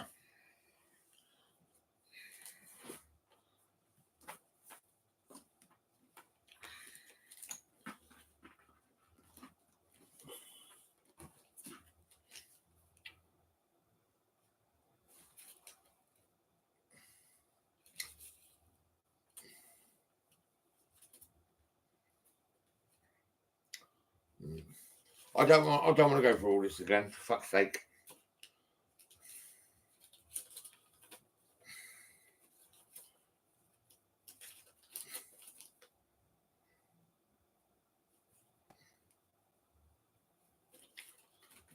Fuck it. I'm going to put it away. Fuck it.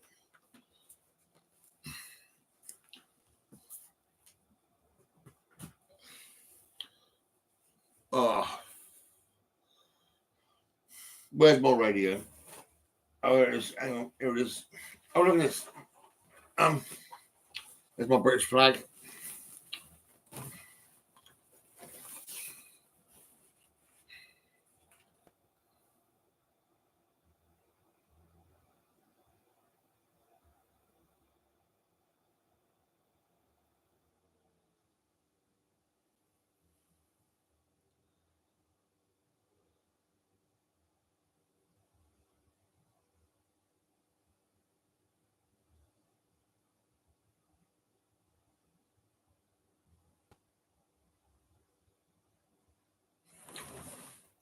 Yeah. That's my British flag.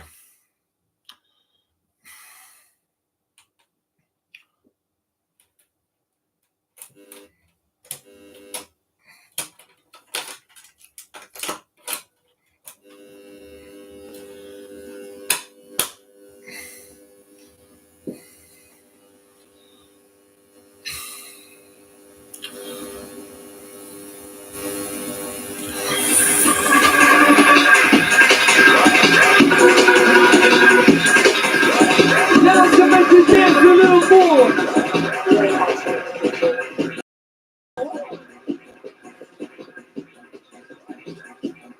Freedom with a Voltron.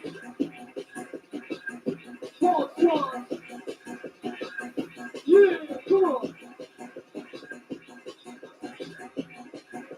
Show me what you can do in the house. Show me what you can do.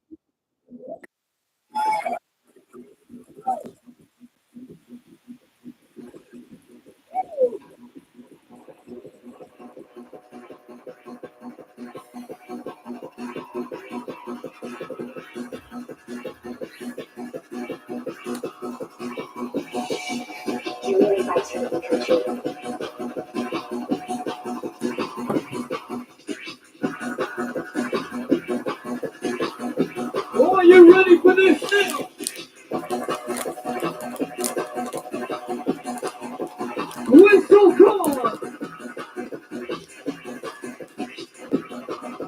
DJ Freedom!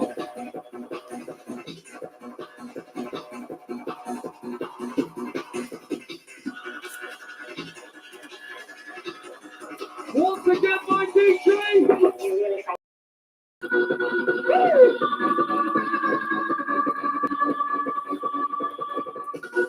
When I call the hardcore heaven crew in the house, respect to each and every one of you for turning up tonight. Make some noise for yourselves. Just open up your mind, let my DJ take control now.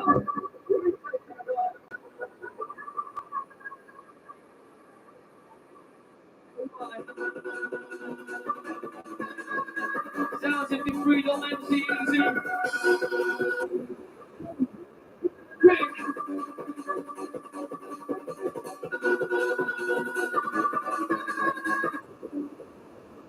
Come on, quick.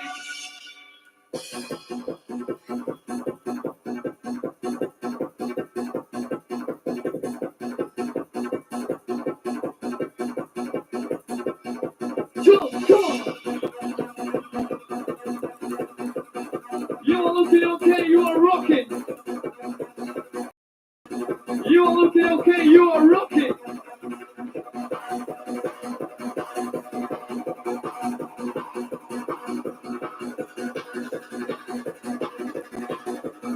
Don't in the house.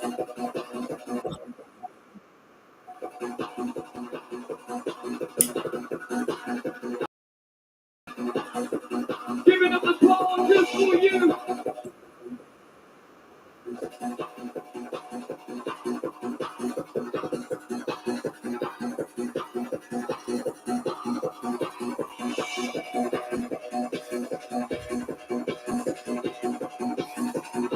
Shouting out to Freedom, a wicked set coming from the hardcore heaven crew. We still posse respawn, come on! We're out of control.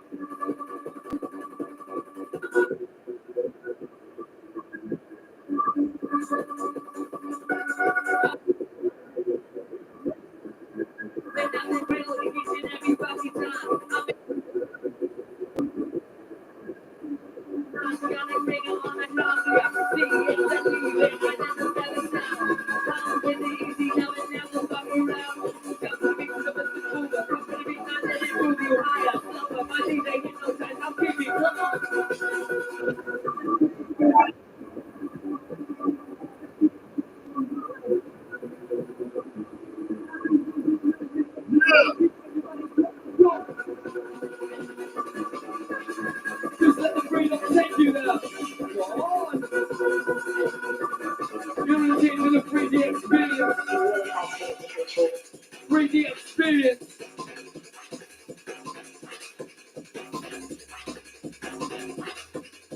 Good out to Phil and Penny, a mention for you. Good out to Steve. Shouting out to Dave, Emily, Keith, Dolphins. And of course the master himself, the Freedom.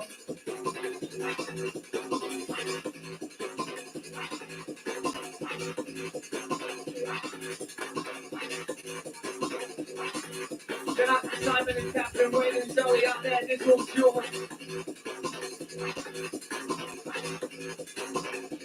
Whistle crew, where are you? Party! Whistle Pussy! Where are you? Pick up the sound of the hardcore crew.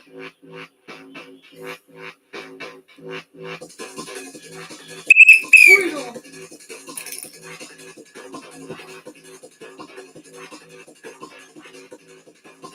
Good afternoon, Jason, Anthony and James.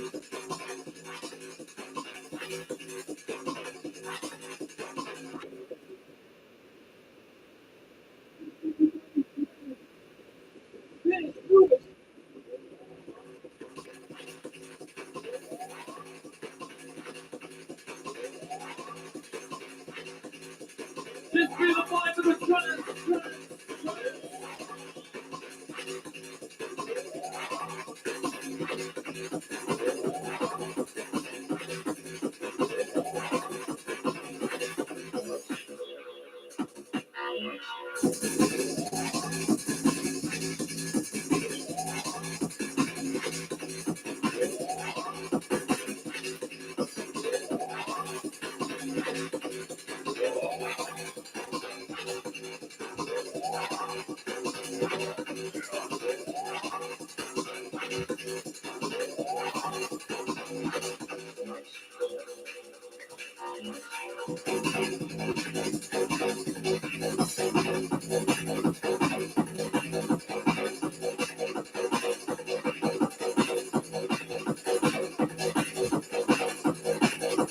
Get out there, who need all this? Get out all this, they always party in the house. Get down to the freedom sound. Get down to the freedom. Freedom.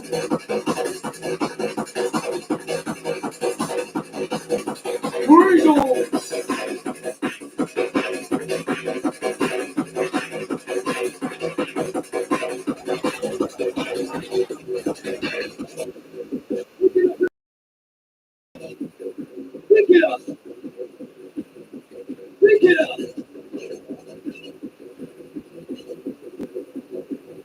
Freedom.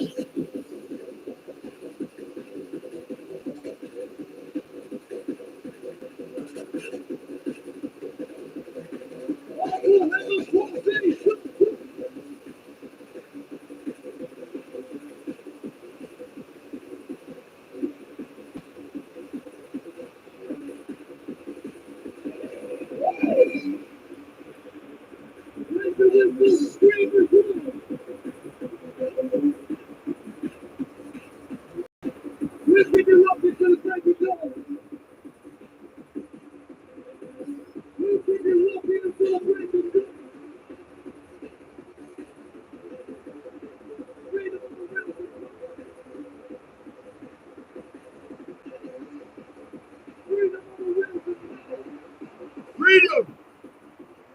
Yeah!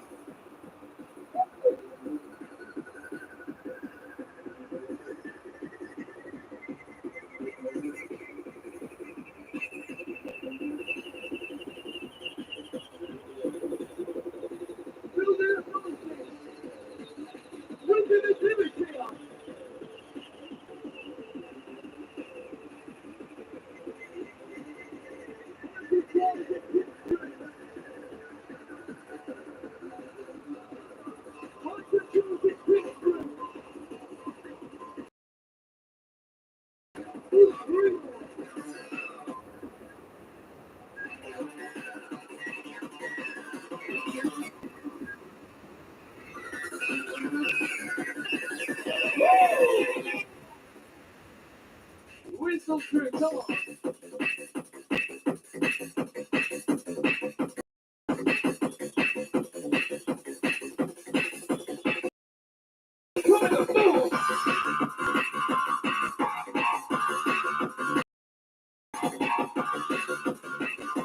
Stop and strut your stuff on the floor.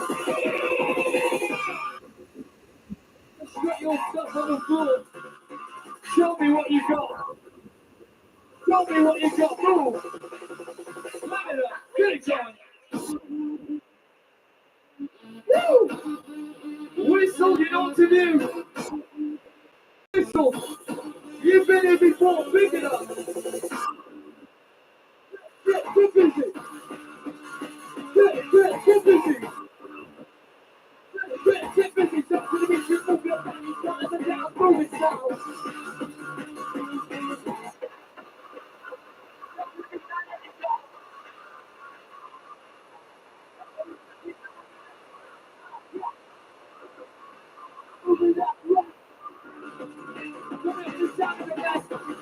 The freedom, too easy, the big line of grid. Oh, you have a party, are you out there?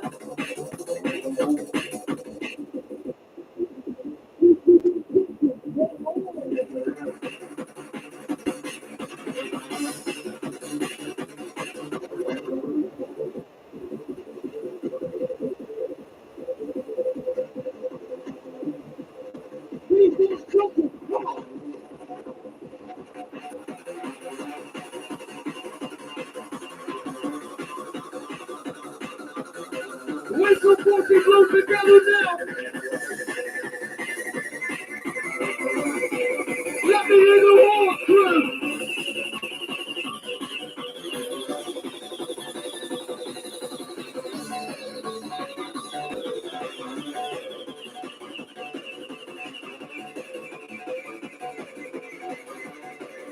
Ready for this now.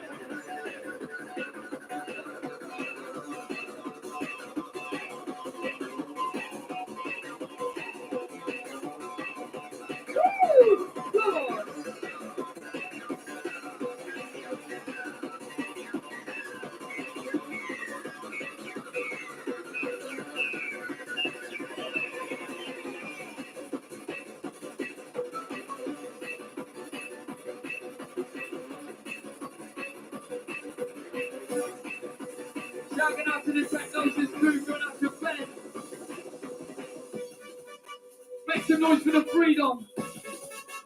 Raise the roof in the house, everyone. Come on, scream, whistle. Full party. Show some respect for my DJ, everyone. Hardcore Heaven crew.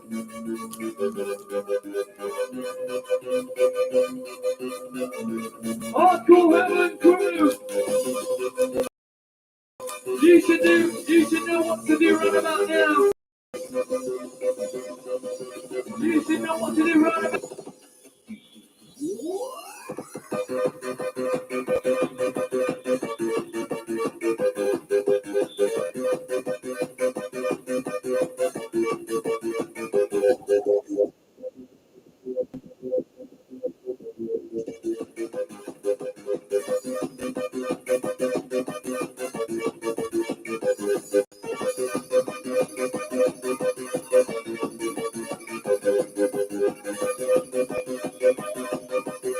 The noise if you want them in this tune.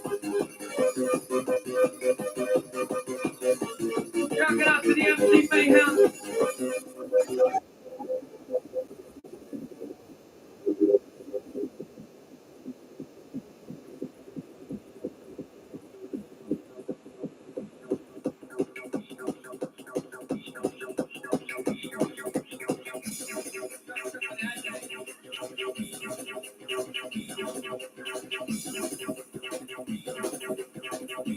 Ready now, here it comes.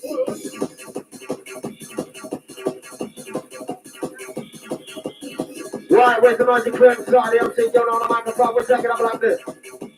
You know the real show, the real time. The big day of the people.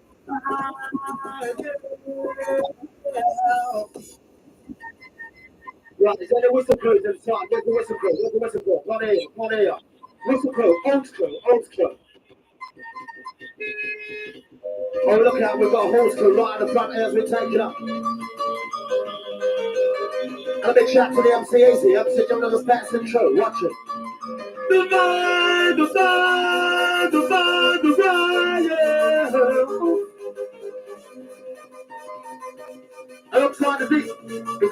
United Kingdom.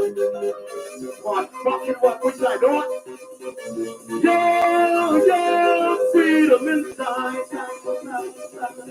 Yeah, yeah. Oh, the mind, the freedom inside. The way that the mind, the soul, the freedom, the soul, I owe. You know the rules, you know the flow, you never feel the soul, it's really close.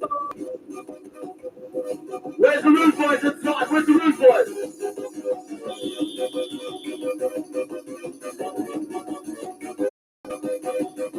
As we touch down on the big shot, and after the first half, that's it. You know the rules, you know the flow, we sunset with the old school side. If they do the wrong, the microphone, got the seeds and keep the fire alive. Watch it, hold tight, wait, break, cut it, but let me get for the next. If they get that for the mic, give it to the people what they love and like, do it nice, bro. Down to the freedom in the mix. Where's the whistle going time? I want some atmosphere that is here for freedom of Washington.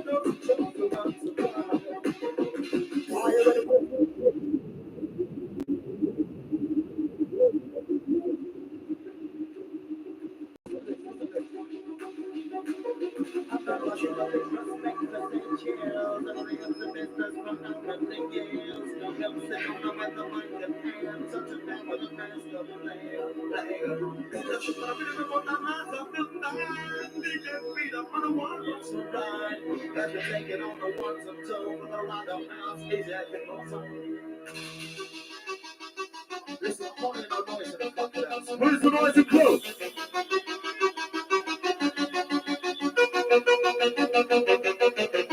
Right, big shout out to Caroline Jumping, Jason outside, we do it like this. Yeah, yeah.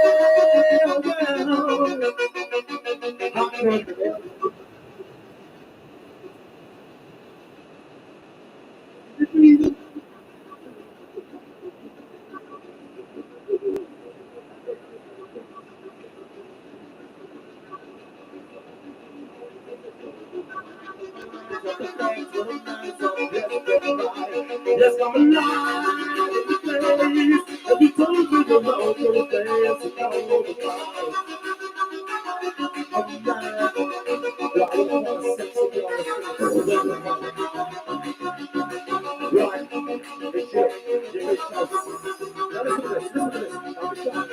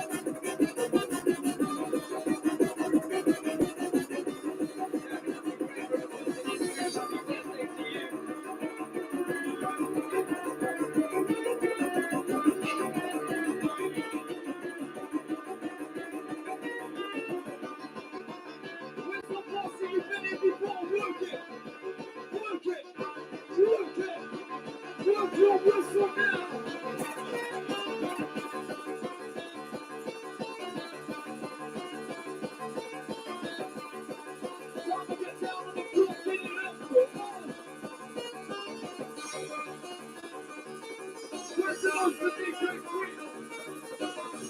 Let's go, Frosty! Also, Robert Swift.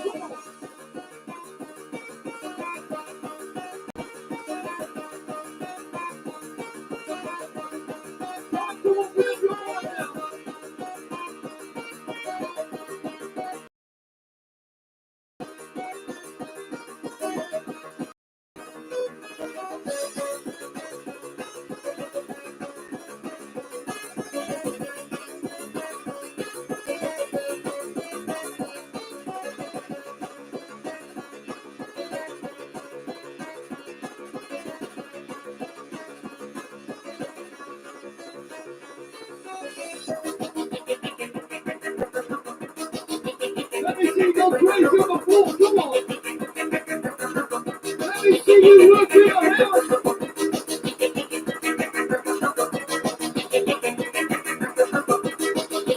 Hold up with some coffee in the house and time to play! Let's lose it!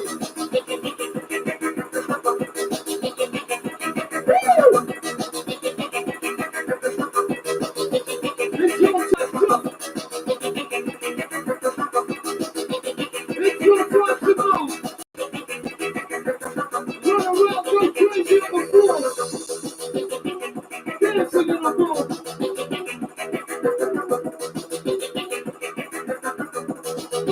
Go crazy, jump!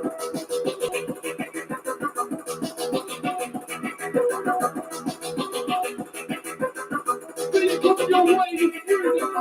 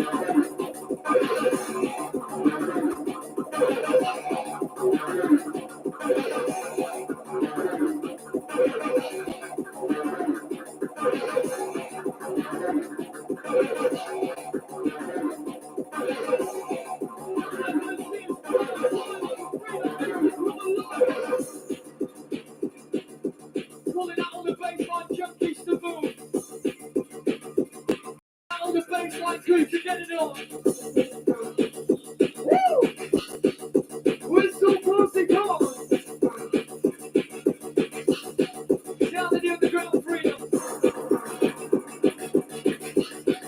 Underground freedom.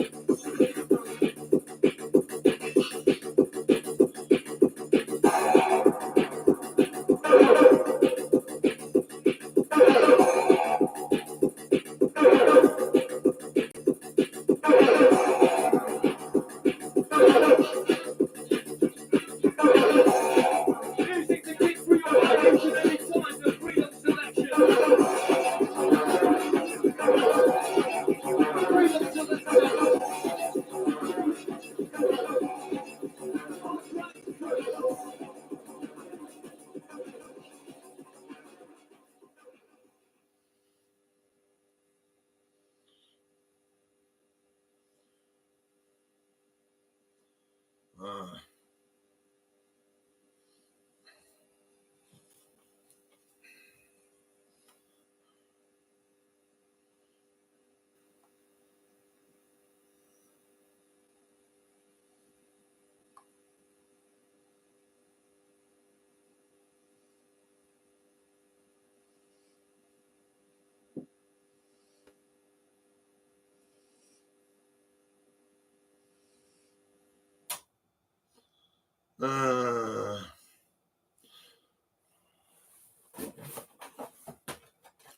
Random.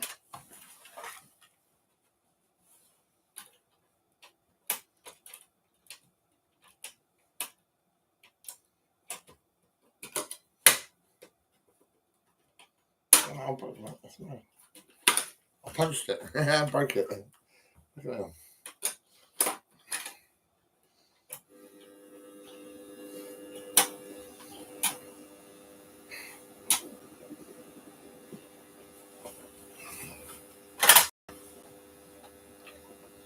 Oh.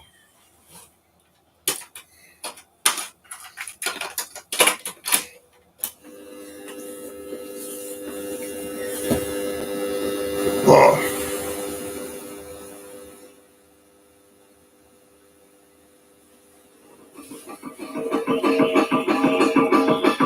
Right, it's time to DJ Clarky. Whistle for make some noise for the Clarky. Alright then, let's go. Sound of the Clarky with the Sharky and rips alongside. Let's go.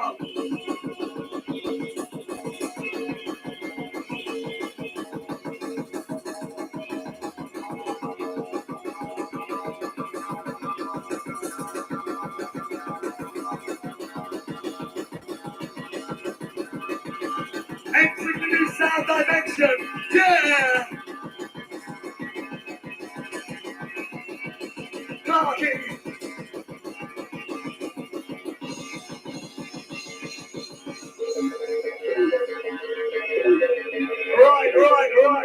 Right. Tasmania of the free, please. 1, 2, 3. Clarky.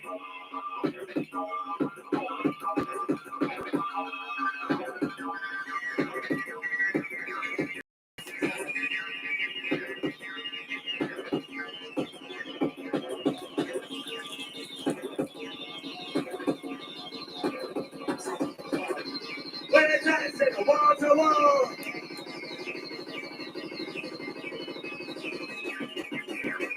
Wall to wall. Wall to wall.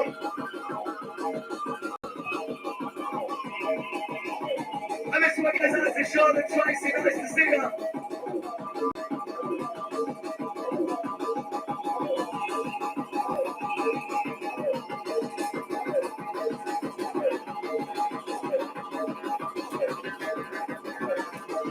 I was looking, licking, oh my god, it must be tripping. Clarky's tripping.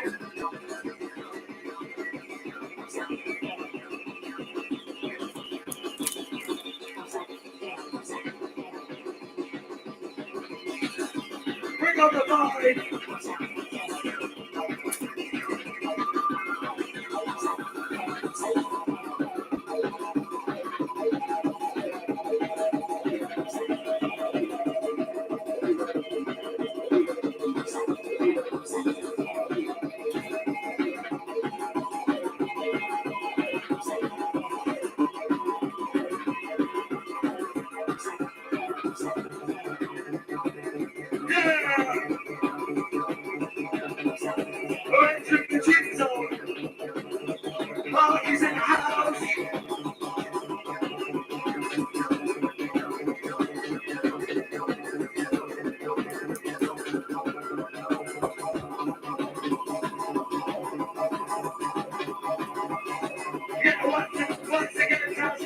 Hastings here. Your wicked Hastings here. Make some noise. Party.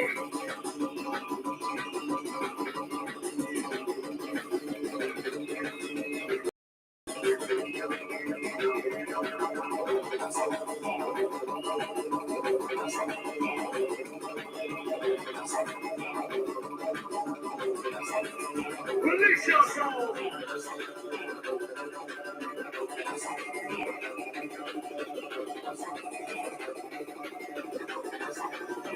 Build it up now.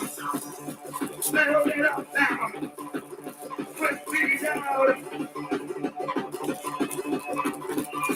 Put your magical musical sound. Party. It's time to party. Come on.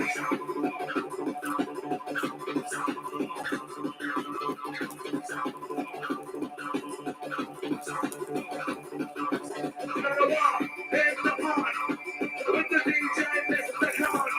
We'll keep your body rocking, and we'll tear your head apart, Mr. Khan.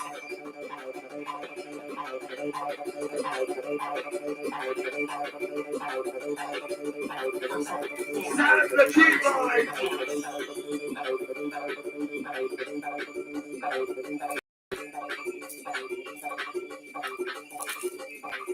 Oh yeah!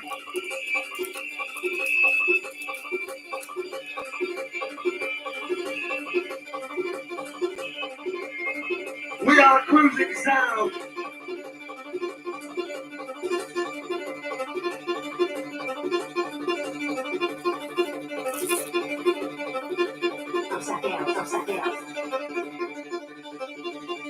Right, get those hands in the air, Tasmania. Wave them around, come on. Show DJ Clarkin, you are Russian.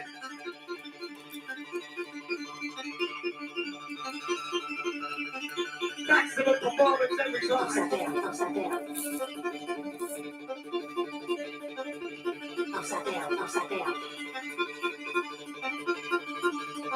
Yes, and this track's dedicated to Tracy.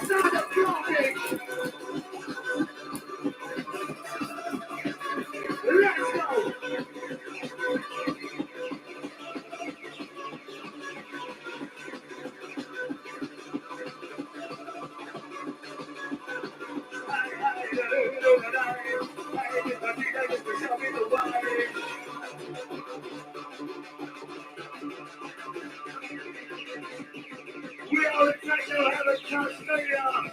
Here we go. Lift off.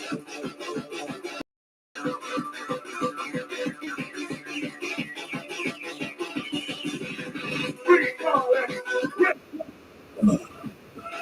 Hardcore. Free falling.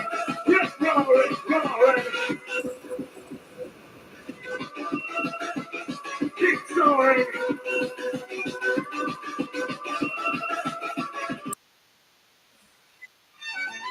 Whistle blue.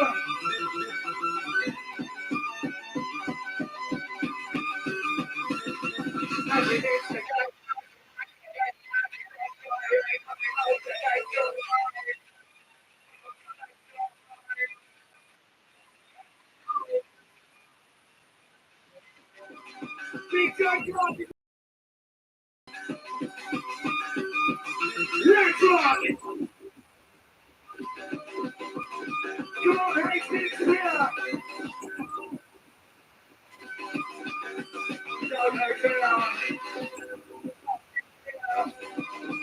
Coming crystal clear.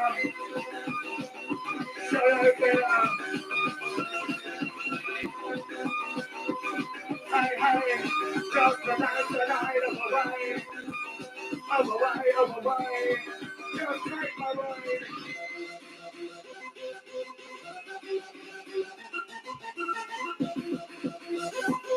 Are you ready? Let's go! Go with the sound and go out of control. All time to the video. Clocky, right now. Let's go!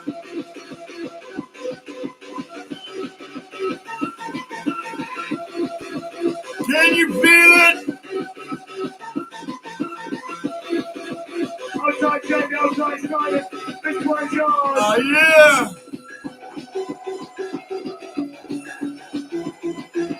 Can you feel it? Sound. Oh, yeah!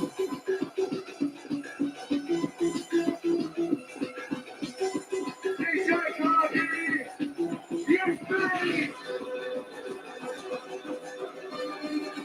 Hold on. Make some noise if you can hear the guitar. Oh my God!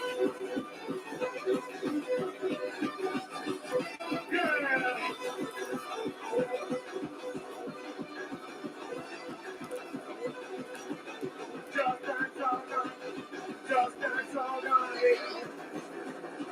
Right. Hold on to your habits. This one's gonna be famous. Rock it!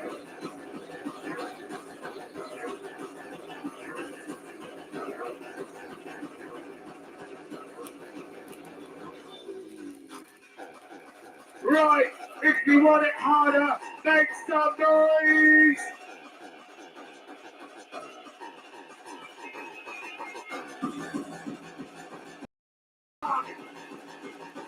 Mr. Clark! Little time you had a pass!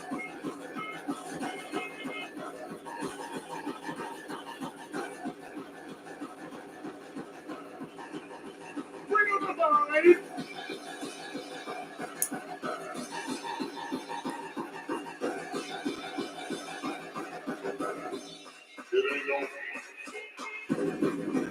Bang, bang, bang, bang. Bang, bang, bang, bang. As the wicked now they pick the bodies of the record in the time of the shocking of the right and make the people move in time. To the right and right baseline. Rocking.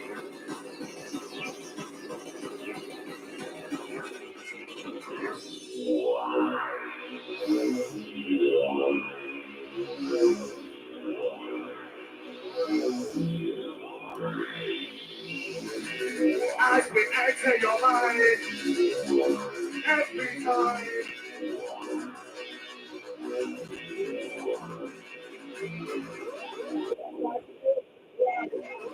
You're entering the side of the genius. Stadia, how do you feel? Right. Come on. Let's go. Come on, Hastings, clear. Let's fucking out here. Fierce. It's the suicide ride. It's the heart for terrified. It's Clarky, that's right. Hold tight.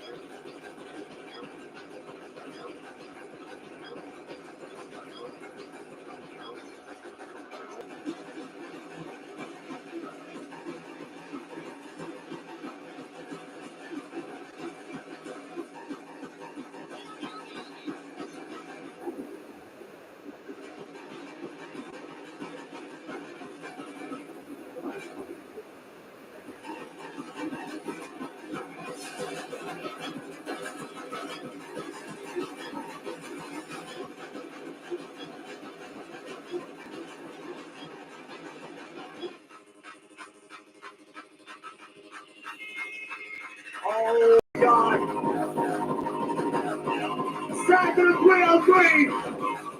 Enter the DJ Clarky. Are you ready? Are you ready? It's time for the mayhem.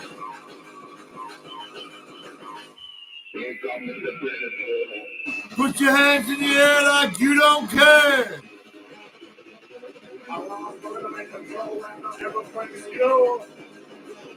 Yeah! Clarky! Taking over the party!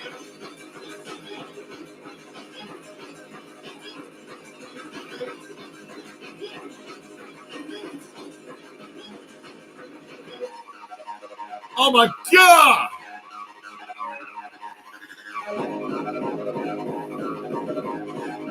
Right, every time they kick you kick it, so make some noise!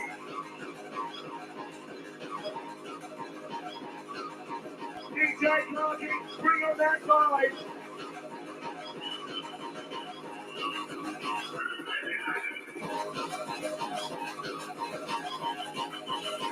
Come on, come on!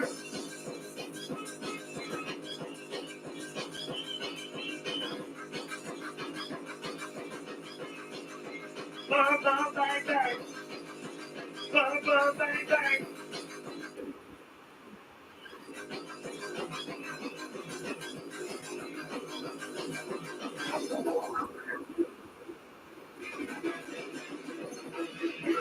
Beware of all the little Hastings Spinner! Here he comes!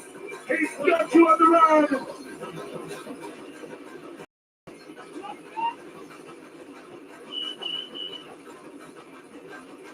Clarky! Come on! Switch on!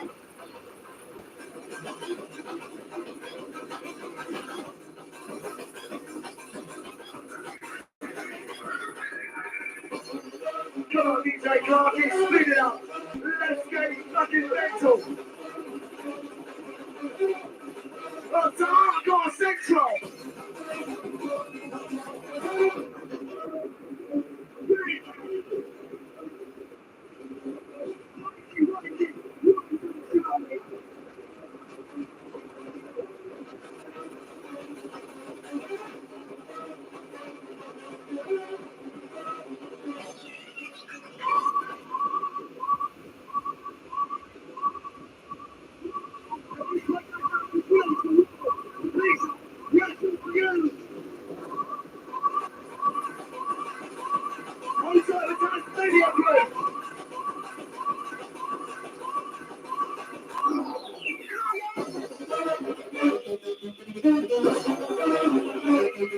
Like a bolt on lightning, it's all frightening. It's your brain that we're igniting.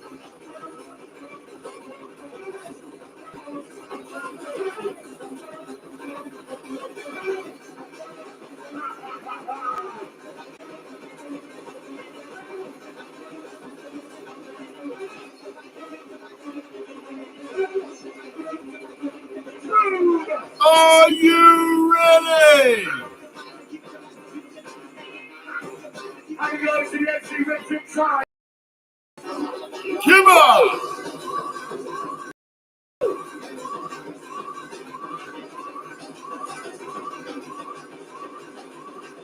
DJ Clarky. Okay, crazy crew in the place. Time to lose your mind. Time to come on.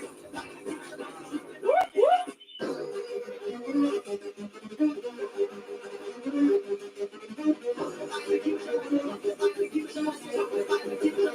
Let's go! Picture goes out to clear. Back, left, all the crew in the place. Time to go on out.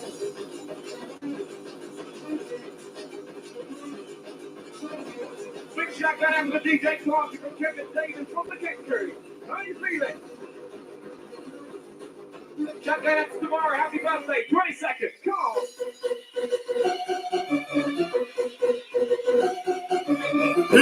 Here we go! Are you ready for the hardcore? Move your body, come on! Okay, body crew in the place. You know what time it is. Time to get busy. All right.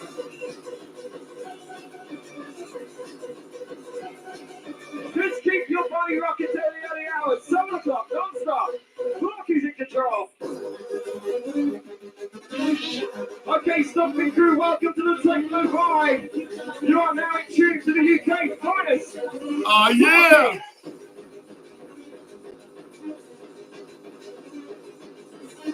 Woo-hoo!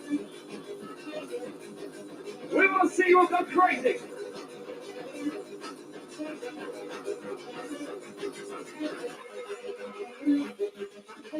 Going out to the popcorn, going out to the whistle crew. Going out to the Stomping Crew. Party crew, go on! Shaka Casey, Chelmsford, Southampton. Yeah!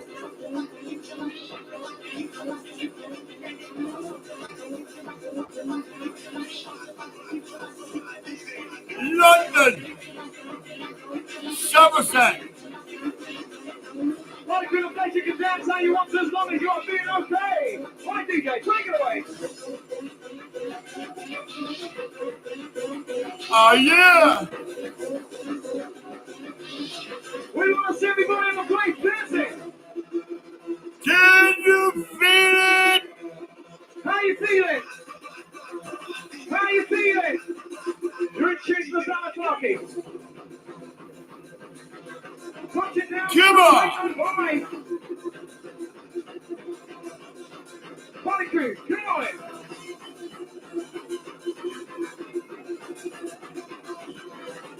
Okay, jumping through the place, increase the pace just a little bit. Jump a little higher. Oh my God! Do you like the sounds of the hardcore? Coming at you. Put your hands in the air like you don't care.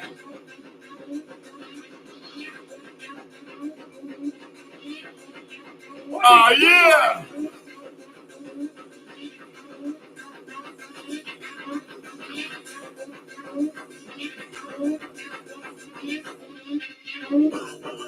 Going out to the Regent Park crew from Southampton. Also shout out to the Brighton boys in the place. Going out to the Alien Brothers from Southampton.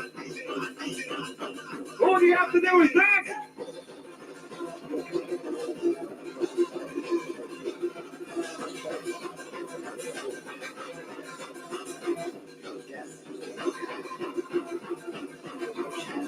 Party crew, just go with the flow. Just keep your body moving. Oh my God! Shout out to Dr. Courtney. They're coming for you. They're coming for you. Oh my God! We want to see everybody moving, rocking. Party crew, go on. Whistle through the place, you know what to do if you understand your DJ. Bring on the noise.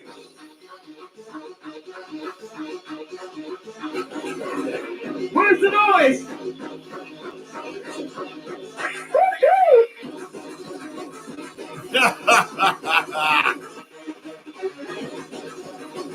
Big shout out to the party crew, the place who are still rocking. Come on. Cuba! Move it, use it.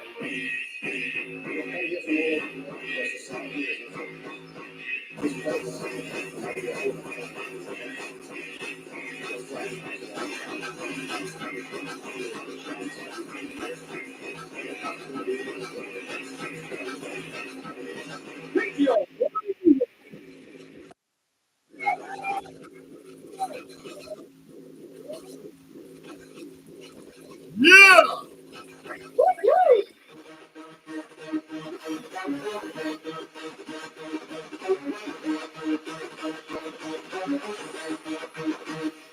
Can you feel it?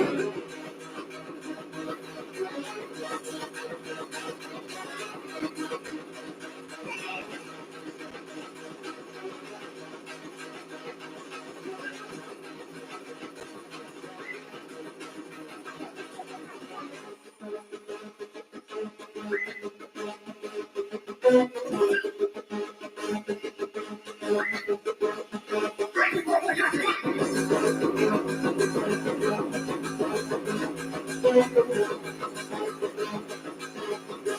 out to Matt James and the boys in the place.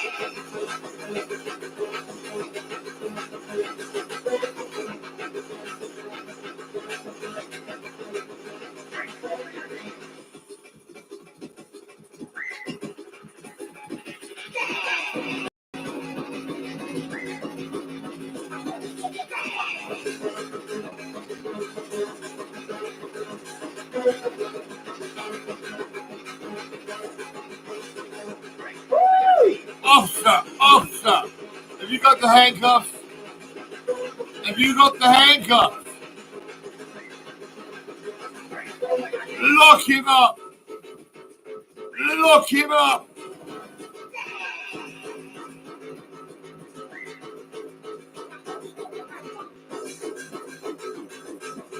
You're too late, Dr. Courtney.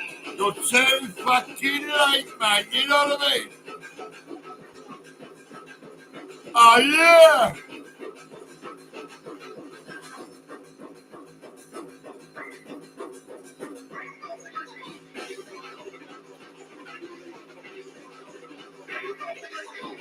"10 years for Dr. Courtney." Oh my God!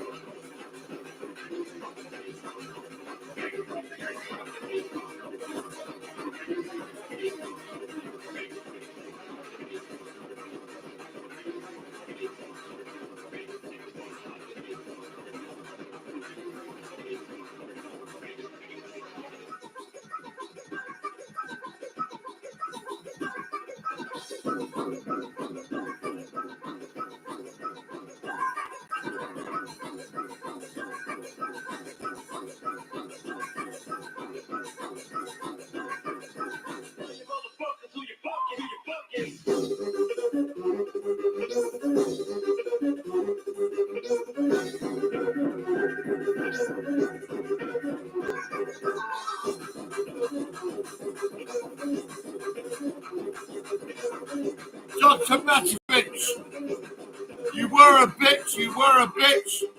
You're doing 10 years, bitch, that's how it is. Oh yeah!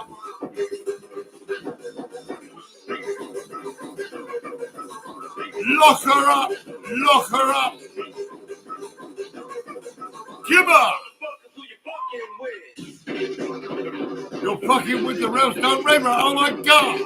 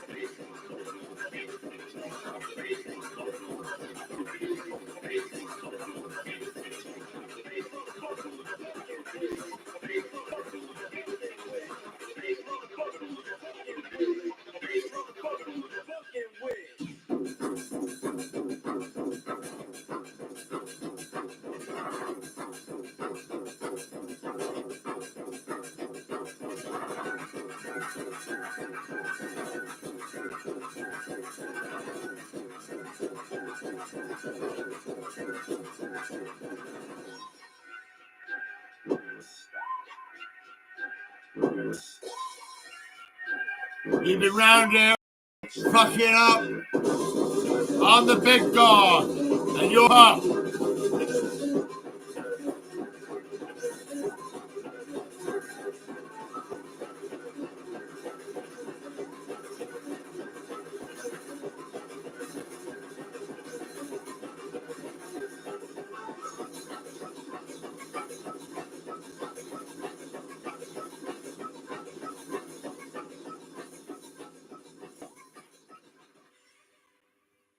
Yeah. You've been fucking up. You've been fucking up. Yes, you have. Oh my God.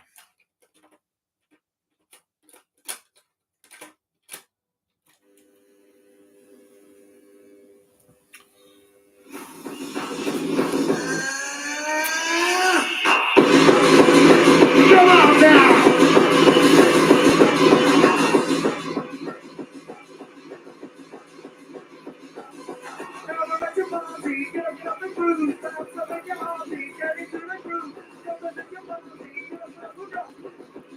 Moving up America.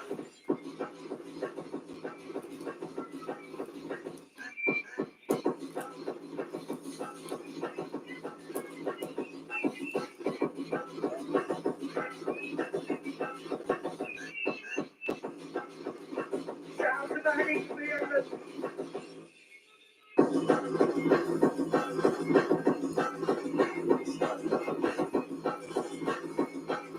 Into to the sound of DJ Clarky.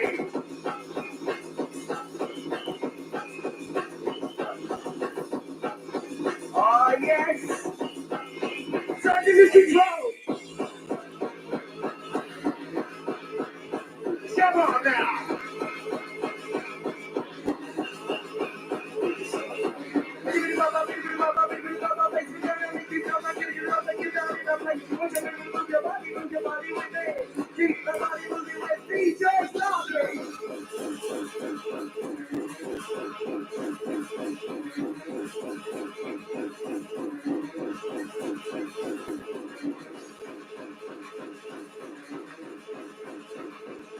Make sure how to turn up the leader.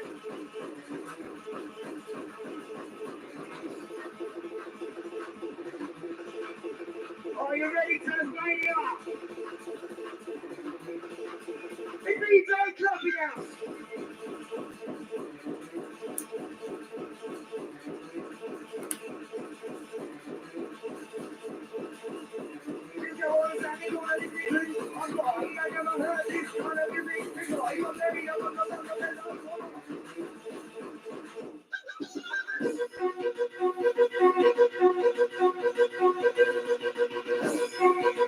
Little Stacy, let me see those eyes in here.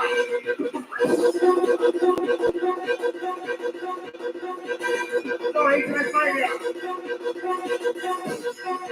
Go Tasmania!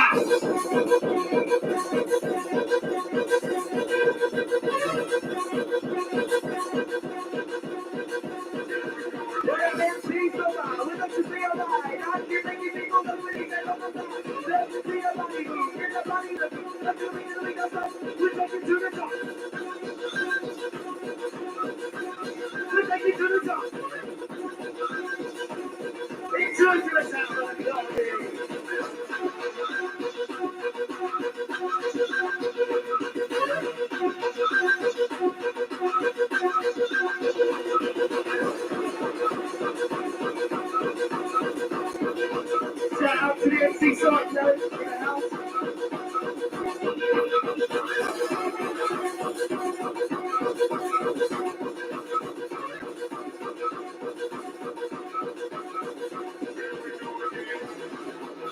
Shotgun out of Sainsbury's. Oh my god! I love your pucker pies. Oh my god! Let's go now. Oh yes, yes, yes, Tasmania.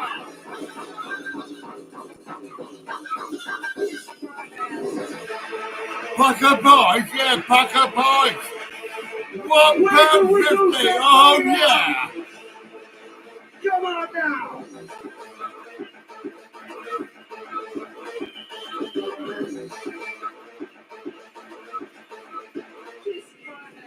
Give it to me, baby! Let the body breathe on the little ball. Go, go, go, go, go, go, go, go.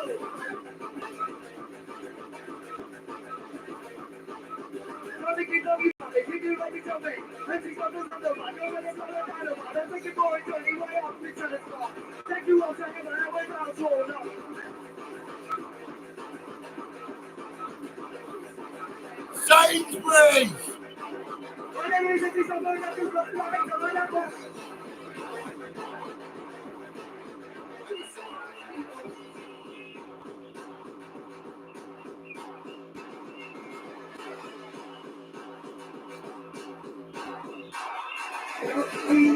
I'll have some more. You know the score.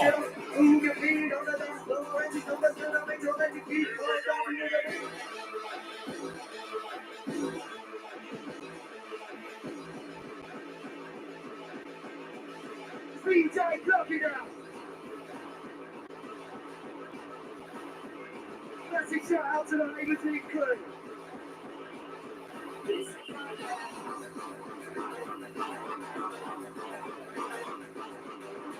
Let's beef and onion.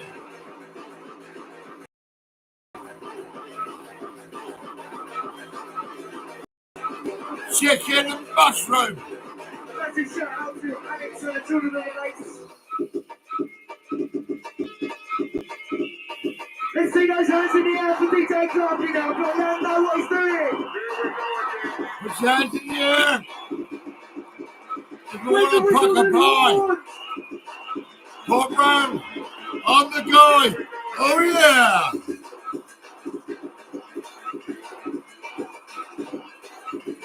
Come on now. Move your body.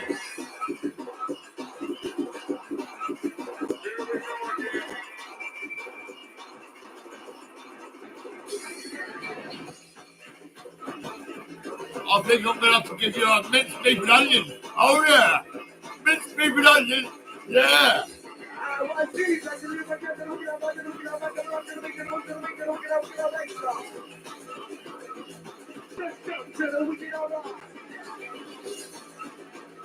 Oh, yes, yes. Big shout out to the one like Pete and the one like Drew.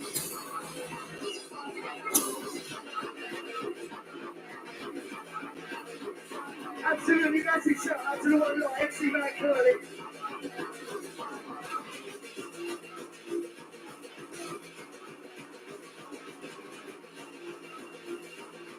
Shout out to Lindsay and Wasting.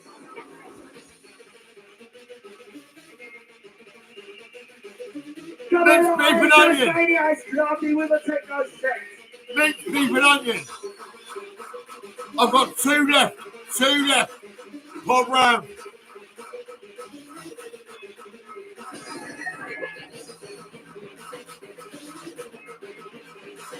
With a massive shout out to the Marshmallow crew.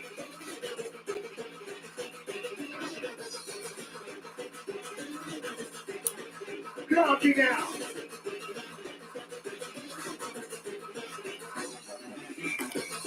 That's Parker. Oh my God, you're amazing. Jump around.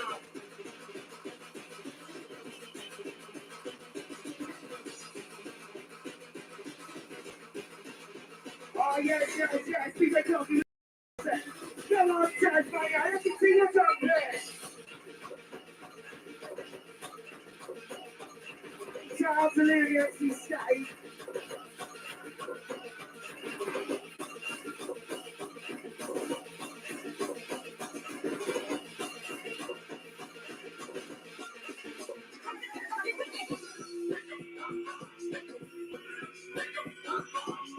Munch it, come on, munch it. Tasmania, I can't hear you. Where's those whistles and horns?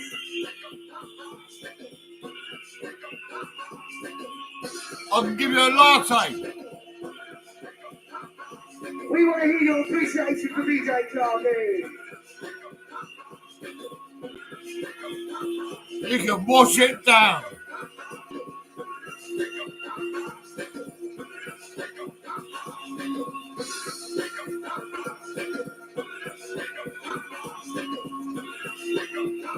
Tasmania.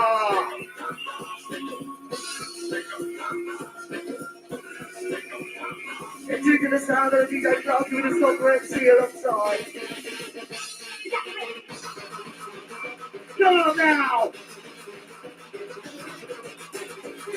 Let's go.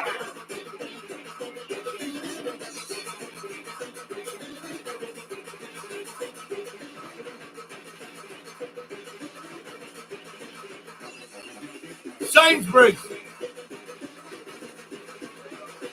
Go to Sainsbury's.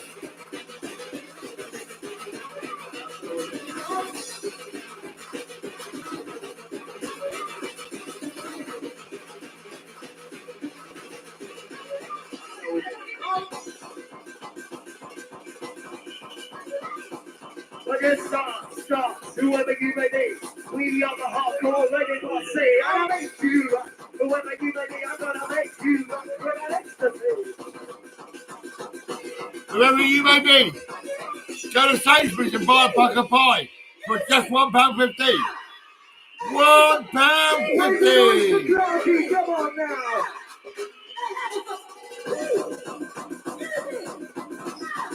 You know it, Tasmania. MC's on my when they can sing alright. I can make you people like when you get on my side. They have to see the body move, get the body in the I'm gonna make it up. We take it to the top. We're gonna Flip your body. Oh, baby.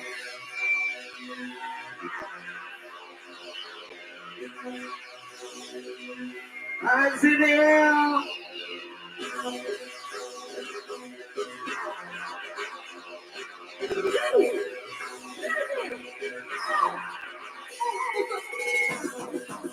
Hands in the air like you don't care.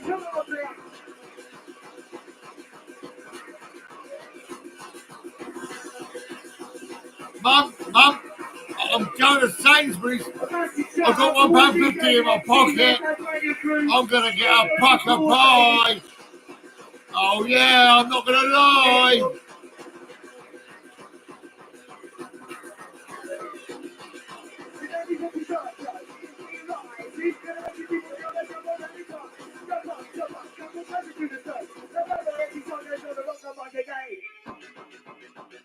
Track one. Because man, you could have some fun. The party is hard, this is party is here. Here comes the red with it. Here comes the big beer. Come on, it's mysterious. Hardcore atmosphere. And you go to Sainsbury's? Yes, mum. Yes, mum. Hold it up. I've got £1.50. Right, so far, keep it up to us. We gotta take a party. I'm going to get myself a pack of pie. Yeah.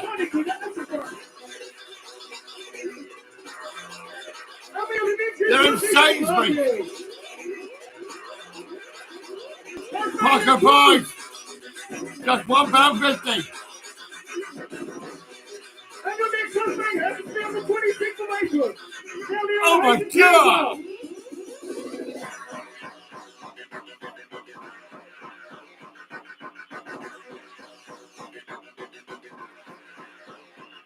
We just take the window business and the clubby bring away. We got to get the fucking shit right out the fucking place. We got to take it all the way and rub the body down. And we got to bring it and spin it right down. Jump for the one. The fucking time is just a problem. Go down to the back out. Go to the back out to the house.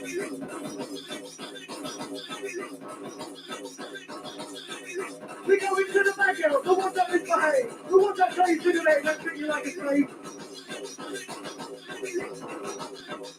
Hold it down the other way.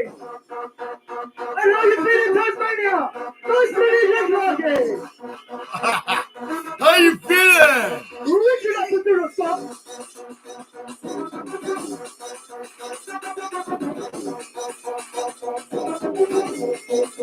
Stop it, stop it.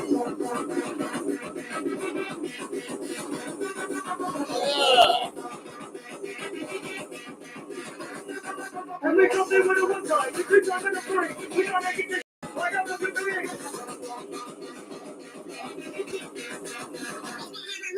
And then we take it up and he's on the score. We go give it the trophy to the people on the arm.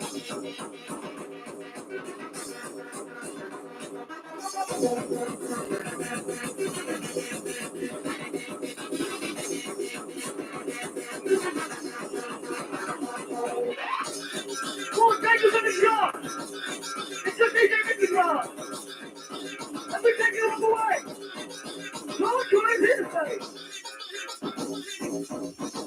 Just maybe imagine how you're feeling. Kick, that was lucky.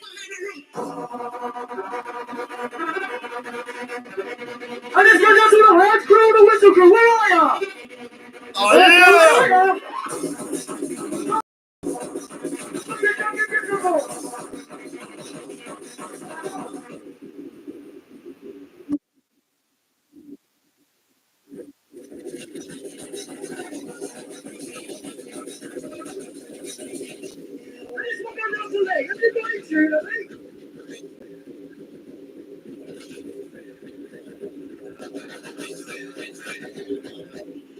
She's the best. He's the number one. He's the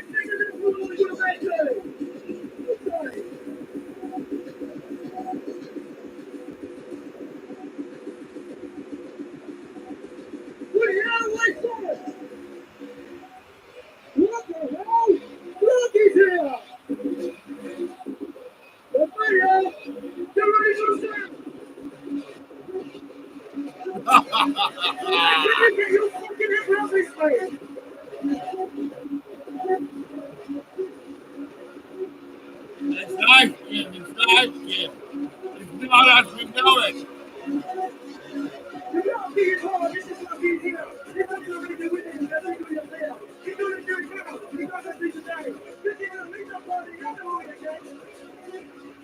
Captain. Leave me up. I've got my pucker pie. It's not, Jim. It's not, Jim. That's how it is. It's not as we know it. Yes, yes, yes, yes. Anything you can call me, you come from out of town. You make you move your body all around. Jump out, big and doggy inside. Move your body and dancing on the way. Oh my God. Well, massive shout out to the one line, Nick, the one line, Emily, the one line,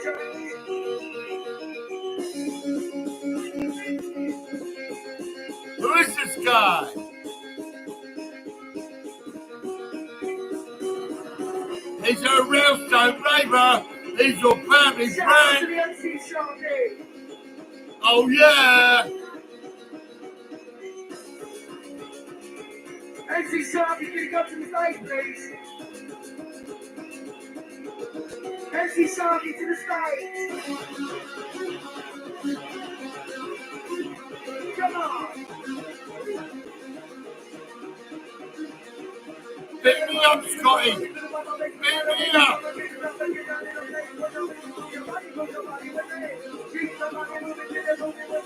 I need some money. I want to get down to Sainsbury's and get some pucker pies. Yeah.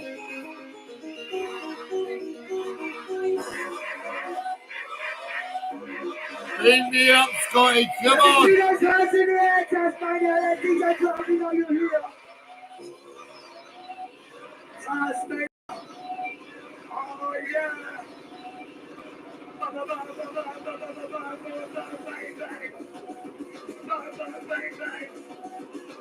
Come on.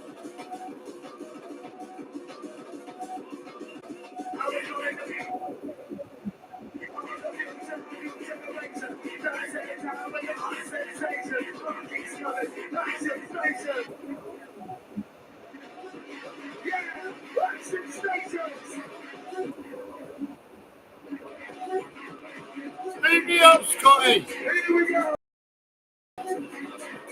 I've got the pucker pies.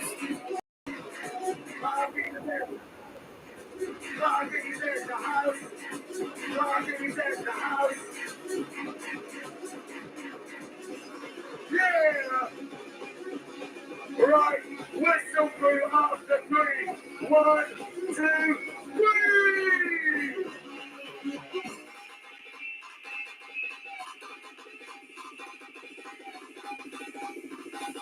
How you feeling?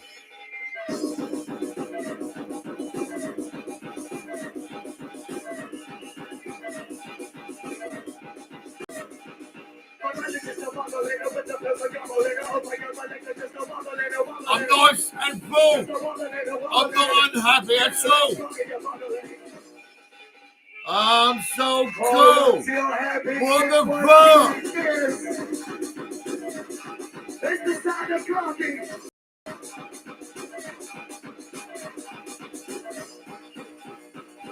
I got 2 mixed beef and onion.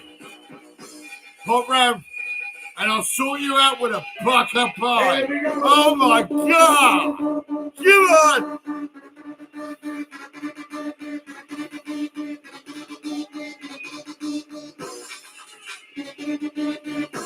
All dancing amigos.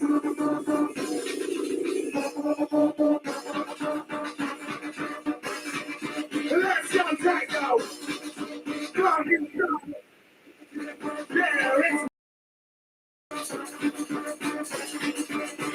it's wild.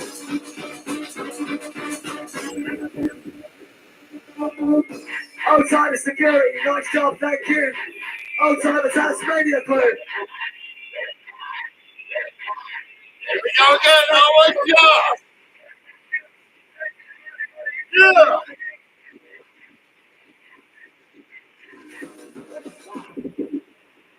Wakey, wakey.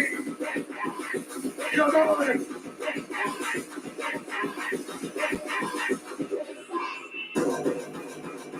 Oh no, oh no.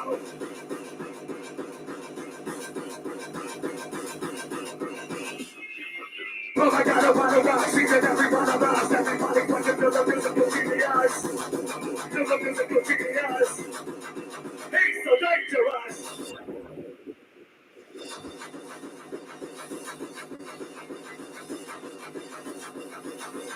Fierce clocking.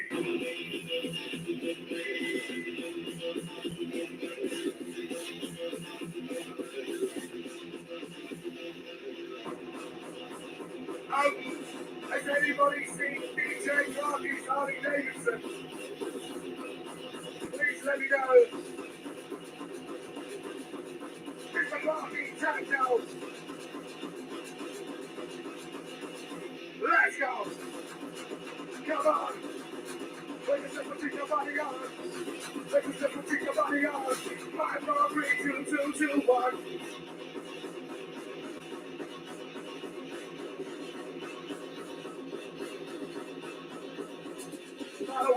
Get the box with the DJ in the clock.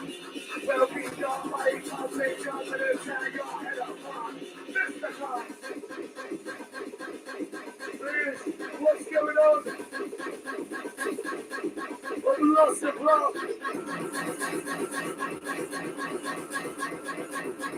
I'm sorry, all gamma jammers. Oh yes!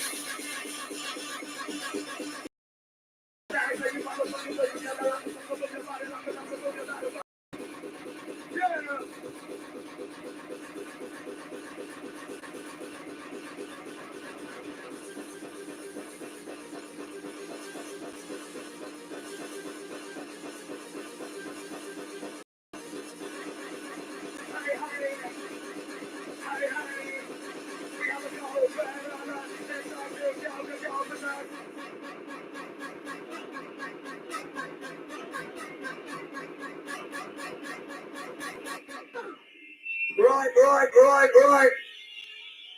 Where is the noise for the DJ Clarky? No, what a pile of bollocks, you fucking bunch of fucking lightweights. Right, where is the noise for Clarky? That bloke's a nutter. No, he's not a nutter, he's a wanker. Tasmania will return on Friday the 26th of April and all nights at 10 till 7 with Mr. High Dougal, Sai, Randall, Slipmat, Vibes, Briss, Druid and Hixie. Right, your Tasmania crew come here every time and play the fucking house down. So I want everybody after 3 to make some noise for the promoters and everybody who was involved with tonight. 1, 2, 3! Sainsbury's! Yeah! Pucker Pies, £1.50. Oh my god! You can do a little bit better than that. 1, 2, 3! Go to the chip shop and they're £3.75. £3.75. Who wants one more from DJ Clark? Go to Sainsbury's in there. £1.50. That is it. What the fuck?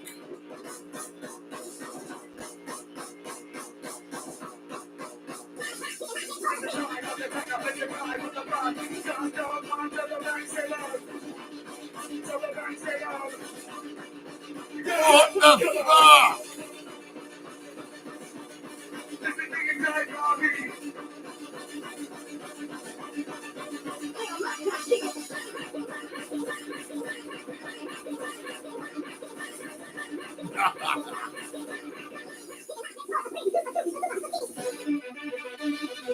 Oh, yes, yes, yes.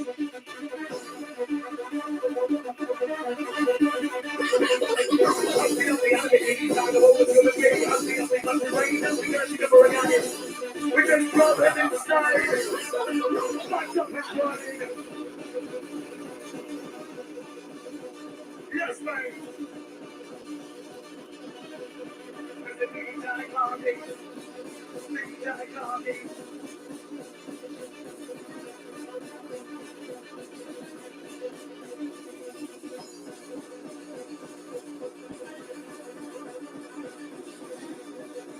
Right, don't forget, 26th of April, Texas. Be there. Oh, beware.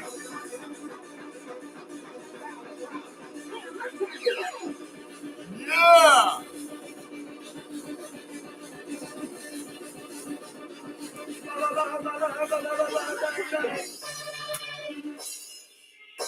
Oh, no.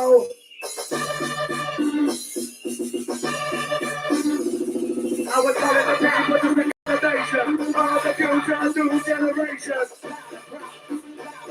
No sensation with the hot sensation. Yes. Last one was lucky. Yeah, let's go.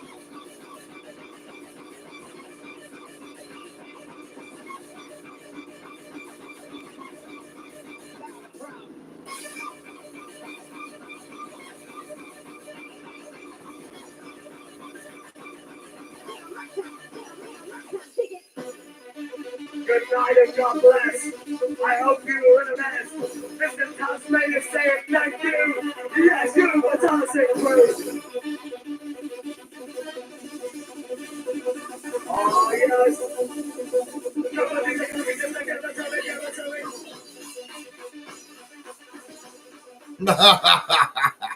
See ya!